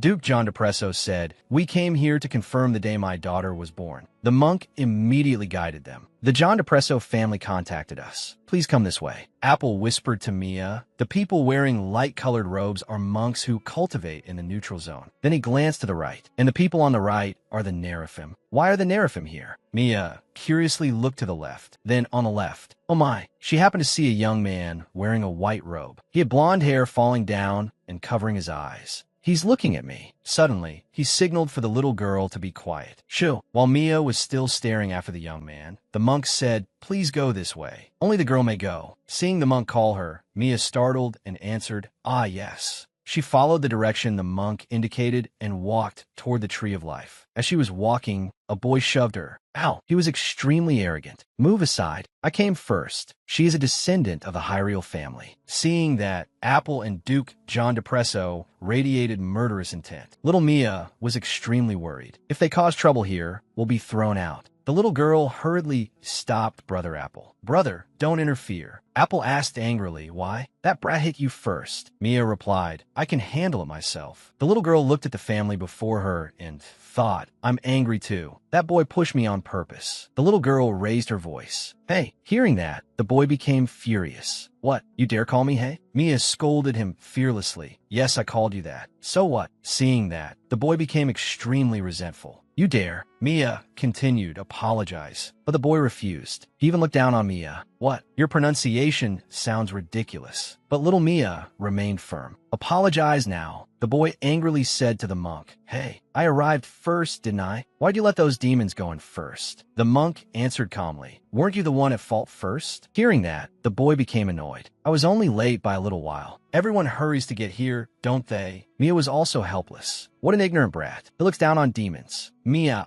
angrily shouted, "Idiot!" Hearing that, the boy became even more furious. "Did you just call me an idiot? I'll have you know, I am a descendant of the Hyriel family." But Mia did not need to care who this boy was. "So what? You were late," the little girl thought. "If it's just arguing, we probably won't get kicked out, right? Should I go further?" The boy kept shouting stubbornly, "I'm not an idiot, do you hear me? I don't care. This is my rule. Why should I line up behind demons?" Hearing that, Mia was utterly fed up. "You arrived late, and you're still complaining. I don't want to listen anymore." The little girl immediately kicked the boy in the butt. The boy fell to the ground and stammered. You, Mia thought. "I won't let anyone bully me anymore." Seeing that, the boy's parents were extremely worried about their son. "Oh my, is your face all right?" The boy cried to his mother. "Blood. A nosebleed, mother. My nose is bleeding." The boy's mother angrily scolded them. "We will not let this go. How can a girl be so violent? You demons." Duke John Depresso knelt down beside his daughter and asked in a gentle voice, "Were you not the ones who started the trouble first? We gave you a chance to apologize, but foolish people like you ignored it." When the boy saw him, he became extremely panicked. "Wait, this power. Grand Duke of John Depresso. It, child." The Duke emitted a terrifying power and said, "Apologize to my daughter at once. I will forgive your rudeness. If not, after you return to the island in the sky, a warning letter will be sent to you." Seeing that, the father panicked and hurriedly urged his son, "Maximilian, hurry and apologize." The boy still did not understand the situation and stubbornly replied, "Father, what's wrong? Who are these demons?" "Father, you said that someone noble like me would not bow his head to anyone." Duke John Depresso continued, "Spoiled children are the fault of their parents, are they not?" Seeing that, the boy's father turned pale with fear and hurriedly bowed his head in apology. "I sincerely apologize. My son behaved improperly." Mia felt dispirited for a moment. "I wanted to just kill this blonde boy, but I'm not interested anymore." The little girl immediately slipped down and ran over to the boy, holding out her hand. "I apologize too." Seeing that, the boy was very surprised. "What?" Mia asked. "Your nose is bleeding. Does it hurt a lot?" The boy said nothing and nodded shyly. Duke John Depresso said to the father, "For the Hyriel family to have a descendant like this is truly a failure. With such weak power, he will never be able to take a seat at the round table." Mia sadly looked at the boy's mother. A mother is still a mother, even if she is someone else's mother. I don't want her to cry either. Stop now. Then she quickly ran to Duke John Depresso. "Father, let's go to the Tree of Life." "All right, let's go." Mia walked happily toward the Tree of Life. "Stand before the tree and hold out your hand." Hearing that, the little girl held out her hand as instructed. "You will be able to speak with the Tree of Life." The little girl gently touched the tree and immediately heard the tree's voice. An adorable little girl. Mia found it strange and looked around blankly. "Whose voice did I hear?" The tree continued, "A dream demon born on the day of enchantment. It has been a long time since I have seen such compatibility." Mia answered hesitantly and blankly, "Hello." Seeing that, the tree burst into laughter. "Ah, how adorable. I really like children born on the day of enchantment because they're very cute, just like you." Hearing that, Mia was bewildered. "I am cute." The tree continued, "You are cutest when you do not know you are cute." Mia looked at the falling leaf and said to the tree uncertainly, "I have something to ask." The tree replied, "Speak." Mia immediately asked, "Can I have a spirit creature?" The tree answered gently, "Of course. A spirit creature will be created based on the demon's power. Your father and Hela have the energy of death, so your spirit creature will have the energy of dreams. I also look forward to the appearance of your spirit creature." As soon as the tree finished speaking, Mia dreamily opened her eyes and found herself sitting on a cloud. This place was poetic, just like a dream.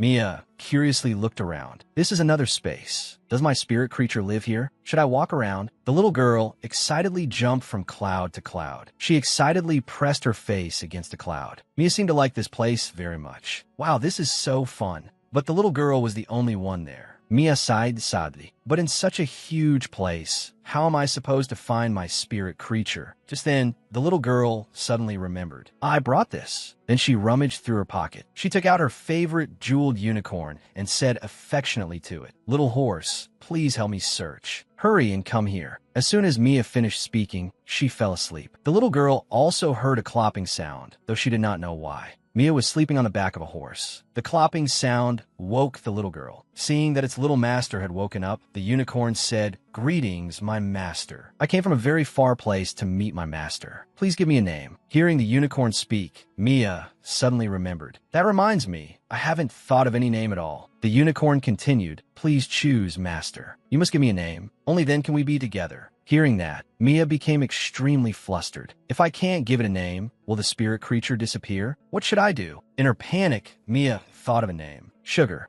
The little girl happily hugged her unicorn and thought, "It isn't random. This name is easy to pronounce, and its fur is snow white and fluffy too. Mew and Sugar, the sweet duo. Even though I haven't received the name Mew from father yet and only saw it in a dream, I should still tell Sugar about that." Hearing that, the unicorn snorted and replied, "I like that name. From now on, I will be your Sugar." Before long, Sugar brought Mia back to the previous dimension. Mia excitedly showed off to her father. "Father, I have Sugar now." Duke John Depresso seemed a little surprised when he saw it. A unicorn? Seeing her father like that, Mia found it strange. Yes, he thought, not an ordinary horse, but a unicorn. The unicorn was sturdy and pure white, exactly like Mia's jeweled unicorn. The little girl loved her spirit creature very much. "Wow, you're so cute." Apple looked at Mia's unicorn and praised her. "You did well." He turned and asked Duke John Depresso, "Father, a unicorn has never appeared before, right?" The Duke immediately replied, "This is the first time." Hearing that, Mia became even more excited. Mia happily asked Sugar, "This is so amazing. My spirit creature, by what fate did we meet?" Sugar said to the little girl, "Ever since being created, a spirit creature always waits to meet its one and only master. I waited and waited, and finally I was able to meet you, master." Seeing that, Mia asked worriedly, "Then you must have been very lonely." Sugar rubbed its head against Mia's forehead happily. "It's all right, because I have met you now." Seeing that, Apple asked, "Hey, why does it keep whinnying?" Mia angrily argued, "No, we're talking. You could talk to me." Suddenly, the little girl stopped. She seemed to have seen something. Mia hurriedly called Duke John Depresso. Father, did you see that?" The Duke turned his head and asked, "What?" Mia hesitantly said, "A boy in a robe." But when she looked again, that boy was nowhere to be seen. He was clearly looking at me. It was an illusion. Apple asked in confusion, "Father, is there someone here? Did you see?" But Duke John Depresso only shook his head. Apple continued, "More importantly, Father, let's go eat something." The Duke turned to Mia and said, "If my daughter wants to." But Mia was still extremely confused and did not notice her father's words. "Why do I keep feeling regretful?" I could only see his lips. Very beautiful lips. Sugar followed behind Mia and said, "Whenever my master calls, I will appear." The little girl walked after her father and replied, "Okay, Sugar."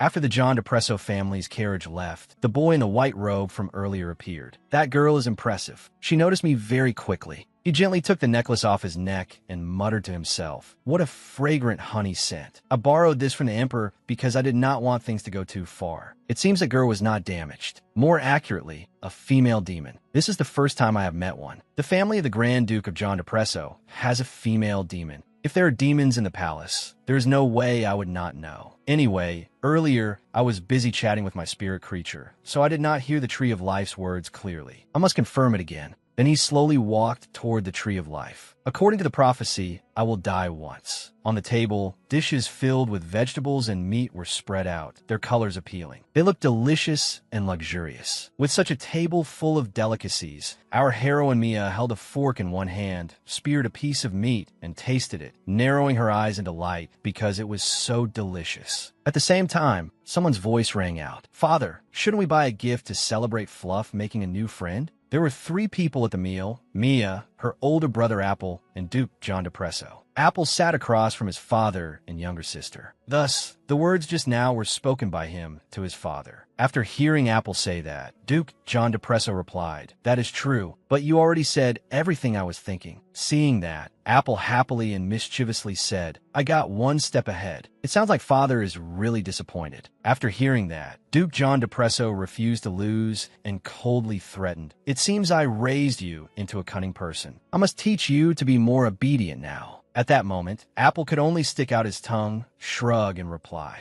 "Obedient? I want to be an even more wicked demon." After that, Duke John Depresso no longer bothered paying attention to Apple. He turned to his daughter Mia and gently asked, "Mia, is there nothing you want?" He successfully drew Mia's attention. The Duke continued, "Shall I cut off the king's head for you?" Mia had been enjoying her meal, but when she heard such a frightening gift, her expression filled with shock and fear. She thought, why would father give me something like that? Seeming to see that Mia was startled and did not like it, Duke John Depresso said, "But the king's head would not be pretty enough to display, would it?" Then Duke John Depresso continued, offering another suggestion. "Or shall I capture the Nerfim children and make them your slaves?" But hearing that, Mia still could not help being horrified and thought, "What? Is father planning to take me there?" She said in confusion, "Pardon?" It seemed she had not expected such strange and hard-to-understand gifts. After hearing Duke John Depresso say that, Mia innocently said, "Do demons like joking around, right, father?" Hearing her words, which clearly showed she did not like the gift he had prepared, Duke John Depresso's expression darkened. He laughed along awkwardly and said, "Of course I was joking." But Apple, sitting across from them, could only laugh happily. He exposed him and retorted, "Father was telling the truth, Cotton Ball." Then he cheerfully continued, "Do you know what gift I received when I got my spirit creature?" At this point, Duke John Depresso froze awkwardly as he remembered it. Mia, sitting beside them, looked at the reactions of the two of them with a puzzled expression, not knowing what had happened. Apple continued, saying that it had been a baby dragon. When it grew up, it would be as large as the mansion. Recalling that terrifying scene when the dragon thrashed wildly and breathed fire everywhere while Apple struggled desperately to control it, he said, "I almost died trying to ride it." In the end, Apple could only shake his head and sigh in frustration, saying, "I didn't come home for an entire week because I was taming it." After hearing that, Mia broke out in a cold sweat too. Her mouth fell open in worry as she thought, "I don't want to be away from home for that long."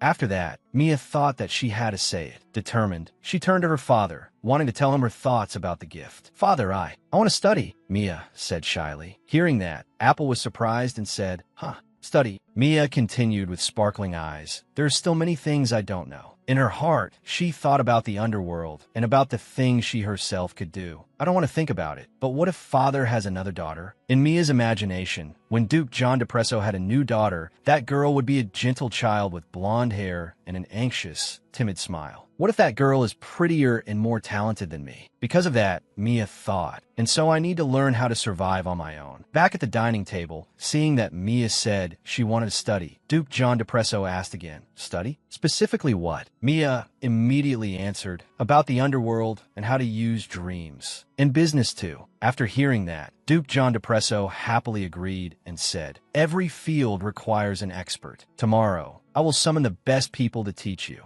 Out of that long sentence, Mia focused only on the important point, the best teachers. It made her entire body feel light and happy. Having witnessed the whole conversation, Apple asked in confusion, "You really are special. You like gemstones, so why didn't you ask for gemstones?" Mia answered right away, "I'll definitely buy them myself." Duke John Depresso happily placed an arm around Mia's shoulders and praised her, saying, "My daughter truly is clever and outstanding." At that moment, it was an extremely harmonious scene between father and daughter. As for Mia's inner thoughts, they revealed the real reason she did not want gemstones. Mia thought, maybe I'm greedy. Even if I received gemstones as a gift, I would still feel like it wasn't enough. If that's the case, I'll become a millionaire and hold every gemstone in this kingdom in my hands. After the meal ended and she returned to her room, Mia lay on her adorable pink bed, extremely happy as she thought, everything is going so well, especially having the chance to meet Sugar. I hope Sugar will always stay by my side. Then the unicorn approached Mia's bed. As if Sugar had heard its master's inner voice, it neighed once and said, "It will always be that way. I will stay by Mia forever."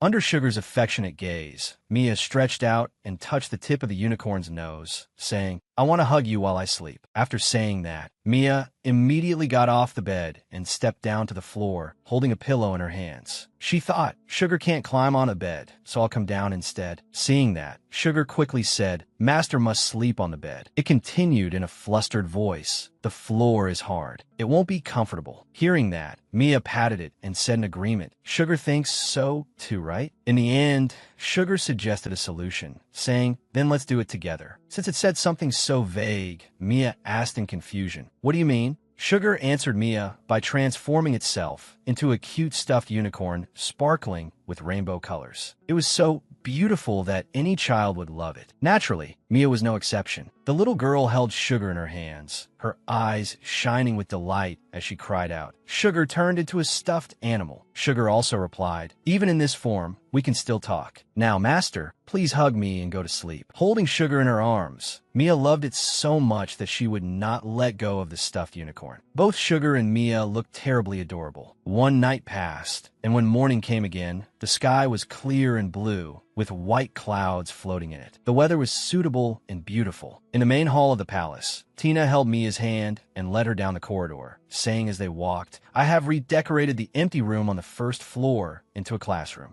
I hope you will be satisfied, young lady." Then, when they reached the door of the classroom, Tina gently pushed Mia forward and said, "Let us go inside." Mia seemed a little timid. She raised her hand and knocked on the door twice. Then, looking blank and curious, she opened that door. From inside came a voice saying, "Hello, little princess." Inside the classroom stood a tall, ancient tree, and beneath that tree was a young woman wearing a flowing pitch-black dress. She had long, voluminous, smoky purple hair and looked at Mia with affectionate eyes as she introduced herself. "It is very nice to meet you. My name is Night Lilith. I came here at the invitation of the Grand Duke." Night Lilith gave off a friendly and gentle air. She continued, "I will teach you about the underworld and help you use your unique energy." After hearing that, Mia called out in an extremely adorable voice, "Teacher." Then Mia happily moved closer to Night Lilith, opened her eyes wide in admiration, and exclaimed, "Wow, you're a demoness." Night Lilith happily replied, "That's right, I am the daughter of Lilith." Mia also smiled broadly and politely introduced herself. "Hello, teacher. My name is Mia, ye villain." Night Lilith smiled gently and answered, "It is very nice to meet you."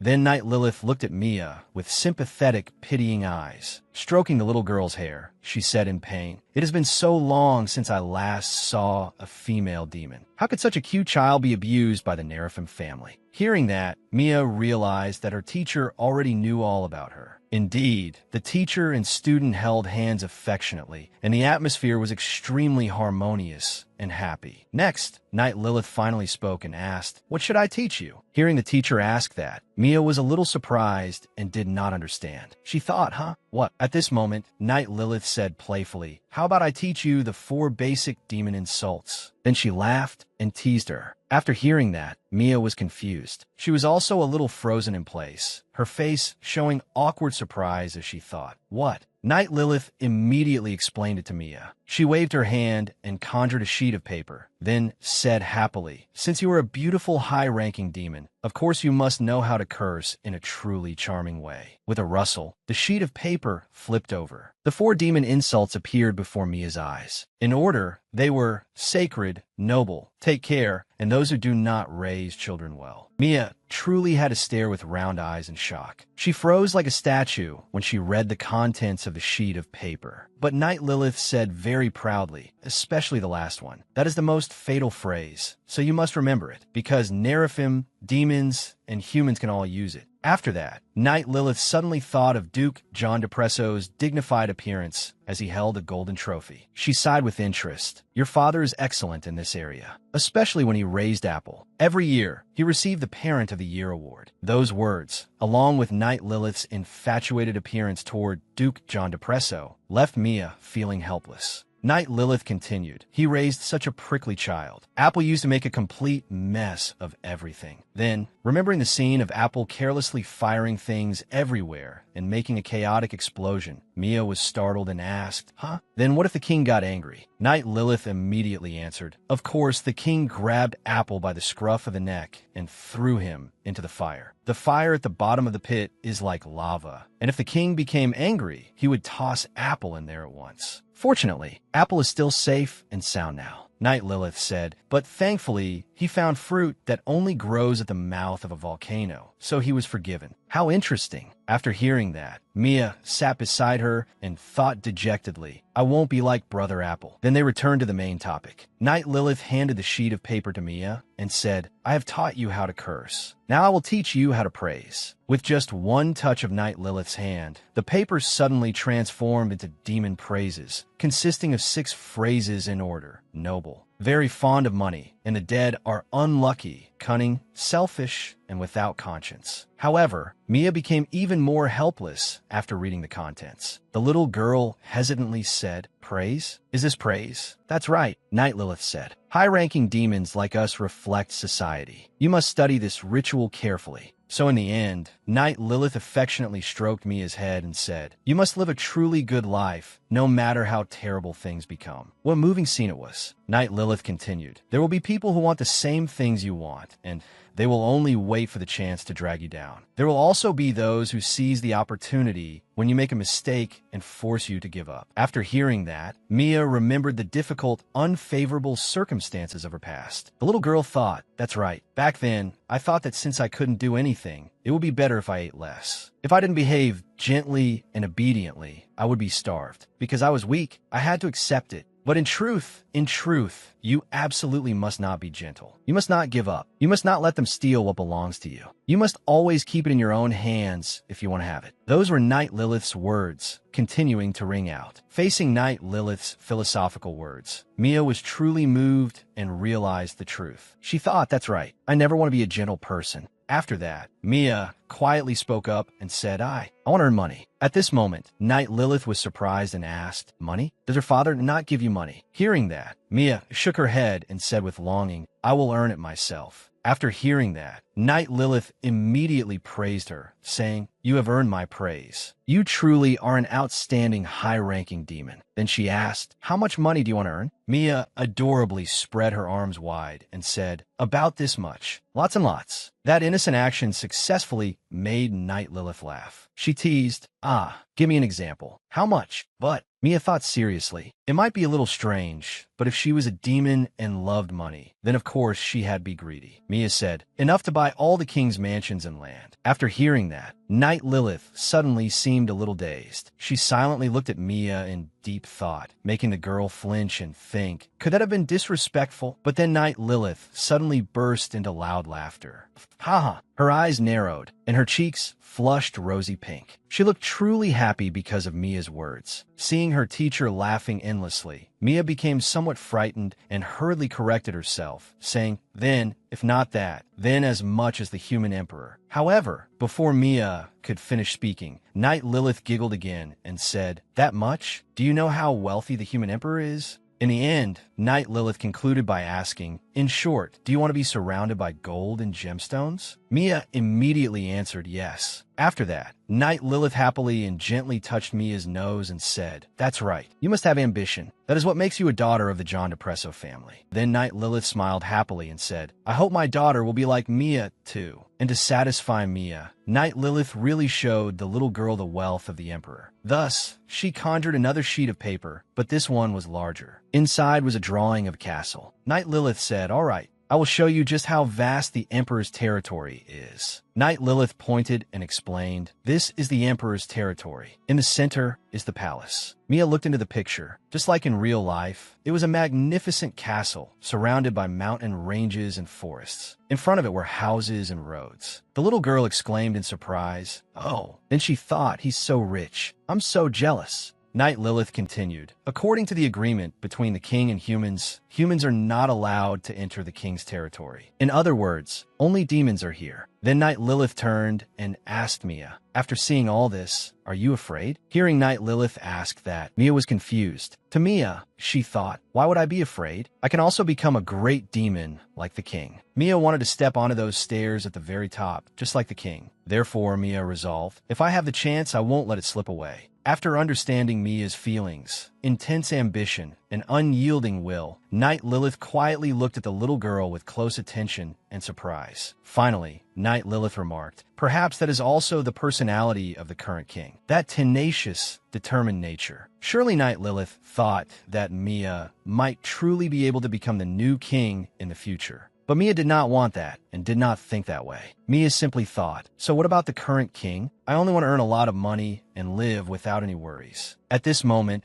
both teacher and student fell into a state of contemplation, each with her own thoughts. After pondering for a long while, Knight Lilith said, something interesting is going to happen soon. At that same moment, just as she finished speaking, the classroom door opened. The one who came to visit the class was Duke John Depresso. He stepped inside and said, class is over. That drew both Knight Lilith's and Mia's attention. Seeing the Duke, Mia immediately cried out happily, Father! After that, Mia quickly and happily ran toward her father as fast as she could. As she ran, she said, everything was very good, and then father suddenly appeared. Hearing that, Duke John Depresso immediately answered, I cannot let you study for too long. Hearing Duke John Depresso's words, Knight Lilith smiled happily and teased him. If she has a boyfriend in the future, will you become an obsessive father? Those words were truly like a bolt from the blue, making Duke John Depresso flinch. His complexion worsened and darkened in displeasure. Of course, Mia was still too young to understand what the two of them were talking about.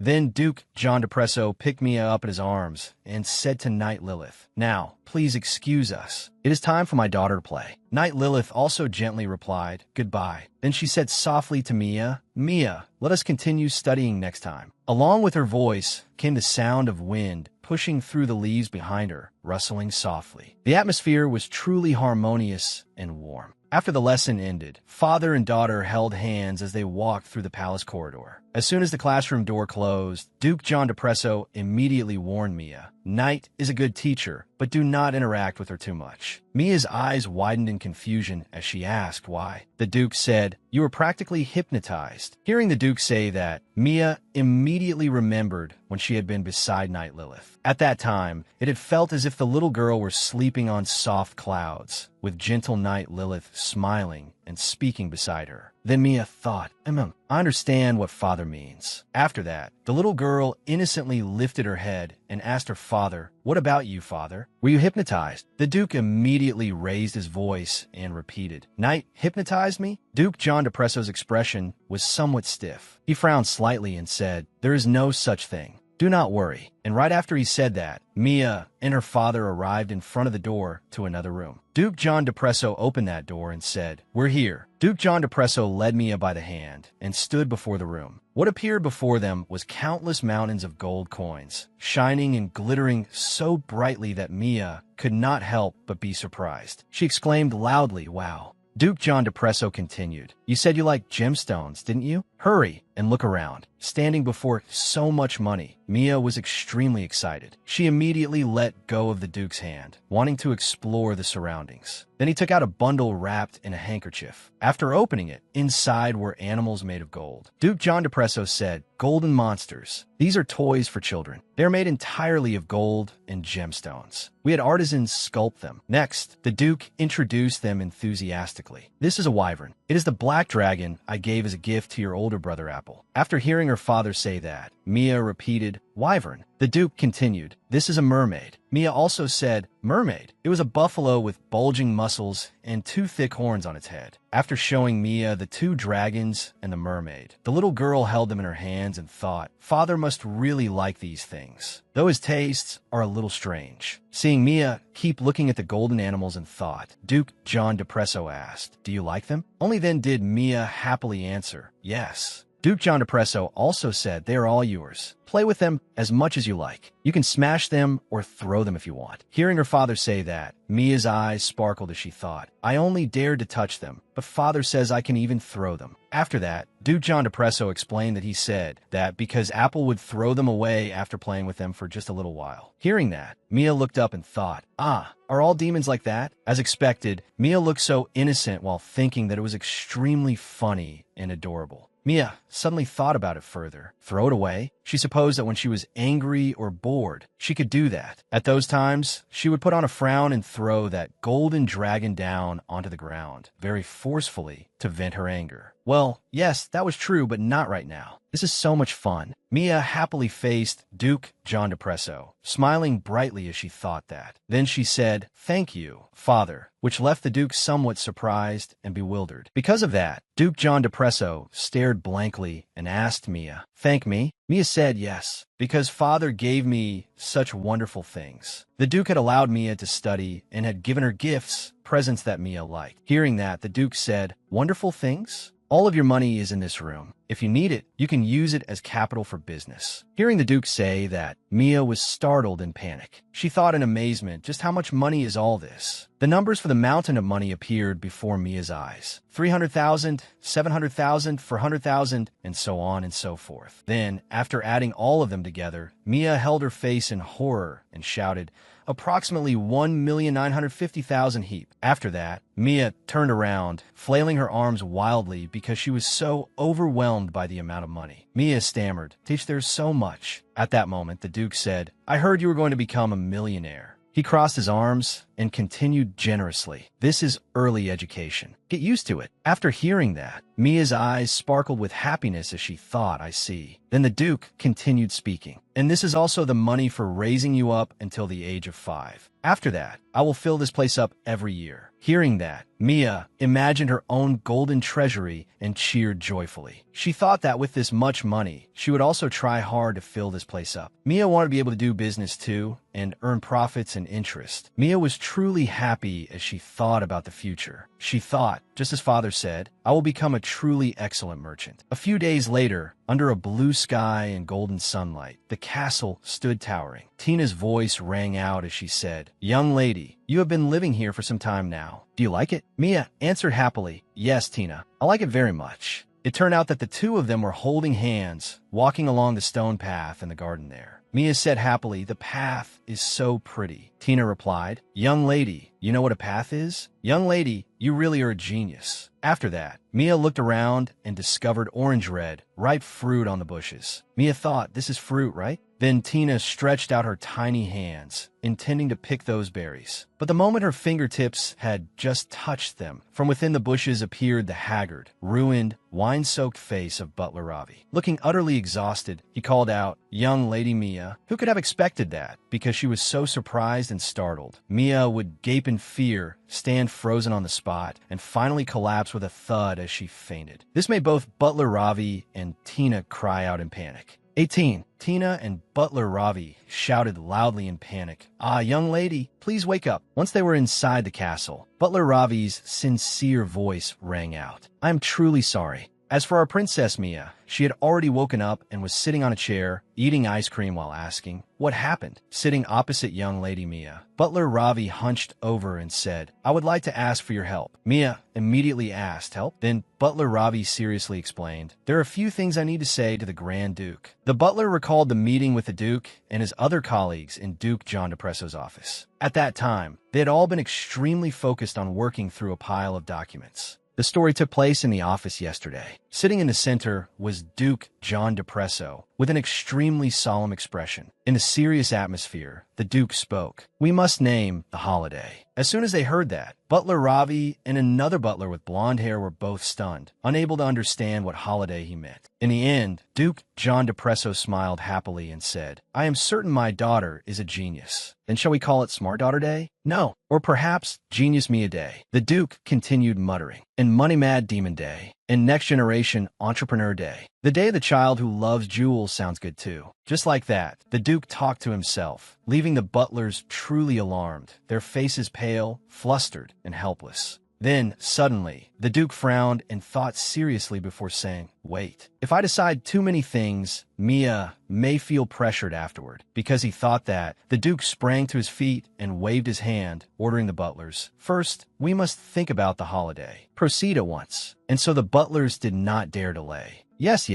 Back to today. On Mia's table, 2 stacks of papers had appeared, titled Documents on Prestigious Families and Documents on Economic Hegemony in the Underworld. Opposite Mia was Butler Ravi, with an earnest and anxious expression. He said, "Young lady, in recent days, His Grace has neglected many important documents. If things continue like this..." Suddenly, Butler Ravi raised his voice in fear and continued, "No, it is no exaggeration to say that this family will soon collapse." However, even though he said that, and even though the matter was that serious, both Mia and the maid, Tina, simply stared round-eyed, calm, and carefree. Our female lead was still busy eating her dessert ice cream. Then, as if by habit, they blandly echoed, "That is such an exaggeration." Mia also replied, "An exaggeration." Even so, Butler Ravi awkwardly pleaded, "No, young lady, please tell him that you do not like the Grand Duke leaving his work unfinished." Mia continued and exclaimed, "So that is why you are asking me to set father straight?" At last, Mia understood Butler Ravi's feelings. This made him happily raise both thumbs and say, "That is correct. Young lady truly is a genius." But Mia's next words were, "So, you are asking me for a favor?" Hearing that, Butler Ravi froze completely and did not dare say another word. Then Mia continued, "What does my father need to do?" Setting aside what had just happened, Butler Ravi quickly answered, "His Grace needs to issue approval for an inspection, but he has already delayed it for more than a week." Butler Ravi sighed painfully and said, "This is a very important matter, because it is related to the construction of interception weapons." Mia blankly asked, "Interception weapons?" Because she did not know what kind of weapon that was. All sorts of different thoughts and images jumped through Mia's mind in succession. She thought, a weapon that shoots projectiles from the ground into the sky. Things like arrows, bullets, and cannons. Mia then thought, now that he mentions it, there were always huge battles in my dreams. Mia asked flatly, "A weapon that shoots projectiles into the sky?" After hearing this, Butler Ravi said, "Young lady is very intelligent. That report is only for defensive purposes." But before he could finish speaking, Mia coldly cut him off and said, "I do not like it." Mia continued fiercely, "I will not make weapons." Deep inside, Mia thought, what if a real war breaks out because of this? I did not want to become the main culprit behind a war. This left Butler Ravi at a loss for what to do. After that, Mia continued, "What about the other document?" Hearing that, Butler Ravi turned away awkwardly and laughed twice. Haha,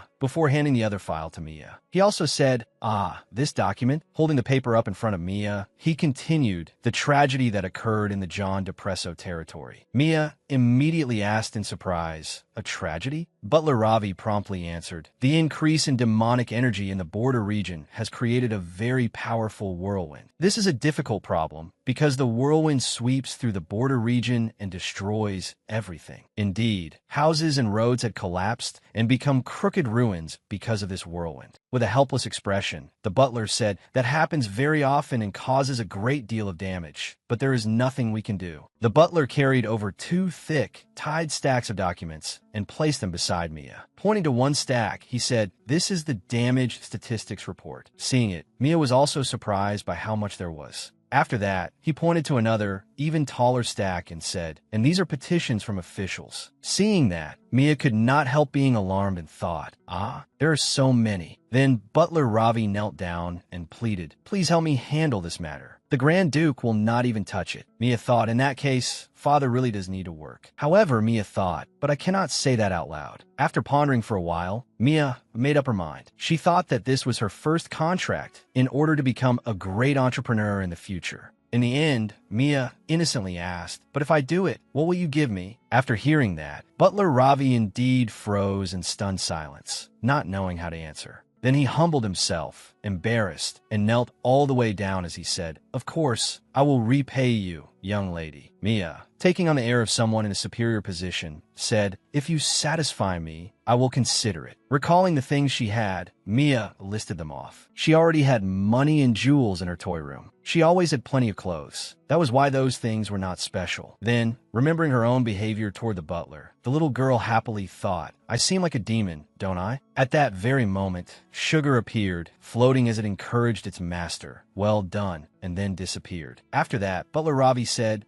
I must offer something truly special to make young lady happy." Seeing the butler deep in thought, Mia continued telling herself, "It seems Ravi has thought of something too. Anyway, I did well." And Mia thought arrogantly, in this underworld, I must stay sharp. At that moment, Ravi spoke up and asked, would gummy candy be acceptable? After hearing Butler Ravi's gift, Mia's mouth fell open. Stunned, she thought about gummy candies. Mia thought in disbelief, what? However, Butler Ravi continued with extreme pride. I've been entrusted with managing the food ingredients in the mansion. This time, I will add 31 kinds of gummy candy. But hearing this, Mia's mood changed. The little girl thought greedily, that many kinds? I want to try them. On top of that, Butler Ravi continued enthusiastically introducing them. The shapes of the gummy candies are also very diverse. Flowers, bears, and cats too. Young lady, would you like to try rainbow gummy candies? You can dip them in chocolate sauce and cheese as well. Finally, Butler Ravi said, then, do you agree? However, Mia asked worriedly, but will father listen to what I say? Hearing that, Butler Ravi immediately affirmed with delight, of course. If it is you, his grace will listen. Mia asked again, really? The butler replied, yes, truly. And so the two of them reached out their hands and shook hands to seal the deal. Mia also thought determinedly, then let's try. Even if I lose, it will still be excellent. Even so, Mia still sat on the chair, anxiously thinking, but what should I do? Our female lead, Mia, had come up with a good method. The little girl's eyes shone brightly, and her cheeks turned cutely rosy. Mia thought, now that I think about it, don't children have an ultimate weapon? By then, the sky over the kingdom had turned dark, and lights had been lit everywhere throughout the castle. A lavish dinner was brought out. Sitting opposite Duke, John Depresso, and Apple, the atmosphere was extremely quiet. Mia thought gloomily, why did I not know? It is strange that father spends more than 2 hours eating dinner with me. But father must be very busy. Staring intently at Duke John Depresso, Mia continued thinking, if father keeps delaying his work, just because of me, the family may be affected. Maybe there will not be enough money to pay the servants. The support expenses may also be reduced. After that, she remembered Butler Ravi's words. If this continues, this family will collapse. Mia thought, I do not know whether Ravi is exaggerating or not. Finally making up her mind, Mia's small hand placed her spoon onto the dining table. The little girl said, I do not like father not working often. Mia's words drew the attention of both Duke, John Depresso, and Apple. Mia continued, I only like demons who do their work well. After that, the little girl raised her hand and said, I thought carefully about it. I will kiss the cheek of such a hard-working demon.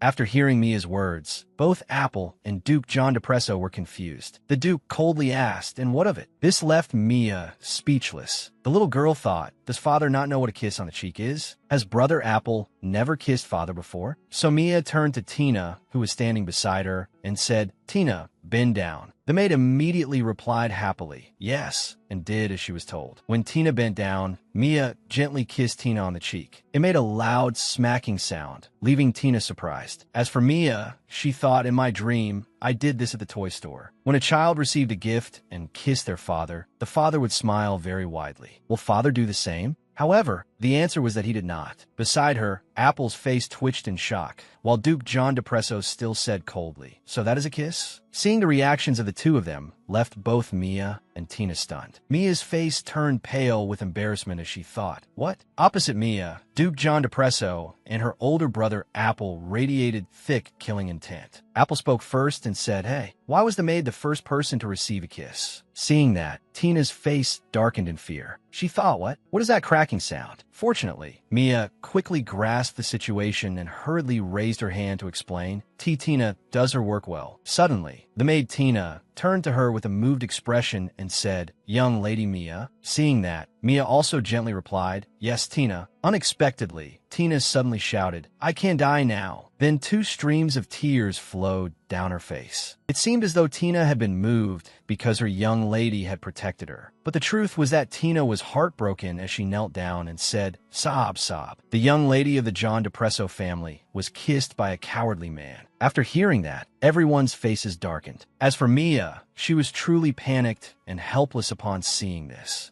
Still continuing to panic, Mia trembled and said, Brother Apple. The atmosphere was like a house about to collapse. However, her older brother Apple continued interrogating Tina. No, but let's talk for a bit. Why did you receive that kiss first? After that, Apple stepped forward, grabbed Tina's wrist, and shouted, even if I must die, I will take it back. But Mia misunderstood, thinking that he meant Tina had to kiss him first. After being grabbed by Apple, Tina acted somewhat exaggeratedly and said, young lady, I will go first. Seeing that, Mia thought, I have to protect Tina, and the instant she thought that, Mia immediately did it. She stood up and blocked the maid with her own body. Mia said, "Do not talk to Tina anymore. Brother Apple, if you want a kiss on the cheek, then you have to work hard." Because Mia stopped him and did not side with him, Apple grew furious and said, Hey, do you know how I'm feeling right now? I work harder than father." After that, thunder rumbled and rain poured down outside, just like the quarrel between the John Depresso siblings. Mia said, "I have never seen you working, so it does not count." Apple also angrily retorted, "There is a rule like that too?"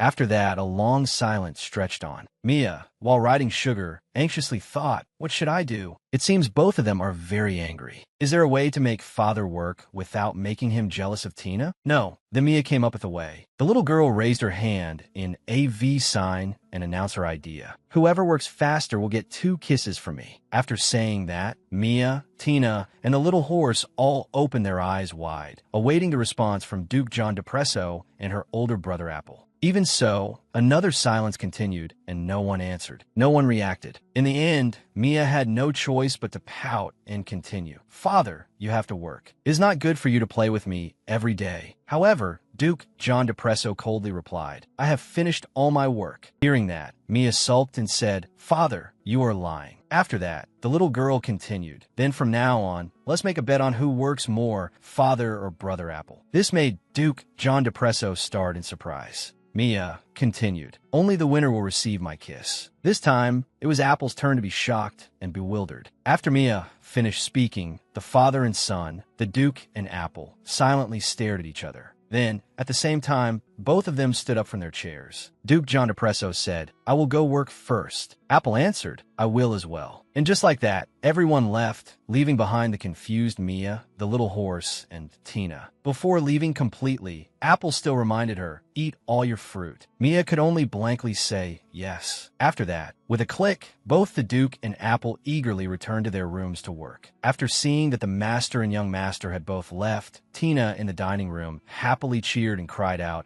"I cannot believe young lady kissed me." Having seen the entire scene of jealousy, fighting, and one-upmanship just now, Mia helplessly thought to herself, "Oh, these immature people. But it is unexpectedly effective. I should make use of this in the future." Indeed, this truly had an effect. That day, after returning to the office, the butlers under his command worked wearily, their faces haggard and exhausted, but they still had to continue working. Among them was the butler and assistant Zeus, nicknamed the Golden Bull. He thought, "Once I finish all of this, I will be done with all these documents." Then someone reported to the Duke, "My lord, the medicine has been mixed, produced, and distributed along the border." It turned out that the voice belonged to Ravi. Hearing this, Duke John Depresso asked, "How many victims are there?" Ravi immediately replied, 3 dead. Then the Duke continued asking, "Where was the medicine bought?" "At the night market. We have no information about where the medicine was produced." Hearing that, Duke John Depresso solemnly ordered, "Arrest all the sellers at the black market and interrogate them. We must identify every production site. That is their purpose." He continued, "Depending on the severity of the crime, the highest punishment is 500 lashes. Butler Ravi, dark circles under his eyes, answered wearily, "Yes, sir." After that, Duke John Depresso finally set his pen down on the desk. With a scratch, the sound showed that the Duke seemed to want to rest now. And indeed he did. The Duke said, "Everyone, take a 1-hour break." The moment those words fell, the 4 people under him immediately collapsed, sprawled across the table, their hands stopping lifelessly. As Butler Ravi stood up, he turned and asked the Duke, "Will you not eat anything, your grace?" Duke John Depresso closed his eyes to rest and said, "I do not need to." The butler replied, "Then I will have a servant bring up some juice." Though he remained so calm and so exhausted, deep inside Butler Ravi's heart, he was crying tears of joy as he thought, at long last, his grace has worked. He finished half the stack of documents in only 10 hours.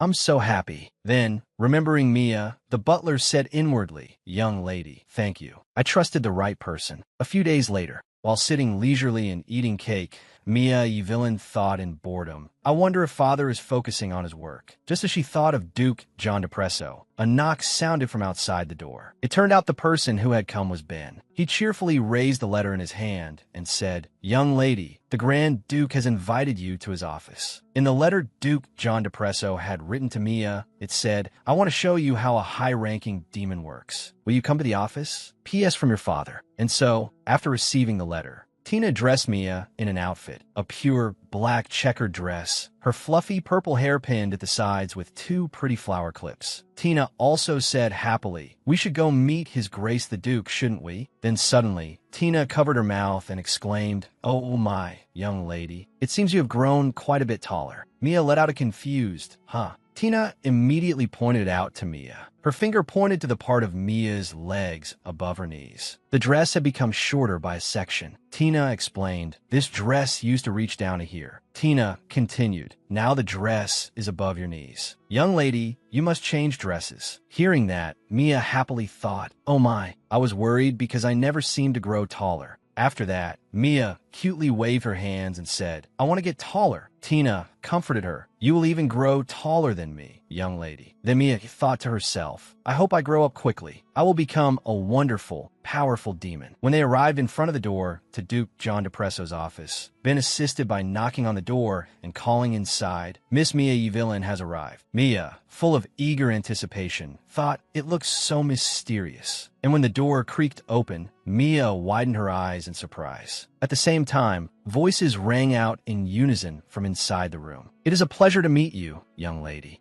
Everyone respectfully bowed their heads in greeting. Duke John DePresso stepped forward and said happily, "Come in." The Duke's appearance at that moment looked far too dazzling and captivating. After walking over and lifting Mia into his arms, Duke John DePresso ordered, "Everyone, hurry and greet her. This is my daughter." Then, all at once, everyone bowed respectfully, making Mia turn pale with alarm. A moment later, they spoke one after another in excitement. "The beloved daughter of the John DePresso family. This is the first time I've seen her. A priceless being who will rule the demon realm." Having to witness such a scene, Mia thought fearfully, "Ah, what is this? This is so embarrassing." While she was sinking in her own awkward shyness, Mia startled when she heard the Duke ask, "That's right. My daughter Mia, what did you do this morning?" Mia thought of how, that morning, she had eaten a meal, eaten snacks, and, after eating her fill, had played. But then, remembering that there were 3 or 4 pairs of admiring eyes behind her, Mia shook her head and thought, "No, I have to preserve father's dignity." So Mia had no choice but to steer the conversation away and change the subject, saying, "I grew taller." This made the Duke startled too, and he stared intently at the little girl. But the moment Mia said those words, everyone immediately knelt down, leaving Mia stunned. In the end, Butler Ravi ran quickly to the Duke's side, laughed awkwardly, and said, "How convenient. I will choose a commemorative day for this." Hearing that, Mia was startled in surprise. Then the little girl awkwardly raised her face and pleaded softly with Duke John DePresso, "Father, that is a little." Mia thought, "If every time I grow taller becomes a commemorative day, that would be too strange." After that, Duke John DePresso saw that Mia did not seem to like it, so he abruptly turned, his face dark, and glared at Butler Ravi. At the same time, Mia also said shyly, "You are making too big a deal out of it." This frightened Butler Ravi so much that he stood frozen, forcing himself to smile. Seeing that her father was still glaring at the butler with murderous intent made Butler Ravi panic and lose his composure, and it frightened Mia as well. She thought, what if father scolds him? He promised to give me gummy candy. No, I have to change the subject. And so Mia once again had to smile cheerfully, waving her arms and legs as she praised. Wow, the office is so big. But for some reason, the group of butlers gaped in terror. It turned out that when she waved upward, Mia's tiny hand had struck Duke John DePresso's chin. That was why everyone was so horrified. Perhaps no one had ever dared do such a thing to the Duke before, so Mia's action was considered outrageous. But unexpectedly, Duke John DePresso simply and gently raised his hand and held Mia's tiny hand. Then he said, "This office is quite large, so you must find it very marvelous." From the very beginning, this place was packed full of documents. They were stacked all the way to the ceiling. Hearing his master exaggerate like that, one attendant spoke up and said, "Your Grace, it was not quite to that extent." The moment he said that, the person beside him smacked him on the arm, reminding him to watch his mouth. Even so, Mia still thought, "Father finished this many documents? Father really wants me to encourage him." Once she thought that, Mia immediately carried it out. The little girl raised both hands, her eyes sparkling brightly as she praised him. "Wow, father is the best." This made the Duke extremely satisfied. Duke John DePresso then said happily, "Now it is time to receive my reward." Hearing that, Mia thought to herself, "I have to kiss father on the cheek right here, in front of everyone."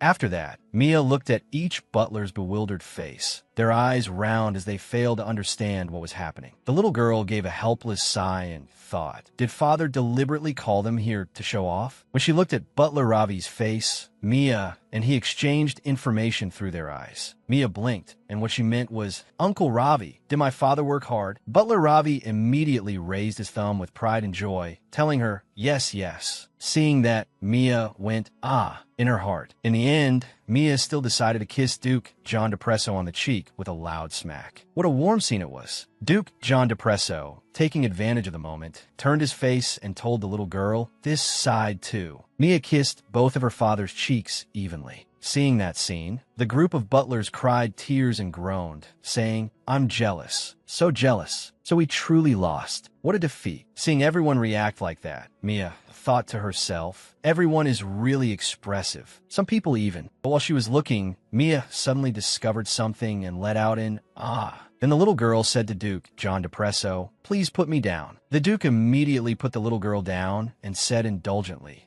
Mia ran quickly to the side of an uncle butler with snow-white hair and 2 horns. The little girl thought, it seems he is jealous of father. Standing in front of that butler, Mia stared at him and thought, not counting Uncle Ravi, it would be good to have more people on my side, wouldn't it? If they like me as long as I act cute. Thinking that, Mia said, Uncle. The butler anxiously answered, yes, young lady. Mia immediately opened her large, sparkling eyes. With her adorable peach-pink cheeks, she acted spoiled and said, is Mia cute? When the butler heard and saw that, he turned as rigid as stone and reverted to his original demon dragon form. At once, that butler collapsed heavily onto the floor. Duke John Depresso immediately walked over and held Mia in his arms, then ordered, take him outside. After that, the Duke stood up, carrying Mia elsewhere. The little girl still acted cute to curry favor and said, I still love father the most. Hearing that, Duke John Depresso said in satisfaction, of course you must. Hurry and take that fellow outside. On the way, Mia continued, father, please don't kill him. At this moment, Duke John Depresso affirmed, I won't. Suddenly, Apple crashed down very quickly from the ceiling, shouting in alarm, cotton ball. After that, Apple said anxiously, you already kissed father on the cheek? We still had a bet, didn't we? Seeing his son's hurried appearance, Duke John Depresso gave a smug laugh and said, you came too late. Those words made Apple cry out in despair. Ah, how can this be? Then the Duke continued provoking him, saying, hurry and admit that you lost. I will repair the ceiling with your money. Hearing that, Apple immediately panicked and said, no, let's do it over. Then Apple's shout rang throughout the castle and even across the sky. Ah, this doesn't count. Another new day arrived. At this time, Mia was happily hugging her teddy bear, Sugar. The little girl thought, today is the day I meet Teacher Night Lilith. Because she was too excited, she walked quickly. Sugar reminded Mia in a low voice, be careful. Watch out, or you'll fall. Hearing that, Mia thought to herself, it's fine. I won't fall. Seeing that Mia was not listening, Sugar sighed and said, fine. If you fall, Master, I will catch you.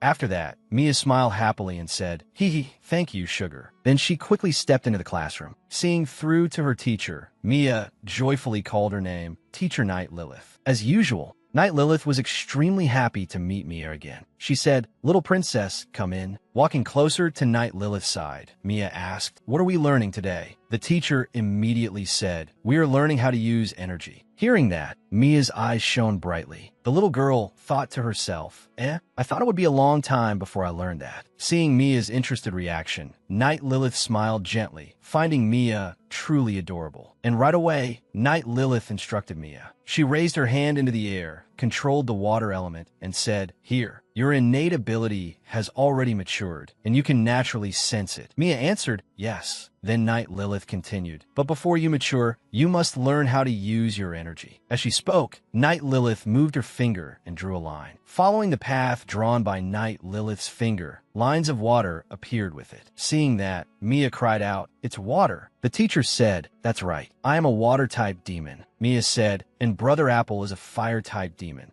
After that, Night Lilith drew a larger circle of water and said, "That's right. Apple and I are opposites. Apple and I both have tangible energy. The princess's energy is an abstract ability called dreams, so using it will not be easy." She continued speaking. "I know your energy is not the type that can be controlled easily. I need to know what that talent truly is." Hearing her teacher say that made Mia extremely curious. Then Night Lilith continued, "But who am I? I will teach you how to control it. All right, today we will learn theory." After speaking, Night Lilith handed Mia a sheet of paper. On that sheet of paper was the content, summary of dream demons. First, choosing dreams. That is, when Mia is sleeping, she will have other people's dreams and be able to choose them. Second, entering other people's dreams. Night Lilith gave the example of her brother Apple's dream. When the little girl opened the door in brother Apple's dream, she had entered his dream. Third, creating false dreams. That was the dream where Mia wished to become king, wearing a splendid black dress with Tina attending at her side. Fourth, placing one's own dream into another person's mind. It turned out that Mia would place the image of herself becoming king into the dream of her maid, Tina. Fifth, waking a sleeping person. That was when Mia could give Butler Ravi a smack to help him become alert and work. Sixth, imprisoning demons in dreams. Reading up to this point, Mia thought in surprise, "This is possible too? So it is more useful than I thought." Next, Teacher Night Lilith continued. In the past, dream demons loved entering other people's dreams and completely controlling those dreams, with many skill boosts and intelligence boosts. Hearing this, Mia asked blankly, "Skills?" The little girl thought, "What are skill boosts and intelligence boosts?" As if reading Mia's thoughts, the teacher explained, "Succubi are female and incubi are male. They're also called demons in dreams." Demons in dreams. They survive by eating other people's dreams. Controlling dreams is not simple, but if you can subdue demons, you will possess extremely powerful energy. Then Night Lilith teased Mia and continued, "You can even run faster in dreams." Hearing that, Mia nodded seriously and thought, "I also want to quickly catch those demons." After thinking about that in a dream, the little girl then became afraid and thought, "Maybe they will eat me." But Sugar immediately reassured Mia, saying, "They will not eat you, Master. I am here." Sugar whispered on, "They are only good at creating nightmares. In truth, if they grab onto my horn, they are as good as dead." Mia asked, "Really?" Then Teacher Night Lilith also continued, "The strongest demon of dreams is also female. I heard she really likes hunting other demons. Altogether, there are 32 incubi and 30 succubi, forming a harem." Hearing this, Mia obediently raised her hand and asked, "Teacher, I have a question." When Night Lilith happily said, "Go ahead," Mia innocently replied, "What is a harem?" When Mia asked, "What is a harem?" Night Lilith had to think for a few seconds before saying, "That is." In the end, Night Lilith said, "It is like having a whole bunch of boyfriends." After hearing that, Mia said in some alarm, "What is good about having lots of boyfriends?" After that, Night Lilith continued, "There are 31 days in a month, right?" Mia answered yes. Night Lilith continued explaining, "If you choose one boyfriend each day, there would still be one left over. You could even choose 2 boyfriends on one day." Hearing this made Mia think in fright. "Choose? It sounds like food." Night Lilith continued, "Simply put, you can use demons to control dreams as you wish." Then the teacher became interested in teasing Mia and said, "Today, I will go with you all. Tomorrow, I will go with someone else." Then Mia thought of herself being able to use demons, one in each hand, and the little girl realized it. However, after that, the little girl said worriedly, "But teacher." Mia looked up and asked, "Why did the demon die?" The little girl thought, "The dream ability now belongs to me. That means the previous demon died. I am living happily. So why did that happen?" Answering Mia, Night Lilith replied, "Because of the battle for kingship. The price to pay was life." The mention of the word life startled Mia and made her afraid. She thought, "Life? I definitely will not participate in that battle for the throne." After that, Night Lilith continued, "A demon king will be challenged after 50 years. At that time, whoever wins the battle will ascend the throne." Hearing her teacher explain it that way, Mia said, "That is so scary." However, Lilith understood the little girl's fear and reassured her, Of course you do not need to participate. That demon longed greatly for the throne, so she thought she would win. But perhaps Mia understood the reason that demon had died. The little girl thought, if it were me, I would predict whether I would win or not before deciding whether to try. Mia thought to herself, could it be that the previous dream demon predicted that she would lose?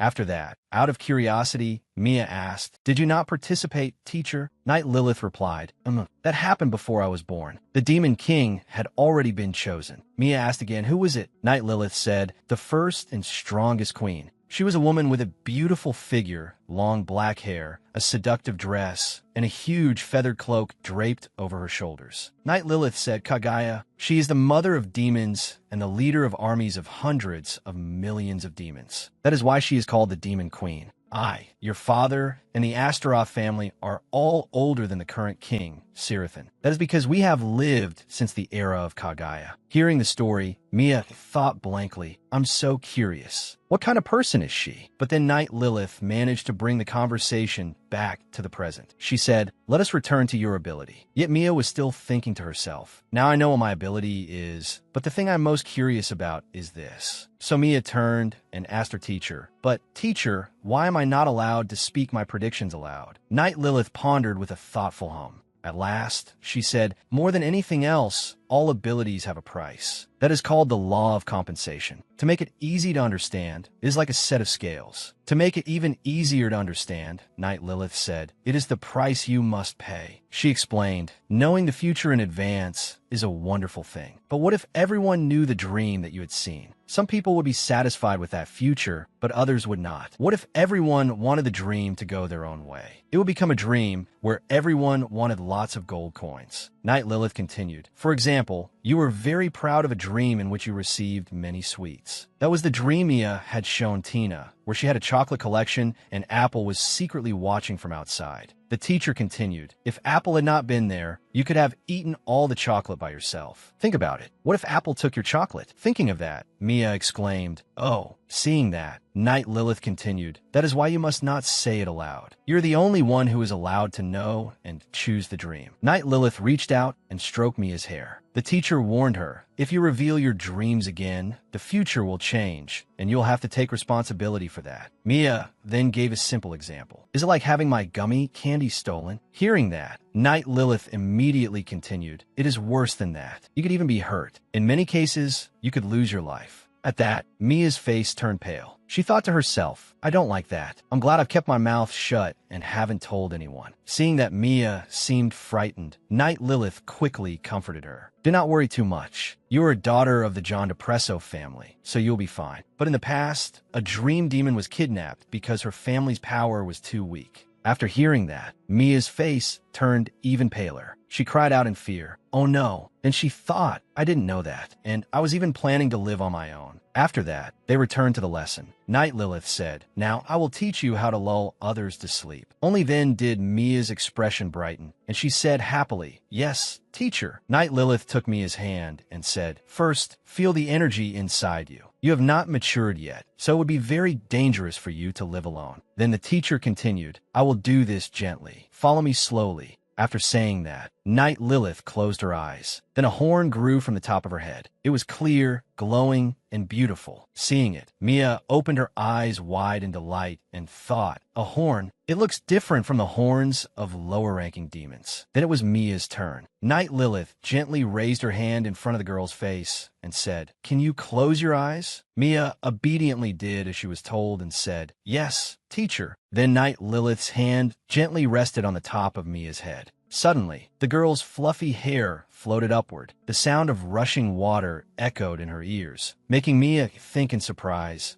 Then her teacher's voice reached her ears again. Night Lilith said, "Try to follow the movement of the energy." Mia's vision blurred, and glowing butterflies appeared, fluttering around her. The girl reached out, wanting to touch them. The scenery was still very hazy. Then, all of a sudden, the butterfly grew larger and carried Mia into another world. There, the girl sat on a floating cloud, surrounded by sparkling starlight. Mia exclaimed in surprise, "Wow!" After that, she raised both hands. Her hands drifted through the misty haze. Mia thought, "Is this my power?" Then Night Lilith said, "Now open your eyes." After opening her eyes, Mia blinked in delight and said, "That was so magical." Seeing Mia so pleased, Night Lilith said happily, "Wasn't it?" Then the teacher continued, "Today, you have learned about your power. From now on, you may be able to see the future." Hearing that, Mia said in surprise, "Really?" Night Lilith replied, "It is possible. But if you cannot see it, do not not be too disappointed. Finally, Night Lilith said, "Let us stop here for today. Tomorrow, I will bring 4 animals here, and we will practice lulling them to sleep." Then Night Lilith handed Mia a red notebook and said, "I brought the memoirs of previous generations of dream demons. Make time to read it. It will help you a great deal." By the time class ended at the John DePresso family palace, it was already late at night. In her room, Mia placed a stack of books on her desk and looked at them thoughtfully. The girl told herself, "Teacher said I can do it. I won't disappoint her." In the end, Mia resolutely opened a book and said, "Let's start studying." After finishing the blue book, Mia thought, the owner of the blue notebook seems to have been a smart person. The book mentioned that even if seeing the future through dreams was a talent, it could still be improved through training, to the point of seeing both the near and distant future. Mia grasped the key point and repeated, "The ability to prophesy can be improved." It also said that the heart was very important. The power of dreams came from the heart. Seeing that, Mia closed her eyes and sincerely thought, "Then I want to know when Uncle Ravi will give me the gummy candy he promised. I wonder if praying sincerely is enough." Then the girl thought, "I probably have to be truly sincere. The power of prophecy won't come easily, so the more sincere I am, the stronger my prophetic power will be." After that, Mia closed the book in boredom and thought, just wanting to know isn't enough. Looking down at the blue and red notebooks, Mia thought, "That's right. The first time I dreamed those 4 long dreams, it was because I was very sincere. After all, I'm still not sincere enough." After thinking that, Mia picked up the red notebook and began reading it. Then she thought, "This is the notebook of the demon who imprisoned 32 incubi." The notebook read, "Ah, this is great. A demon's life is the best." Reading that, Mia's expression darkened, and she thought, "Should I keep reading?" Even so, the girl continued reading the red notebook. It also said, "Everyone is jealous of me. It is not easy to have as many lovers as I do. Someone like me should be king, don't you think?" After reading it, Mia reflected, excessive self-love is something worth learning too. Mia finally read a passage that said, "Ah, did I write about how demons live?" That made the girl focus, wanting to learn more. The notebook said, "Demons love duels, so this body is ready for every battle. There are no limits in dreams. How wonderful. I'll take on any fight." The life of a demon is so dramatic. With a few demons, I will see whether I can XXX until XXXX. At that time, I XXX and then XXX. As expected, once Mia read that part, she felt helpless. Annoyed, she slammed the book shut and no longer wanted to read it. Then she neatly set the blue and red books aside, reached for the sea blue notebook, and thought, "This is the last one." But suddenly, the girl paused slightly and told herself, "I can feel someone's gaze from somewhere." Then Sugar answered for Mia. The stuffed bear climbed onto the girl's head and said, "Someone is coming." Hearing that, Mia thought, "Huh? Who is it?"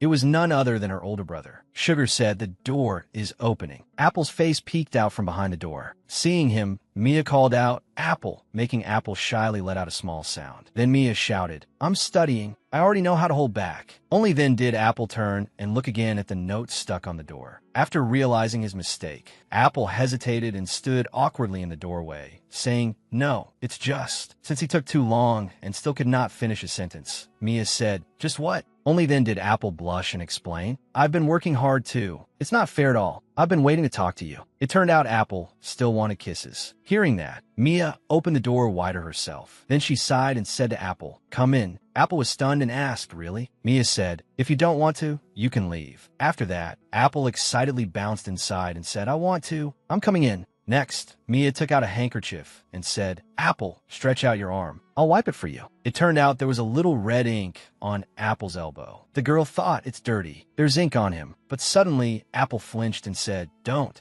do that. A little sister shouldn't do something like this. Just leave it." Mia was surprised and confused. The girl thought, "Is this what a little sister is like?" Then Apple continued, "Can I sit down?" Unexpectedly, Mia coldly replied, "No." That answer made Apple break out in a cold sweat. He asked again, "Really?" But then Mia smiled brightly and said cheerfully, "I'm joking. Sit down." After receiving permission, Apple plopped down and let out a relieved sigh. At the same time, Mia sat beside Apple. Mia asked, "What are you doing now, Apple?" Apple replied, "Normally, I work in the military. Right now, I'm handling outside matters related to our family." Mia asked curiously. Outside matters? Apple continued. People who owe money and run away, or people who deceive the John DePresso family. Then Apple summed it up by saying, basically, I catch bad guys. Mia understood and simply replied, I see. Then Mia suddenly noticed Apple's collar. There was red paint on it too, just like on his elbow. Seeing that, Mia asked, but why didn't it get there? Since the question came so suddenly, Apple did not understand and asked, Mia? The girl immediately answered, that ink stain. It's on your collar. Only then did Apple understand. He raised his hand to wipe at his collar and said, oh, this? It's because I was busy making people write pledges. Mia asked, pledges? Apple explained, there are a lot of strange people in this world. They borrow money from the John DePresso family, gamble it away, and then refuse to pay it back. Hearing that, Mia gasped in shock. Apple continued, so I deal with them in a really cool way. I make them write pledges to sell their organs. Then her older brother, Apple, winked playfully and said, in short, my job is to force them to write pledges promising to pay the money back. After hearing that, Mia praised him, wow. Apple, you're so cool. That made Apple puff up with pride. Then Apple suddenly turned to ask about her studies. How is studying? Is it fun? Mia immediately answered, it's really fun. Then, all of a sudden, Apple changed the subject. He abruptly whispered to Mia, oh, Cotton Ball, did you hear? Mia was confused. In the end, Apple excitedly jumped up, spread both arms, and said happily, your celebration party is going to be huge. Mia was surprised. The girl thought, a celebration party for me? Could it be what my brother mentioned? Mia remembered one night when Duke John DePresso had told her, I will soon announce that you are my daughter. Coming out of her thoughts, Mia faced Apple as he continued. From the very beginning, after a demoness is born, every birthday is celebrated very grandly. It seems Father is going to hold the biggest party ever. After hearing Apple's words, Mia was moved and thought, Father cares about me that much. Mia lightly pressed her lips together, her eyes filling with tears and her face flushing as she thought, I'm going to cry. The girl thought, at last, I have truly become a child of the John DePresso family. As she was immersed in gratitude and emotion, Apple, sitting beside her, cried out in panic, hey, Cotton Ball, are you crying? Afraid of being found out? Mia hurriedly said, no, I'm not. Then the girl thought happily, I know that nothing lasts forever, but this place will always be my home. After that, Mia turned and asked Apple, who will come to the party? Mia was worried because she did not know any demons. Seeing that, Apple comforted her. Don't worry, lots of people will come. They'll fill this mansion. All the demons want to meet you. Hearing that, Mia asked, that many? Apple continued, don't be too surprised. That is normal. Who would dare not attend the celebration party for a daughter of the John DePresso family? Then Apple encouraged his little sister, saying, you can meet other demonesses too. Mia's eyes widened in delight, and she cried, wow. The girl thought, other demonesses? Can I make friend with them? Then Mia became worried again and thought to herself, everyone must have amazing skills, right? Am I the only one who doesn't know anything? They're all in the kingdom. What if I can't fit in? Seeing that, Apple patted his little sister's head and comforted her. Don't worry, you don't need to show anything off. You don't need to be anxious. Just be yourself. Mia then answered softly, okay, I understand. After that, Apple announced, oh, Kahin is coming too. Hearing that, Mia immediately became excited again and said, really? Brother Kahin is coming? Apple said yes. He wants to meet you too. But after saying that, Apple realized something was wrong. He shouted, wait a second. Why do you call him brother, but you call me Apple? Seeing that, Mia immediately corrected herself and said, brother Apple. Apple jumped in surprise and used to it and let out a small groan. In the end, Apple said, never mind. Just call me what you did before. Mia also answered happily, okay, Apple. But deep in Mia's heart, she was still happy. The girl thought, I'm finally going to meet him. What kind of person is he? Is he handsome? Mia continued thinking, come to think of it, will that child come to the party too? What should I do? I hope he comes as well. Mia thought excitedly, I can't wait. The girl even hummed happily, la la la. Then Apple began giving his little sister instructions. You can act like that with our family, but not with outsiders, okay? Other demons will do everything they can to get your attention. Hearing that, Mia rolled around laughing. Seeing that the girl was not paying attention, Apple said seriously, come on, repeat after me. First, if any male demon starts talking to you at the party, you have to ignore him. After hearing that, Mia repeated, first, ignore him. Apple said, that's right. If anyone bothers you, just kick him out. But while Apple was talking, Mia became distracted. The girl thought, wait, the party in my dream. I was at a party held at home. could that dream have been? Because she was lost in thought and not paying attention to Apple. Apple turned and asked, Cotton Ball, are you listening to me? Then Mia turned to him and said, Apple, are parties like that held often? Apple immediately said, no, not all. Father really hates parties like that. Perhaps afraid his little sister would misunderstand. Apple added, oh, of course, except for your celebration party. Meanwhile, Mia was busy thinking, if this kind of party isn't held often, then it must be the party from my recent dream, where I walked down the hallway, following unfamiliar footsteps. Mia panicked. I was kidnapped. During that time, Apple was still talking. That's right, Father doesn't like parties. But Mia seriously thought, I have to go to the party. If it isn't me, then another child will be kidnapped. It seemed that whenever she was worried, Sugar could sense it and gently appeared. Warmly, Sugar said, Master, do not worry. No matter what happens, I will protect you. Mia felt more at ease, so the girl replied, thank you. She was fortunate to have someone. After that, Mia thought, Apple too, of course. The girl turned and asked, Apple, at that party, you'll watch over me, right? Hearing that, Apple cheerfully answered, of course. I'll always watch over you.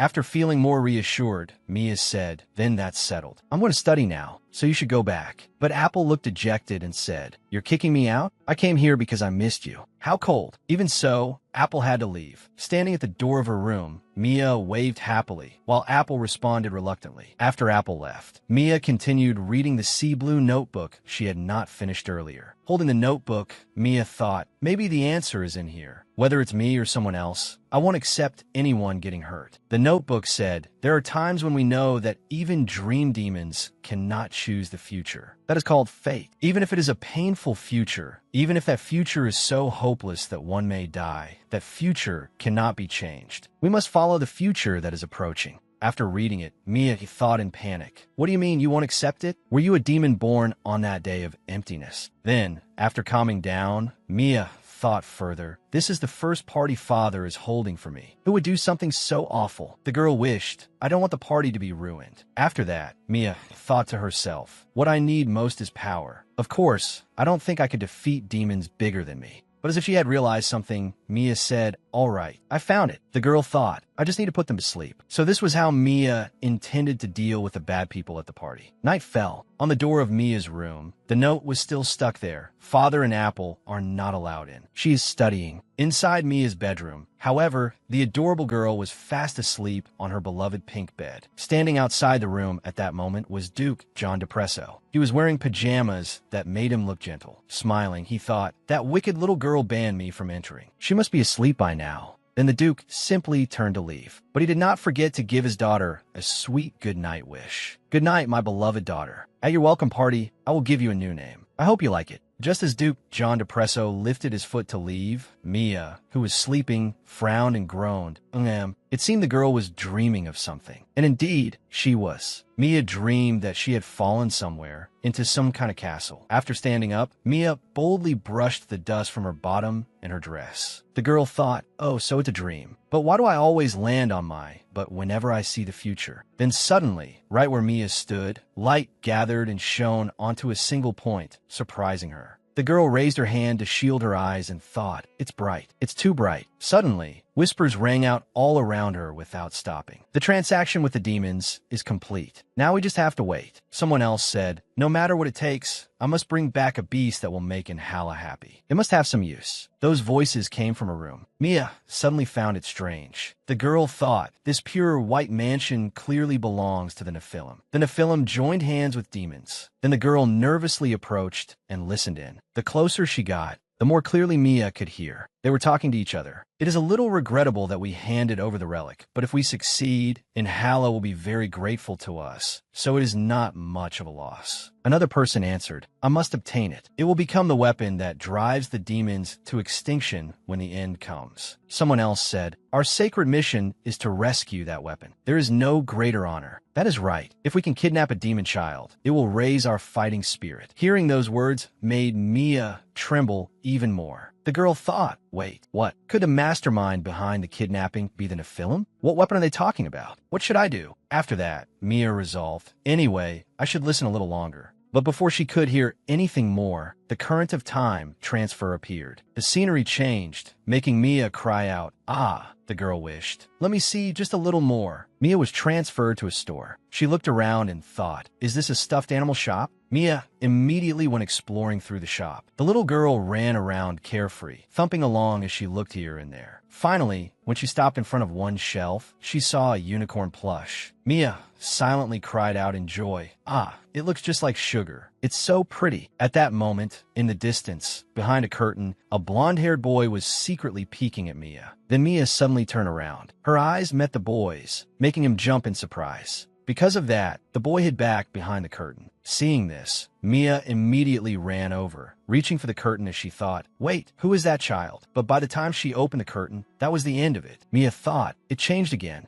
Time shifted again. It brought Mia to the scene at that moment. The little girl was being held in her brother Apple's arms as he said, all right, Cotton Ball. At that time, Mia cried and said, but it broke again. Apple comforted her. It's okay. You just have to learn from it. However, Mia still felt guilty and said, but that was an outfit made from waterproof fabric. My outfit won't sell. After that, Apple came up with an idea and said, should I call a designer for you? Making Mia let out a surprised, huh? Then Apple said seriously, you know the name June, right? He's the person who invented non-waterproof fabric. Even so, Mia still covered her face and cried. Say, it's too late. Standing outside the door and looking in, Mia heard her future self say, a loss of 10 billion hep. How am I supposed to take inventory? Hearing this, Mia was startled and thought, no, that's a failure. Then the little girl staggered out, closed the door, clutched her head, and groaned, ew, ah? After that, time brought Mia to a wooden house. Mia thought, this is somewhere else again. From inside that house came a voice saying, this is waterproof fabric. That invention. Then came bursts of laughter. Ha ha ha. Someone inside said, June really is a genius. Who would have known waterproof fabric was like this? Mia peeked through the door and thought, June? Someone asked, how are this month's sales? In the end, they cheered and said, total revenue is 10 billion hep. Mia thought, if I hit the child named June. No, instead of losing 10 billion, I'll be waiting for a profit of 10 billion. There was a boy with pale skin and golden blonde hair. Everyone gathered around the boy and continued laughing and talking. June is the 6th month, but December is good too. That's right. The boy persuaded the director and got the contract signed. Looking at the scene inside, Mia thought, there are 7 people in total, including December. Can I find all of them? Mia thought again, no matter what, we have to meet. Then, once more, Mia fell into the whirlpool of time. The little girl spun around as she thought, I'm so dizzy. And then, after being brought to another place, Mia thought dizzily, I've been prophesying nonstop today. Is it because I can sense the energy my teacher talked about? The sky there was still dark in the early morning. Birds flew in flocks. Looking up at the sky, Mia thought, where is this? It seems like a dangerous place. After that, Mia heard a shout. You brat, you knew, didn't you? It drew the little girl's attention. Mia hid behind the corner of a wall and secretly listened as a man cursed. My brother is dead. He's dead. And standing opposite him was a young man with silver hair, pale skin, and a cold but extremely handsome face. And standing opposite him was a young man with silver hair, pale skin, and a cold but extremely handsome face. Seeing that the young man only remained cold and indifferent without refuting him, the man pressed even further. He stepped forward, grabbed the young man by the cloak, and shouted loudly, You brat, you knew, didn't you? That wasn't medicine, it was poison. Even so, the young man merely said coldly, How troublesome. Hey, you fool, do you know how bitter real medicine is? Hearing this, the man was surprised and confused.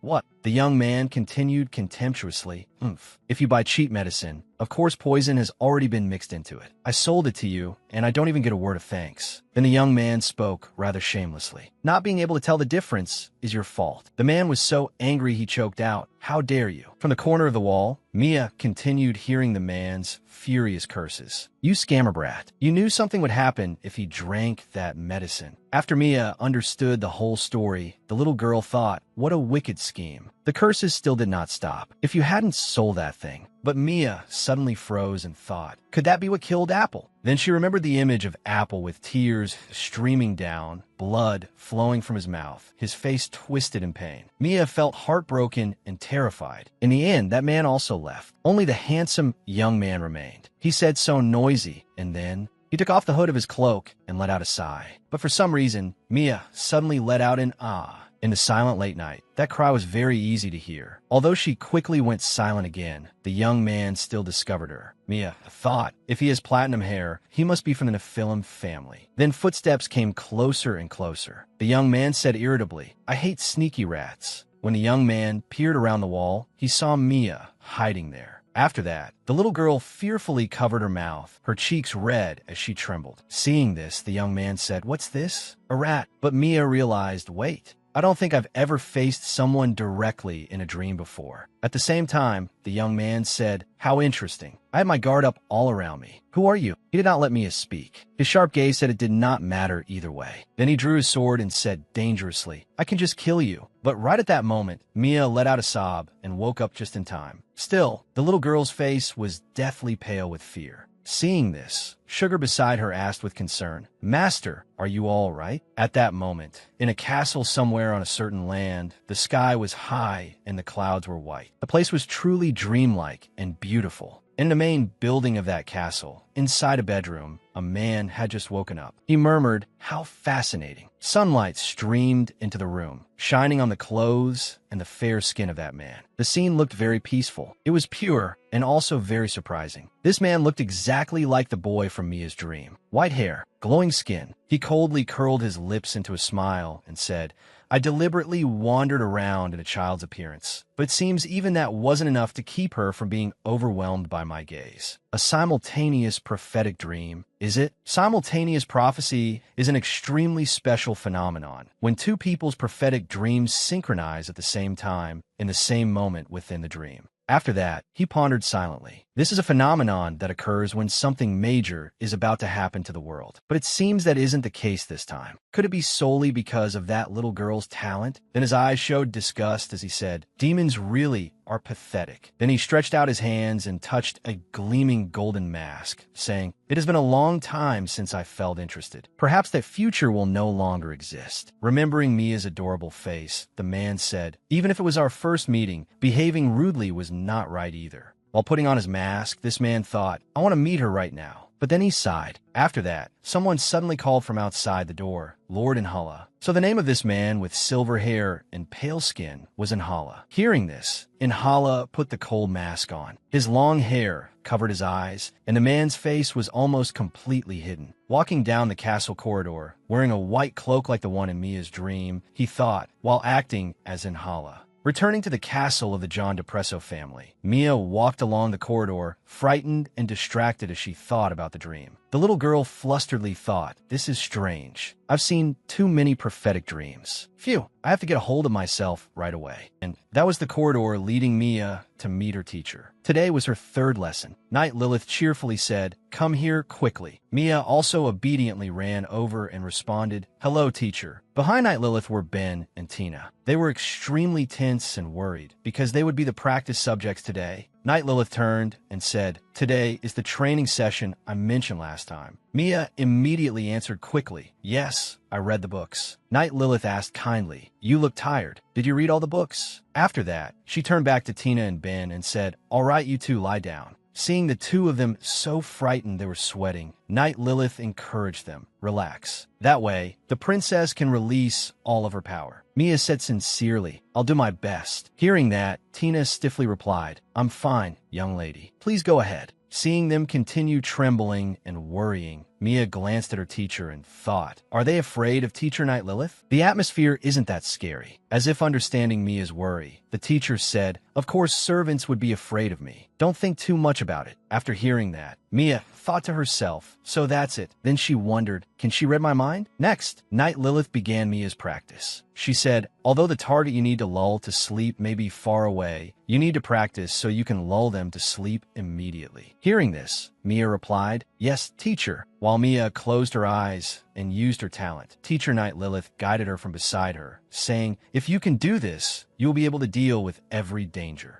At that moment, while in the state of training her power, Mia remembered, "If I do it according to the book, it feels like something is rising up." Think of yourself as a bee spreading drowsiness. The book said that, and Night Lilith said that too. The little girl murmured, yes. After that, Mia heard Night Lilith comment, "You really are talented." Then the teacher explained, "Step 1, gather energy." After that, what comes next? Mia was able to answer immediately. The little girl said, "Step 2, transmit the energy." Then Mia transmitted the energy through the space. After that, Mia said, Tina, I'm going to try sending the energy to you now. Hearing this, both Tina and Ben encouraged Mia to support her. It is truly an honor for me to be the young lady's first test subject. Then Mia sent the energy toward them. Mia also did not forget to say, thank you. Thanks to you, I feel more confident now. And the energy Mia sent out floated and drifted through the air. The little girl thought, this is a dream carpet. Cover them with this carpet and lull them to sleep. Finally, when that carpet hovered before the two of them, Tina and Ben were both drowsily sinking into sleep. Seeing this, the teacher immediately asked, try it and tell me how it feels. And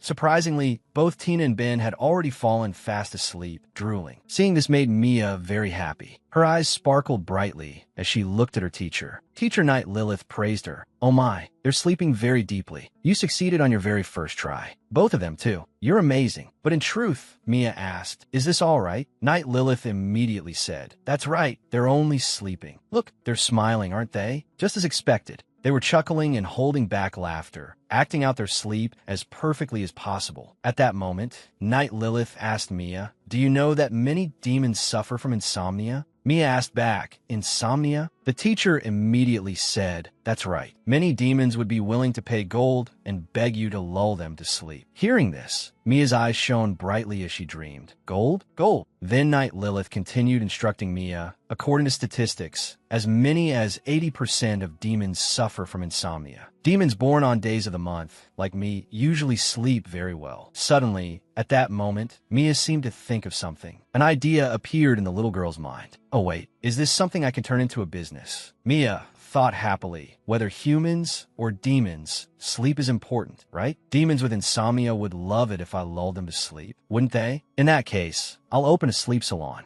After that, Mia continued thinking excitedly, approach customers and gather information for business. Oh my, why didn't dream demons think of this before? She praised herself, thinking I'm so talented. At that moment, Doria walked over and said, please excuse me for interrupting. But Knight Lilith cheerfully said, go ahead. Doria asked, may I ask when they will wake up? She continued, they are in charge of preparing the party. If the arrangements are affected, we will be punished. After saying that, Doria awkwardly forced a smile. Knight Lilith and her student Mia were utterly speechless. After that, Mia quickly went over to Tina and Ben and said, Tina, wake up. But Tina talked in her sleep, grilled frog thighs. Mia cried out in panic, that doesn't matter anymore. Then Tina changed to mumbling, grilled beef. In the end, unable to wake the two of them, Mia seemed to collapse in misery and covered her face. Seeing this, Knight Lilith comforted her. If they're not there, the party won't be able to be held. Butler Ravi can handle it himself, so don't worry, princess. With tears welling in her eyes, Mia thought. Even so, Uncle Ravi is busy too. Mia thought in despair, I've caused trouble. What should I do? Seeing this, Mia continued to worry and asked Knight Lilith, what if they don't wake up? The teacher still answered very calmly, that won't happen. After that, the teacher suggested, if you're still worried, then ride the unicorn into their dreams. Hearing that, Mia nodded and said, ah yes, so there's still a way. Knight Lilith continued, just let them sleep for 2 days. After that, if they don't wake up, try it then. Mia obediently nodded and listened to her teacher. At that moment, Tina had already been asleep for 35 hours. Lying on her soft pink bed, Mia tossed and turned, so worried she could not sleep at all. Seeing this, Uncle Unicorn Sugar comforted his master. You have to go to sleep right away if you want to grow taller. Then Mia asked in distress, Sugar, it's been so long, so why haven't they woken up yet? Sugar also replied cheerfully, because there are lots of delicious foods in dreams. They're very greedy. Even so, Mia was still anxious. With teary eyes, she said, but the little girl thought, what if they never wake up again? Mia thought to herself. In the red book, it said, I threw the bad guy into the space between dreams, and after that, I never saw him again. Ah, and in the green book too, it said, one must be careful when using other methods because they may never wake up again. Dream demons must take responsibility for their own power. Thinking wildly like that, Mia hugged her head and shook it as she thought, I miss Tina so much. I miss Tina taking care of me so much. Doria was always. It turned out that during this time, Doria was taking care of Mia in Tina's place, but she was always absent-minded. Doria said, young lady, please wash your face. Ah, I forgot to bring the water. This left Mia helpless, or she would say, young lady, your change of clothes. Oh my, where are the socks? End of recollection. Mia burrowed into her blanket and thought, it's too late to check now. Or, it's a problem. The two of them must be asleep. Even so, Sugar still gently comforted his master. You're overthinking it. With tears in her eyes, Mia said that. Sugar immediately said, Master, just do what you want to do. Everyone likes you. Mia thought, that may be true, but how long can they like a spoiled child? After that, Mia sighed,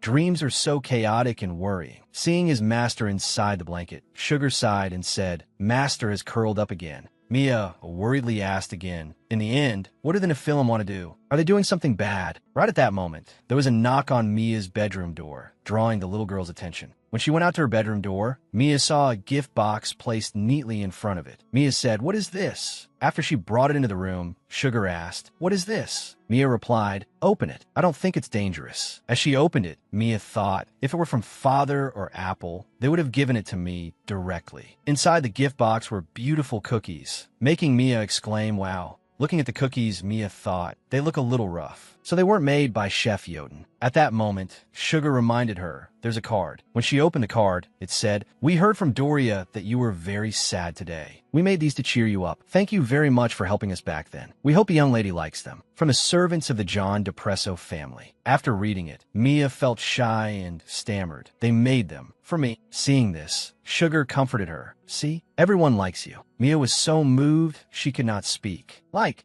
this. Like this. After that, Mia was so moved she nearly cried and hugged the note to her chest. Then she thought, what should I do? Then Mia turned to ask Sugar, can you tell who made them? It seemed to have been written by a group of servants. So perhaps everyone had made them together and expressed their feelings. Right. Then Mia said, I have to thank them. So Sugar gave her advice. From now on, thank any familiar person you meet. Mia said, I won't eat them. If I sell them all, there won't be any left. Then the little girl closed the lid of the box. Sugar immediately agreed as well. That's right. If you eat them, you might get indigestion. And if I saw Master eating cookies shaped like unicorns, I would. This sentence successfully made Mia laugh and cheer the little girl up. Mia also thought, that's true. If I saw Apple eating cookies with my face on them, it would feel strange. At that moment, Sugar looked out the window and said, there are a lot of people outside. Have those servants gathered together? Seeing this, Mia said, what? At this hour? When they looked out the window, they saw Ava is standing there with the troops. Mia asked in surprise, Apple is still in the courtyard?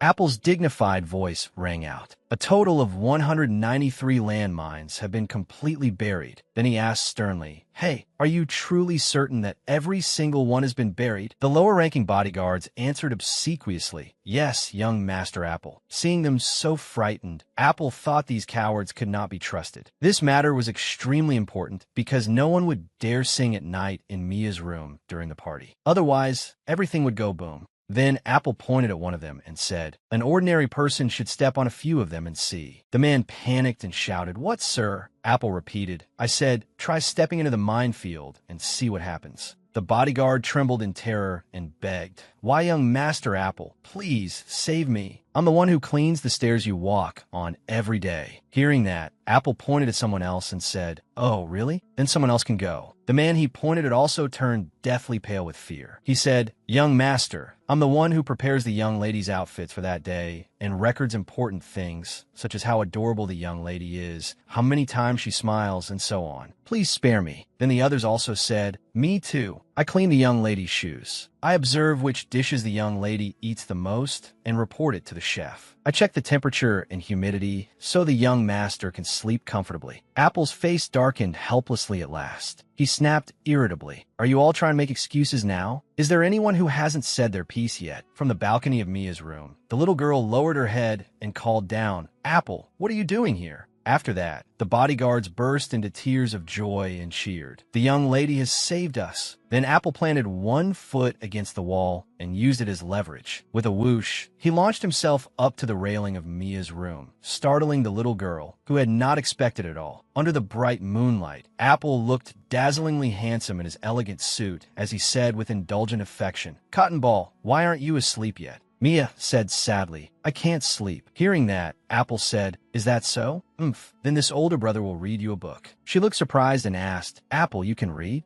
Apple immediately jumped from the balcony into her room and replied, "Of course. What do you take me for, a little brat?" Then, when he noticed the box of cookies on Mia's table, Apple asked suspiciously, "Huh, what's this?" Mia hurriedly said, "Don't touch it." Apple opened the box and continued asking, "What is this? Where are these cookies?" Mia could not stay calm and jumped up and down in protest. "They're my present. Put it down." Apple read the letter inside and asked again, "Who gave this to you?" "From us, the servants of the John Depresso family." At that moment, Sugar appeared and called, "Master." Mia quickly climbed onto its back, becoming taller, and snatched the gift box back from her brother's hands. Apple said, "But you can't eat this at night." Mia nodded. "I won't eat it. It's really precious, so don't touch it." Apple was surprised. "Precious? This?" Mia nodded repeatedly. "Yes, it's really precious." Apple could only helplessly lift her down. "Emma, I understand. Cotton Ball, get down. You have to go to sleep now if you want to grow taller." Mia refused to back down. "I've already grown a tiny bit." Apple raised his hand to his forehead and teased her. "Is that so? Then why can't I see you? You're too short, so I can't see you." Mia angrily said, "I'm right here. I said I'm right here. Okay." Apple burst out laughing. "Oh my, you're stuck to the ground." Mia sulked. "You idiot." After saying that, she snorted coldly, climbed into bed, and pulled the blanket over herself. She did not want to see him anymore. Apple laughed loudly. I'm sorry.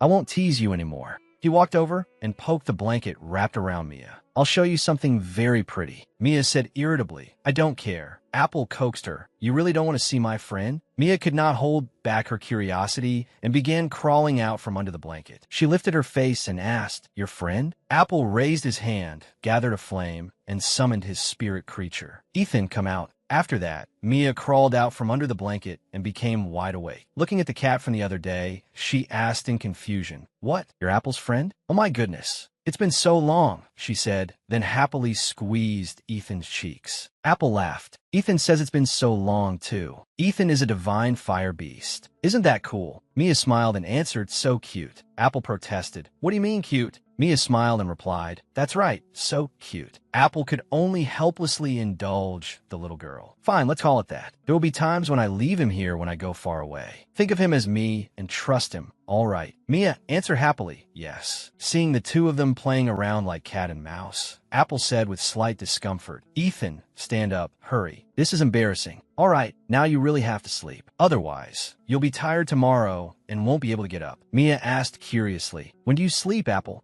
Apple sat beside her bed and said, "I'll leave when you fall asleep." Mia asked curiously, "What if I don't sleep?" Apple answered, "Then I'll have to stay awake, of course." Mia thought to herself that she did not want that, so she urged him, "I'm going to sleep now. Apple, you should go sleep too." Apple nodded. "I'll go in a little while." Mia asked worriedly, "Aren't you tired?" Apple scratched his head and sighed. "Of course I'm tired. I did a lot today, but it's fine." Mia thought, "Oh no, Apple needs to go to sleep early too. But having Apple beside me is nice." So she said softly, "Then stay just a tiny bit longer, okay? Then you go." Apple smiled. "Oh my, thank you, my generous little sister." At that moment, Mia hesitated and said, "Apple, you know, Tina and Ben still haven't woken up. They'll wake up tomorrow, right?" Apple stroked his chin. "Who are Tina and Ben?" "Are those people?" Mia was surprised and sighed inwardly. Good heavens. How could he forget the demons closest to him? Apple pondered for a few seconds and then said, "Don't worry. They'll wake up tomorrow morning." Mia asked worriedly, "What if they don't?" Apple smiled and replied, "Then just splash cold water on their faces to wake them up." Mia sighed inwardly. She really did not want that. But never mind. The little girl pulled the blanket back over herself and announced, "I'm going to sleep." Apple nodded. "Very good, Cotton Ball." A while later, the room fell silent. Apple asked the little girl under the blanket in a low voice, "Cotton Ball, are you asleep?" Mia's steady breathing was his answer. Apple smiled and thought to himself, "This little girl is only good at pretending. Such a tiny, weak little being, yet she catches my attention. She isn't afraid of me at all. She doesn't run away or avoid me." Apple looked at the box of cookies on the table and said, "You don't need to treat things like this as precious. You'll have things so precious that even if you throw this away, it won't be a waste. But even if you don't, that's all right too. Cotton Ball, this is your home. Unlike me, what you need most is a home. The John DePresso family will be the best home for you. He suddenly recalled what his mother had said in the past. When Apple was still young, his mother once said, "Apple, with that power of yours, you have never tried to protect or love anyone, have you? One day, when someone appears and you willingly become their armor and sword, you'll become stronger. That day will come. Isn't it something to look forward to?" Apple still remembered the blank look on his own face back then. At the time, I didn't understand, but now perhaps I understand a little of what Mother meant. I am ready to shed blood in battle to walk the path I want. The next day, Tina and Ben had already been asleep for 53 hours. Morning and noon had both passed, but still, Mia swallowed nervously. Looking at the two still sleeping soundly, Teacher Knight Lilith clasped her hands and said, "Let's enter their dreams." "Do you know how to enter someone's dream to wake them up?" Mia answered politely, "Yes, I read it in the memoir." Knight Lilith smiled happily. "All right, then let's try it." Mia closed her eyes, hugged Sugar tightly, and said, "Sugar, I'm counting on you." The unicorn replied confidently, "Yes. Let's go, Master." Then the horn on the unicorn's head began to shine beautifully. Mia closed her eyes and waited. The space around the little girl began to tremble. Mia entered an unfamiliar space. Since it was her first time, the little girl was a little anxious. "It won't be easy to move around here. Is there any way to complete this? It's too dangerous. If we take the wrong path and fall into the gap between dreams, they might never wake up again." Mia sensed something, put on a serious expression, and stretched out her hand. Then she clenched it tightly. The space seemed to be torn apart by her. Immediately afterward, Mia and her unicorn moved into another space. Mia trembled as she realized, "We're lost." A while later, seeing Mia return, Knight Lilith asked with concern, "Did you see the dream path?" Mia nodded. "Yes, but it was very blurry, and I couldn't find the door." Looking at the two subordinates still lying with their eyes closed, Mia thought worriedly, "What should I do?" Knight Lilith stroked her chin and said, "As far as I know, when you enter a dream, you can find your own way to open a path. For example, by listening to a melody or perhaps drawing a door yourself." Mia realized in surprise at that moment. "That's right. I was so flustered that I forgot the method for entering a dream. First, the spirit creature opens a path into the dream of the person its master wants to enter. Second, there will be a door at the end of the path. Third, the dream path must be in a peaceful place, and it will become clearer if the subject does not resist when someone enters. At a time like this, one should listen to a melody, draw a door, or use a carved lantern." At that moment, Knight Lilith took out a mysterious box and said, "I have this. I hope it can help the princess." Mia asked in confusion, "What is it?" Knight Lilith smiled gently and pressed it into Mia's hands. "This is a gift. Open it in a little while." Mia politely thanked her, and Mia quickly opened the box. Knight Lilith smiled warmly. "I hope it will be useful to you." Mia was extremely delighted. "It's a music box." Knight Lilith nodded. "That's right. I'll make it play music. Perhaps that will make it easier for you to enter." As she spoke, she reached out and wound the spring. Music rang out from inside the box. Mia smiled happily. "It's so melodious." Then she asked the unicorn, "Shall we try again?" The unicorn asked with concern, "Master, are you all right? I saw that you were flustered earlier." Mia said again, "I'm fine." And so the unicorn's horn lit up once more. It did not forget to remind its little master, "Hold on tight." Mia wrapped her arms around the unicorn, closed her eyes, and asked silently, "Tina, Ben, just how much did you two eat that you still haven't woken up after so long? I'll bring you two back. Just sit still there." And so the unicorn once again brought Mia to another space. Mia's face went pale as she cried out, "Oh." That was because she saw a mountain of food right in front of her. A while later, Ben and Tina woke up with drool still at the corners of their mouths, saying in satisfaction, "Oh my, what a wonderful dream. No matter how much I ate, the food kept overflowing. Young lady, you have no idea how amazing it was. I could eat golden, crispy fried chicken from a never-ending batch of fresh oil. I like fried chicken more than gold. Thanks to the young lady, for the first time in my life, I could eat until my stomach was full. It was such a delicious dream." The two kept noisily talking about that dream. Mia waved her hand. "All right, that's enough. Fortunately, you two are fine.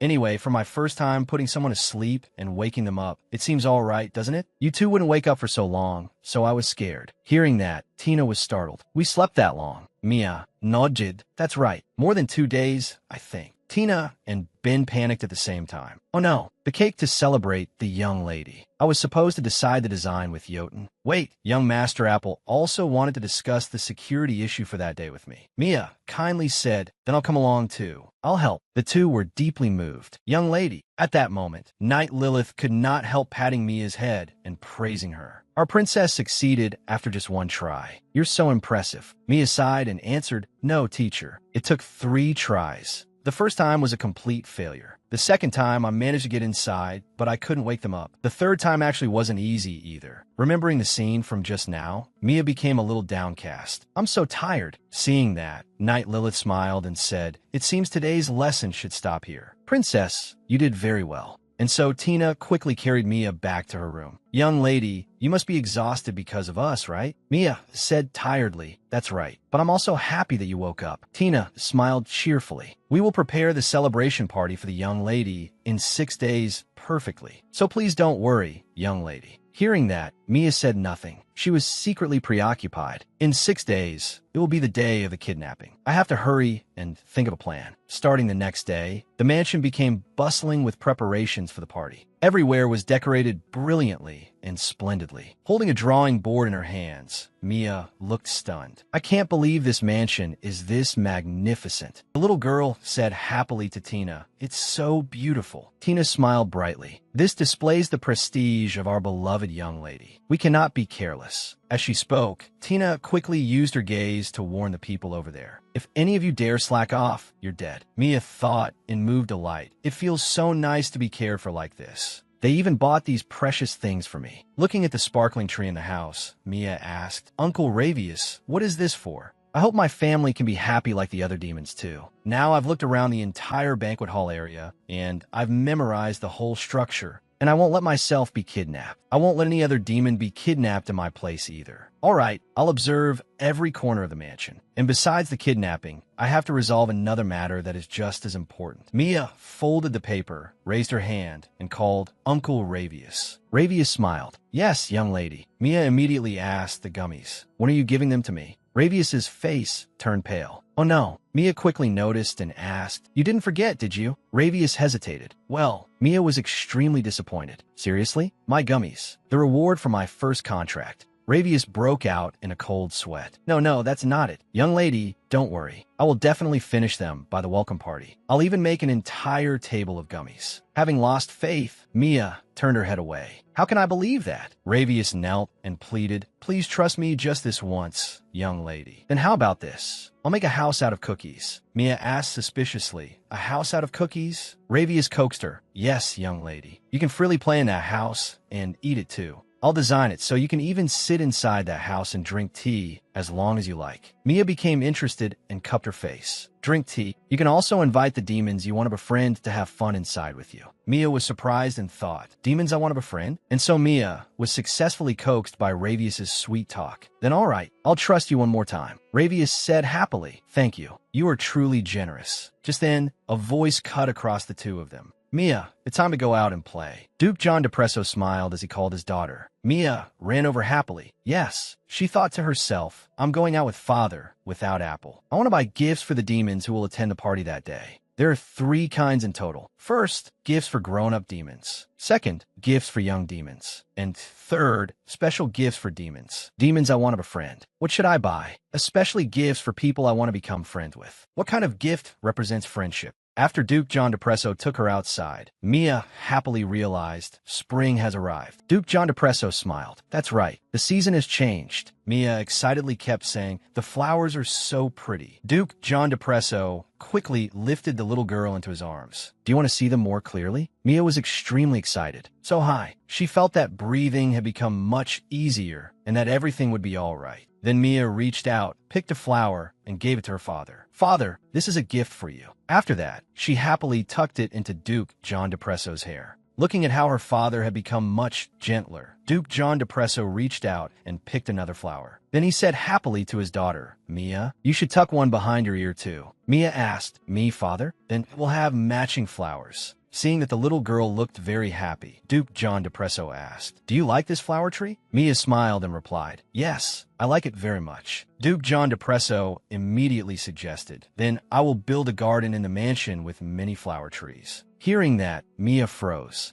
But Duke John Depresso quickly ordered his subordinate, "Jeeves, bring it here." The Golden Bull assistant immediately bowed and presented a stack of documents. "Yes, my lord, everything is ready." Duke John Depresso signed his name briefly, then said to Mia, "This is a birthday gift I plan to give together with the celebration party. There is a village that owns several vineyards and excellent wineries, along with many gardens. I will transfer ownership to you." Mia was extremely excited. "This is the first time I've received this kind of gift." Duke John Depresso continued, "Please forgive this father for not taking good care of you over the past 5 years." Mia jumped up and down and said, "I love it." Duke John Depresso smiled as he looked at the little girl. "I left the names section blank, so you can fill in yourself. But not today." After the party, Mia suddenly thought to herself, "Could father be planning to give me a new name at the next party? I received so many things. I'm so happy. I feel as though I'm being repaid for all the suffering I went through in the Herb Lane mansion during those 5 years." So Mia called out to her father, Father, lower your head." Grand Duke John Depresso did not know what the little girl intended to do, but he still bent down. Unexpectedly, Mia planted a quick kiss on his cheek. The little girl smiled cheerfully. "Thank you, father." Grand Duke John Depresso did not say anything, but seeing that happy expression, Mia noticed that her father's lips were twitching. "Now I know what father likes." Grand Duke John Depresso took Mia by the hand and asked, "Do you want to go eat first?" Mia answered obediently, yes. Just then, a noise came from behind the trees. Several people peeked out in shock and whispered, "Is that Grand Duke Zundapro? I can't believe it. The Grand Duke is walking around with flowers on his ears. That devil, looking like that? We must have seen wrong." "Exactly. It's absurd." They laughed, and then quickly realized that it really was the Grand Duke, though he looked a little different. "It seems the Duke has a daughter, doesn't he?" The child called him father. "That village the Duke mentioned as a gift. Could it be?" In the southern border region of Zundapro, there was an old traditional village that produced wine for the entire kingdom. There, they made an extremely rare wine that nobles and even the king himself rarely had the chance to taste. It was the place that produced the precious devil's tongue.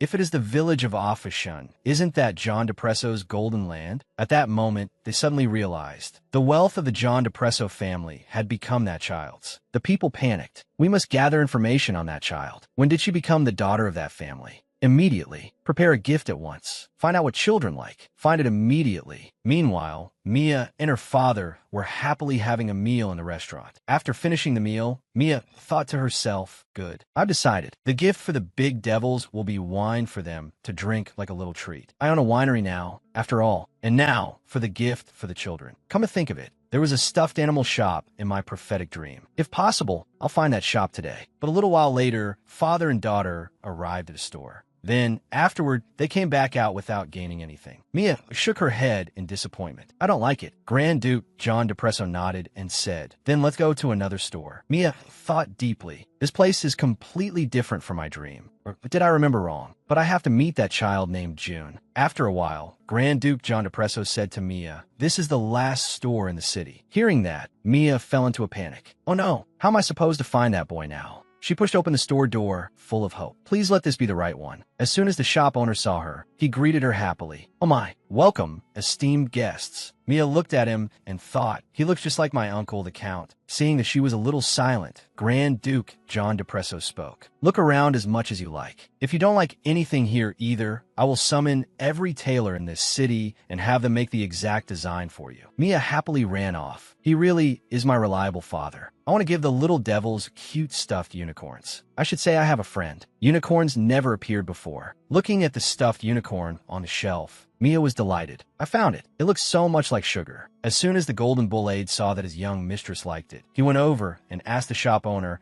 "How many stuffed animals do you have that match the model our young mistress is looking for?" "I will take them all." "How many can your shop make from now until tomorrow evening?" The shop owner turned pale with fear and answered, "About 20. The Golden Bull Aide coldly settled the number. "Then make that amount. We will pay you generously." After saying that, he poured a bag of gold in front of the shop owner. On the other side, as Mia was choosing, she discovered something. She silently looked at the curtain in front of her. "Wait, this curtain looks familiar. The child I saw in the dream." Sure enough, at that moment, Mia saw June peeking out from behind the curtain. Once he realized she had spotted him, he turned and ran away. Mia immediately pushed the curtain aside and chased after the boy. A genius. I have to find him. At that moment, the unicorn appeared beside her and asked, "Master, you could simply call that child, couldn't you? But you're going yourself to see." Mia ran down the stairs and said, "That's right. I want to see the place where he makes these things. If they are abusing that boy, I won't let them get away with it." Seeing Mia seriously chase after the boy, Grand Duke John Depresso stood still and thought silently. Does she like that boy? After Mia ran downstairs, she sniffed. It's so dark and dusty. There's a lot of paper and cloth, but not even letting them use a candle is too much. He earns 17 gold coins for each stuffed animal in an environment like this. Then there's no doubt about it. That owner isn't paying the workers a single coin. After opening the door, Mia saw 3 people looking at her with guarded expressions. She was startled and was about to shout, but the older child there immediately covered Mia's mouth and signaled for her to be quiet. Following his gaze, Mia saw a man with his eyes closed, sleeping behind them. Mia was a little surprised. "Is that man supervising these children?" she whispered. "What is everyone doing here?" Looking around, Mia saw the small, filthy room. "Don't tell me these dirty things are their belongings." Mia asked again, "Do all of you live together?" The little girl looked at Mia with extreme wariness. Mia realized that they seemed to only want her to leave. But children should not have to live in hardship in an environment like this. So Mia asked again, "Do you eat here and make stuffed animals here? Do you live here and endure being tormented?" But the 2 siblings did not answer. Mia was met with an attitude that said, "Hurry up and get lost. That's right. You're a rich young lady, aren't you? Don't concern yourself with us. Hurry up and leave." Mia did not give up and asked again, "Are you working here because you need money?" The older boy answered with a hard expression, "We don't need charity here. Don't pity us." Mia thought silently, this isn't pity. It's paying talented people generously. They have the ability to earn billions like that. That owner's greed is written all over his face. Who knows? Maybe June will come looking for me. Mia stepped forward gently and asked, "June, do you know how to make stuffed unicorns?" June nodded blankly. "Yes." Mia asked again, "And did you make all the stuffed animals out there?" June nodded again. "Yes." Mia said with a serious expression, "Good. Then I will hire you." Hearing that, the little girl became suspicious. "What nonsense are you talking about?" Mia explained, "Work for me. I will pay you 1 gold coin for each stuffed animal. If I buy directly from you, instead of buying from this store, I could buy them more cheaply." The little girl asked suspiciously, "Do you have a lot of money? And even if you do have a lot of money, are you trying to buy us off? What is it? Are you short on servants? Do we look like toys you can buy with money?" Mia nodded and answered, "That's right. I have a lot of money, but you are not toys. Please listen to what I have to say. This is an offer that will benefit both me and all of you." Then Mia reached up, took down her hairpin, and handed it to the oldest boy. "This will be the deposit. I'll give you more if you work for me. Sell it and divide the money." The boy asked in confusion, "Why would a young lady like you do something like this?" Mia answered honestly, "I want to do business, but I don't have artisans who can make truly high-quality stuffed animals." Seeing that everyone still looked bewildered, Mia thumped her chest and said loudly, "I'm telling the truth. If you want, come with me and let's work together. Also, my father is very strong. He can blow that owner away in an instant. Believe me." After saying this, Mia turned and walked toward the door, thinking, if they don't follow me, I'll ask Apple. Just then, Mia was startled when she heard something. The man had woken up and asked Mia irritably, "Who is this brat? Who the hell is this brat?" When the little girl heard that, she whispered into Mia's ear, "Run, hurry." But the man had already stood up and was walking toward her. "You little brat." Mia pressed her lips together and told herself, "I'm not afraid, because I have power now." Seeing that she did not say anything, the man raised his voice and asked again, "Where are your parents? How dare you sneak in here?" The children huddled off to one side, but they still looked worriedly toward Mia. Mia reassured herself and also looked toward them as if to say, "Don't be afraid." She called out, "Hey, you wicked old man." The man ground his teeth angrily. "What?" Mia said defiantly, "You will be punished. I will definitely punish you." The man raised his hand, intending to hit Mia. What is this brat babbling about? Mia realized that the time had come. So she raised her hand and said to the children over there, "Watch carefully. I will protect all of you." The 2 children looked at her with worried expressions. Mia raised her hand and created a butterfly. The man felt the world spin. "What?" His eyelids began to droop. Then he collapsed and fell asleep right at Mia's feet. Mia thought silently, "I don't know what you're dreaming about, but it won't be anything pleasant." She quickly turned her head and asked the children, "What do you think?" Just then, June suddenly ran out of his older sister's grasp. The boy happily came over and took Mia's hand. Their alliance was formed just like that. A little while later, Mia listened to them tell their story. We didn't make stuffed animals before. They brought stuffed animals from somewhere else, and all we did was attach the eyes or sew horns or ears onto the heads. Sometimes we repaired damaged stuffed animals. Hearing that, Mia thought silently. So basically, they only handled the auxiliary steps. But that's fine. I saw it in my prophetic dream. The twins are very good at calculations. The eldest brother, December, is good at business. The youngest, June, is a design genius. The remaining one can basically handle fabric well. I can take them away first and train them afterward. This is an investment, after all. Mia stepped forward and asked December, "Do they pay you properly here?" December answered, "If the dolls don't sell well, our wages are tiny." Mia pulled back the curtain and nodded. "Understand. Follow me." After meeting Grand Duke John Depresso, Mia said, "Father, I won't buy the stuffed animals here." Grand Duke John Depresso nodded. "Is that so?" Mia said to the Golden Bull aide, "Uncle, take the money back. Everyone come out." The siblings hesitantly stepped out. Mia said to her father, "I will hire them. I'll ask them to make stuffed animals for me." She calculated inwardly, if father doesn't agree, I'll ask for this instead of a birthday present. But who would have thought that Grand Duke John Depresso would be extremely pleased? "They will work for you?" "Very well." Mia was a little surprised. It was that easy? At that moment, the shop owner turned pale and asked, "Wait, my lady, why are you taking my people away? And you all I took you in? How ungrateful." Hearing those words, Mia looked displeased. I've heard words like these before. Things like, "This is better than having to pick up trash to eat, isn't it?" Or, "Isn't this better than worrying about whether you'll eat again?" Or, "Would you rather die?" But merely existing isn't everything. Mia bluntly shot back at him, "I heard everything. You didn't pay them." The shop owner turned pale. "What? Wait, that's not true. It is true that I took in homeless children. But," Mia raised her voice and accused him, "don't pretend to be generous. You used and abused them. You didn't do this out of kindness. I know everything. 2 years ago, every household with children under 10 received subsidies. Mia knew about this because she had heard it while she was still at the Herblane mansion. Because I didn't write your name on the noble family register, I can't receive subsidies from the palace. Do you know why? Because you're the child of a lowly devil." Mia spoke again. "You forged adoption documents for them, didn't you?" The shop owner argued. "Why would you say that? I had no need to do that. I'm not short on money." Mia pointed and thought silently. "Look at him, he's like a leak. I don't want to listen." She pointed at the trophies behind him. "Those welcome trophies over there are only awarded to families with more than 5 children. The shop owner's face turned blue. "What?" Grand Duke John Depresso spoke at that moment. "For what I have heard, my daughter is correct. The Demon King would say this. If there is a bastard who stole from the royal treasury through forged documents, he will not let him go. It seems you will be the first to be tested." The shop owner backed away in fear. "What?" Mia seized the opportunity and asked, "So, do you want to be torn limb from limb, or will you let me hire them?" The shop owner had no choice but to lower his head in defeat. "Please take them with you."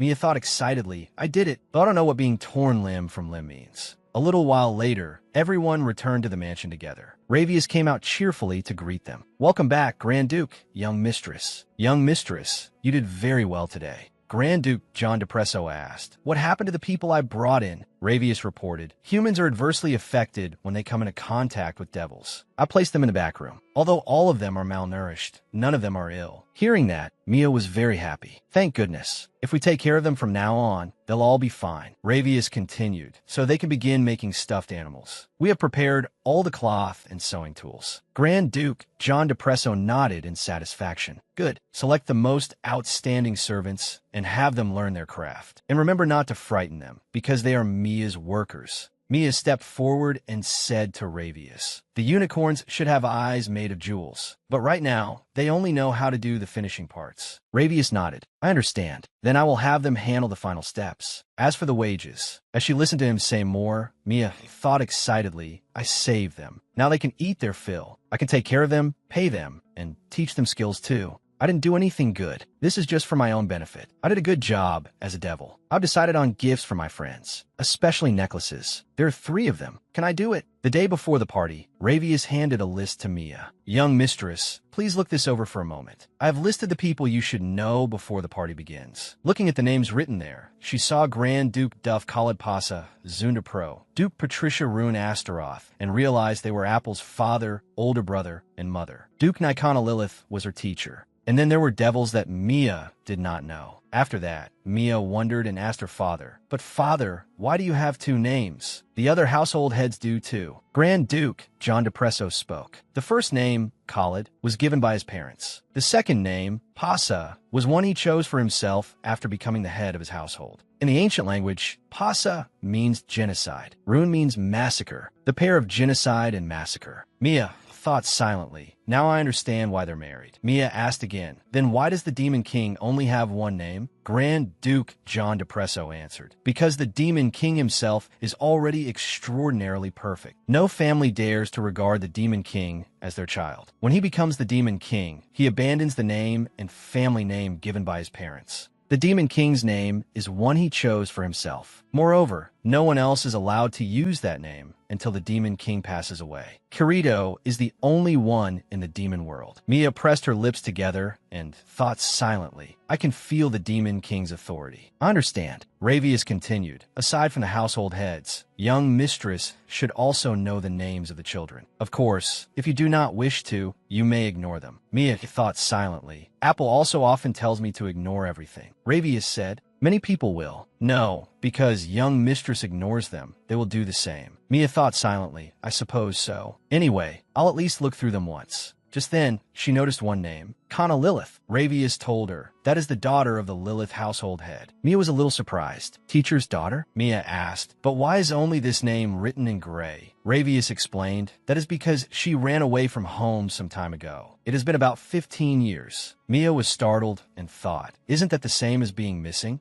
Is that why teachers sometimes look so sad?" Mia asked curiously, "Is there no power that can find her?" Ravius answered, "Of course there is. If I remember correctly, it is a fairy." Mia's expression turned serious. "Isn't that an ability that can find someone?" Ravius said, "Although I do not know where Kana Lilith is as for that power." Ravius hesitated. "Actually, that matter is rather difficult. Both the daughter of the Lilith household head and that ability have the capacity to hide themselves. She was very good at it and often slipped out of the house. We usually cannot find her. She would normally return after 3 years. But if she does not want to come home, there is no way to find her." Mia stroked her chin. "Oh, if that is so, why would she not want to go home? I always wanted to. Miss Nye seemed to love her child so much. So why now?" Grand Duke John Depresso appeared and said to Mia, "That is the nature of demons born on the day of breeding. Mia, go to sleep now." Mia obediently returned to her room. "Yes, father." After returning to her room, Mia lay on her bed and said quietly, "Tina, we have workers now." Tina nodded. "Yes, young mistress. Are you talking about the boy Lord Zeus brought back today?" Mia nodded. "Yes. Can I ask you to do something?" Tina smiled. "You should not ask, young mistress. You should order me." Mia narrowed her eyes and said, No, because it is not something Tina has to do. It is only a favor. Please go there and tell them that I will protect them. Tell them not to worry." Seeing the little girl say that drowsily, Tina was deeply moved. "Oh my young mistress, even if they are human, I will cherish them." Hearing that, Mia thought of her mother. Was her mother human too? Then I have half human blood, but I have horns and the power of dreams. I am probably more like a demon than a human.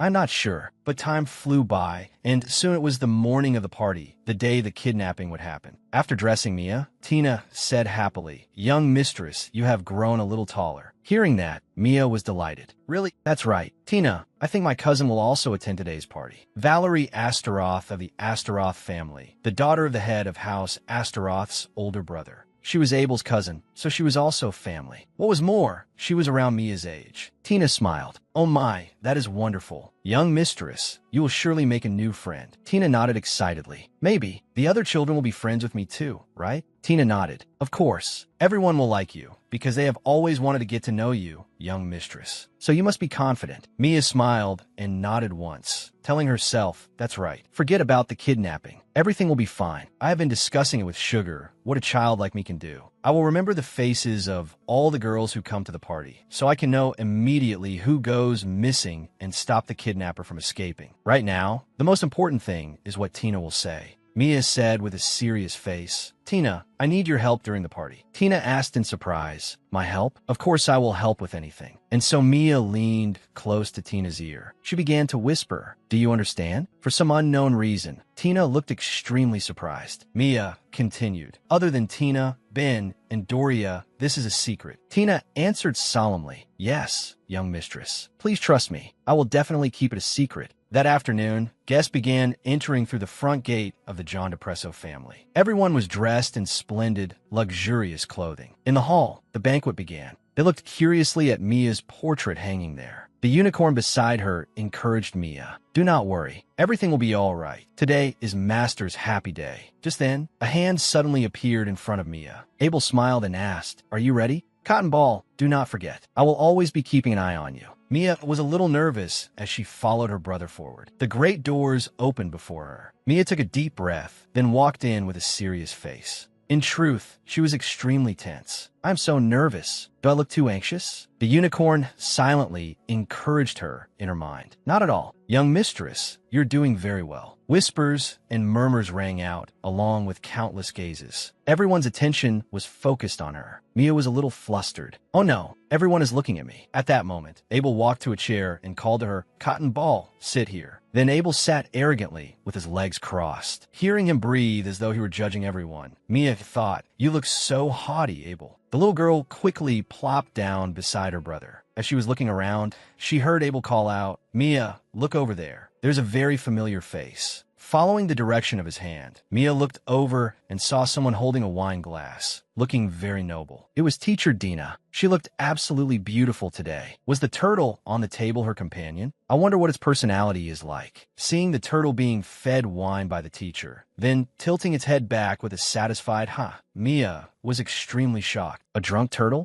Abel was already used to that situation. It really is a drunkard. It drains every glass of wine whenever there is a party. There is no wine too strong for a turtle. Usually, they're so lazy they do not even take part. Then Mia's attention shifted to the other side. Ah, is that Marquis Sapnap? Abel nodded. Yes, that's right. The eldest daughter is Hestia Sapnap III. The eldest daughter is the one on the right. Mia looked over with great admiration. There is a spider on her face. Where is your mother? I heard mother was the eldest daughter of the Astaroth family. Hearing that, Abel replied, my mother? Who knows? I do not know if she came with father. If Valerie is here, then she is probably here too. Mia eagerly looked toward Valerie. She was a girl with fluffy red hair. Mia was slightly overwhelmed by that beauty. Like a rose. Is this what becoming a demon looks like? She's so pretty. Mia looked at Valerie with round eyes. I want to become close to her. Unexpectedly, the moment Valerie sensed Mia's gaze on her, she showed a rather unfriendly expression, coldly snorted, and turned away. Seeing her attitude toward her, Mia was extremely shocked. Abel clicked his tongue in annoyance and said, she is acting like that again. Just ignore her. All the demons of House Astaroth have nasty personalities. My older brother will come today, too. It seems he will arrive when the king arrives. Hearing that, Mia became extremely excited. Brother Kian, seeing how happy the little girl was, Abel smiled and said, he asked me to tell you that he wants to meet you. Mia thought to herself, Keen John DePresso. I heard he is a demon of darkness born on the day of pride, right? I want to meet him too. We are family. Just then, a gloomy aura suddenly entered the great hall. A second later, Grand Duke John DePresso appeared before everyone. The butler immediately announced, Grand Duke Khalid Ferry Johannes has arrived. Welcome, great master of House Johannes. When Mia saw her father arrive, she obediently called, Father. Then she went pattering toward him with her arms outstretched. Father and daughter hugged. Grand Duke John DePresso lifted his daughter up and asked indulgently, well, Mia, do you like this party? Mia smiled brightly and nodded. Yes. Grand Duke John DePresso asked again, good. How much do you like it? Mia smiled radiantly and said, very much. Grand Duke John DePresso nodded. Wonderful, because this party is only for you. Seeing everyone in the great hall blush as they looked over, Mia hesitated slightly and thought, these people are staring so intently. Father really likes showing off, but all right, what if I do this? Thinking that, Mia raised her head and gave Grand Duke John DePresso a kiss on the cheek. The little girl said politely, Father, thank you for holding such a wonderful party. Seeing that, everyone's hearts fluttered, and they looked at Grand Duke John DePresso with envy. Suddenly, Mia raised her hands to make a heart and said, thank you, everyone, for attending the party. Please accept this instead of a kiss. Everyone nearly collapsed because of Mia's super cute action. Mia laughed inwardly. The reactions of demons are so interesting. But she quickly grew serious and swept her eyes around. All right, now I need to find anyone here who is not smiling happily. The young demons. It will definitely be the ones forcing themselves to smile because they are not truly interested in the party. I see a few demons. The unicorn appeared and answered. I see them too. And Mia was startled when she looked toward Valerie. She is not smiling, is she? What did I do? I have not done anything to make her hate me. Is she wary of me? I heard that Valerie is a young lady of a ducal family and one of the few young girls, so she has always been the center of attention. She must have enjoyed the bit of influence she had compared with demons of the same age. Anyway, that is only what I know on the surface. Then first, Mia got down from Grand Duke John Depresso's arms. Father, I'm going to play with my friends. Grand Duke John Depresso nodded to his daughter. Yes, go have fun. Mia walked over there and called inwardly, Sugar, transform. We're going to make some acquaintances. The little girl walked up to the group of children where Valerie was and smiled as she introduced herself. Hello, Mia. Mia John Depresso. The two little girls beside Valerie gave friendly smiles. Hello. Only Valerie showed a rather displeased attitude. Mia was a little curious. You do not even know who I am, so why do you hate me? Is this an act of provocation? The friendly blue-haired girl stepped forward and introduced herself. I am Dahlia Barbados. Congratulations, princess. Mia's eyes widened. Her voice is so nice. I want to be friends with her. And so the little girl stepped forward to greet her. Nice to meet you, Dahlia. What day were you born on? Dahlia smiled and replied, I am a demon of sound waves, born on the day of wrath. Mia asked in surprise, sound waves? Dahlia smiled and asked, it sounds strange, doesn't it? I heard that if I train hard, I will gain extremely powerful attack strength. I do not really know. I only use it to dance with Rin Rin. Looking at the snake slithering over her hand, Mia asked excitedly, is Rin Rin Dahlia's power? Dahlia nodded. That's right. It is a rattlesnake. Rin Rin's venom is strong enough to kill an opponent in 1 second. And Rin Rin says it wants to get to know you, princess. Mia was extremely happy. Really? Me too. Can I watch you and Rin Rin dance? Dahlia nodded. Of course. I will sing a song so Rin Rin can feel it. And so, one person and one snake began a performance. It was Mia's first time seeing something like this, and she showed great interest. Seeing how much she liked it, Dahlia happily bowed. It is truly an honor that the princess likes this dance. Mia smiled with admiration, thinking I wish I had talent like that too. Unexpectedly, Sugar beside her shattered Mia's beautiful dream. I hate dancing, but you can ride me. Mia smiled and stroked the unicorn's head. If Sugar does not like it, then there is nothing to be done. Just then, another soft voice rang out. Hello, princess. I am Hestia Sapnap II.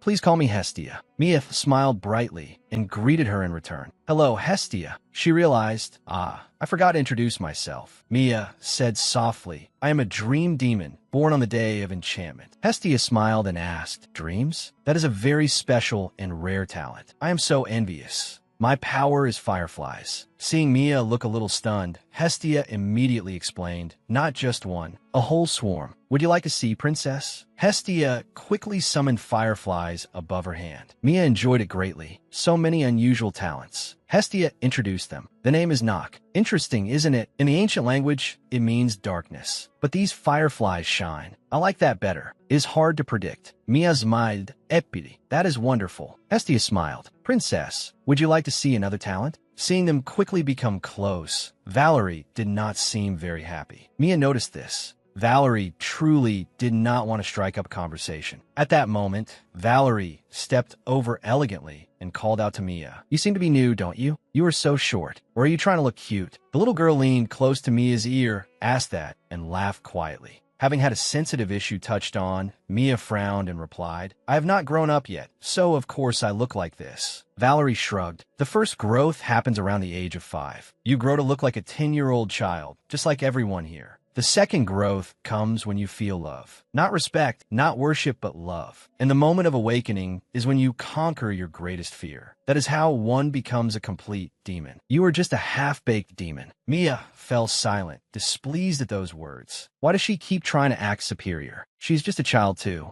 The unicorn was also annoyed on Mia's behalf. Master, it seems she wants to pick a fight. Mia answered inwardly, yes, I think so too. Valerie sneered again in provocation. Who taught you? You do not even know something so basic. I wonder how capable you are, since you do not dare come to the palace. You look almost no different from a baby. Mia was slightly startled. So that was it. I did not go to the palace. I did not follow tradition like everyone else. The unicorn said angrily. Even so, she should not criticize you like that. I feel that she is extremely jealous of you, master. I do not like this at all. Mia thought inwardly that Sugar was right. The little girl took a deep breath. Then she asked Valerie in front of her, do you know who I am? Valerie was slightly surprised and asked back, what? Mia immediately continued, I do not know who you are. Valerie showed a scornful expression. I do not want to hear such childish nonsense. Mia quickly cut her off. Do not ignore me. Why do you hate me? Today is the first time we have met, and we have not even properly introduced ourselves. Valerie answered resentfully. How unbelievable. My name is Asta. Looking at that attitude, Mia thought inwardly, I have already received enough hatred from the Evil Land family. I know disagreements and criticism better than anyone. Mia spoke up. Fine, so what about family prestige? The head of the Astaroth family is not your mother, is she?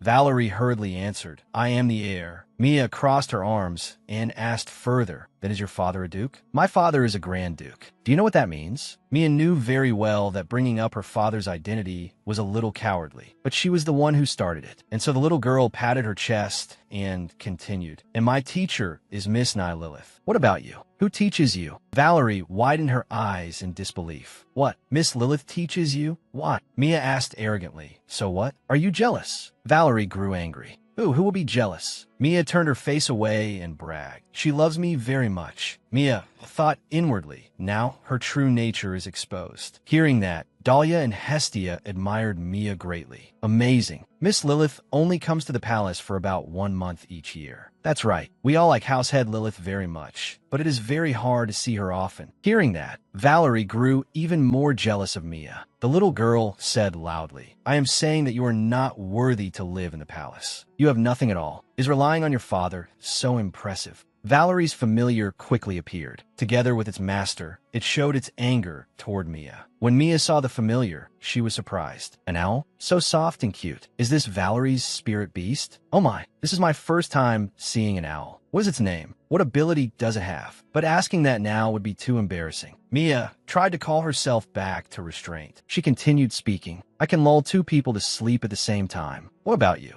Valerie gritted her teeth and stammered, I. Mia immediately asked, what about you? Looking at Valerie's current expression, Mia was a little surprised. What? Does she have nothing special? And so Mia demanded, hurry and apologize for making fun of me. Hurry, Valerie replied irritably. Why should I apologize? Mia's face turned cold. Fine, if you do not want to, then forget it. A fool does not know where she is wrong. Mia's words made Valerie furious. You, who is your mother? Answer me right now. Your mother is not the head of House Astaroth either. You do not dare say it, do you? Are you the child of a human? Or of those filthy Nephilim? Is that why you still cannot appear in the world of demons? Isn't that right? Mia silently clenched her fists. I probably should not say mother is a saintess. This is a party for demons. But I do not want to lie either. I do not hate that mother is human, and I do not feel ashamed. Mia spoke up and admitted, that's right. I am the child of a human. But so what? Valerie immediately revealed a pleased expression and turned her head, shouting loudly. Everyone heard that, didn't you? The beloved daughter of the John DePresso family is a half-breed. How lowly. Hearing her keep mocking her again and again, Mia could no longer remain calm. Mia raised her voice and said, I have endured enough. I will not let this pass. Valerie sneered. Then what can you do? The 2 little girls stared at each other. Just then, the door behind them suddenly swung wide open. A sparkling little house was brought in. Mia recognized the butler standing behind the house. Uncle Ravius. He kept his promise. The other 2 little girls were immediately drawn to it and asked excitedly, wow, what is this? It looks so delicious. Mia said proudly, Father prepared this cookie house for me over the past year. Seeing the other 2 so interested, Mia breathed a sigh of relief. What perfect timing. Valerie was completely overshadowed. And so Mia stepped forward, opened the door, and said, everyone, please come into my cookie house. Enter slowly. After the 2 friends went in, Mia poked her head out and asked Valerie, you do not like me, so you're not coming in, right? Valerie flinched. What? Mia smiled sharply and said, besides, there is no room for you anyway. After saying that, she coldly slammed the door shut. Serve her right. Little Valerie stood outside in frustration, unable to do anything. Inside the cookie house, Hestia covered her mouth politely and said, "Princess, did you know? Recently, there's been a very strange rumor." Mia asked curiously, "A strange rumor?" Hestia immediately replied, "That's right. A frightening rumor, but also a very interesting one." Mia listened in silence and thought, Hestia seems to be a reliable source of information for the children here. But Hestia's next words made Mia choke. "We all know about God's ninth child, don't we?" Mia wondered, "Wait, me?" Hestia clasped her hands and continued, "That's right. I heard that the mansion of that family was covered by a spirit one night. Oh my. They say that after just one night, that mansion was enveloped in a dark, gloomy energy. No one could enter, and that spirit, even when, Mia wondered doubtfully what happened. "When I ran away, everything was still fine." Dahlia, sitting beside her, eagerly joined in. "Why would that happen?" Hestia shook her head. "I don't know either, but I heard my mother say so." "That's right. My mother went there herself. And Mother was certain that an energy of death was covering the entire mansion." After saying this, the two little girls fell silent and glanced toward Mia.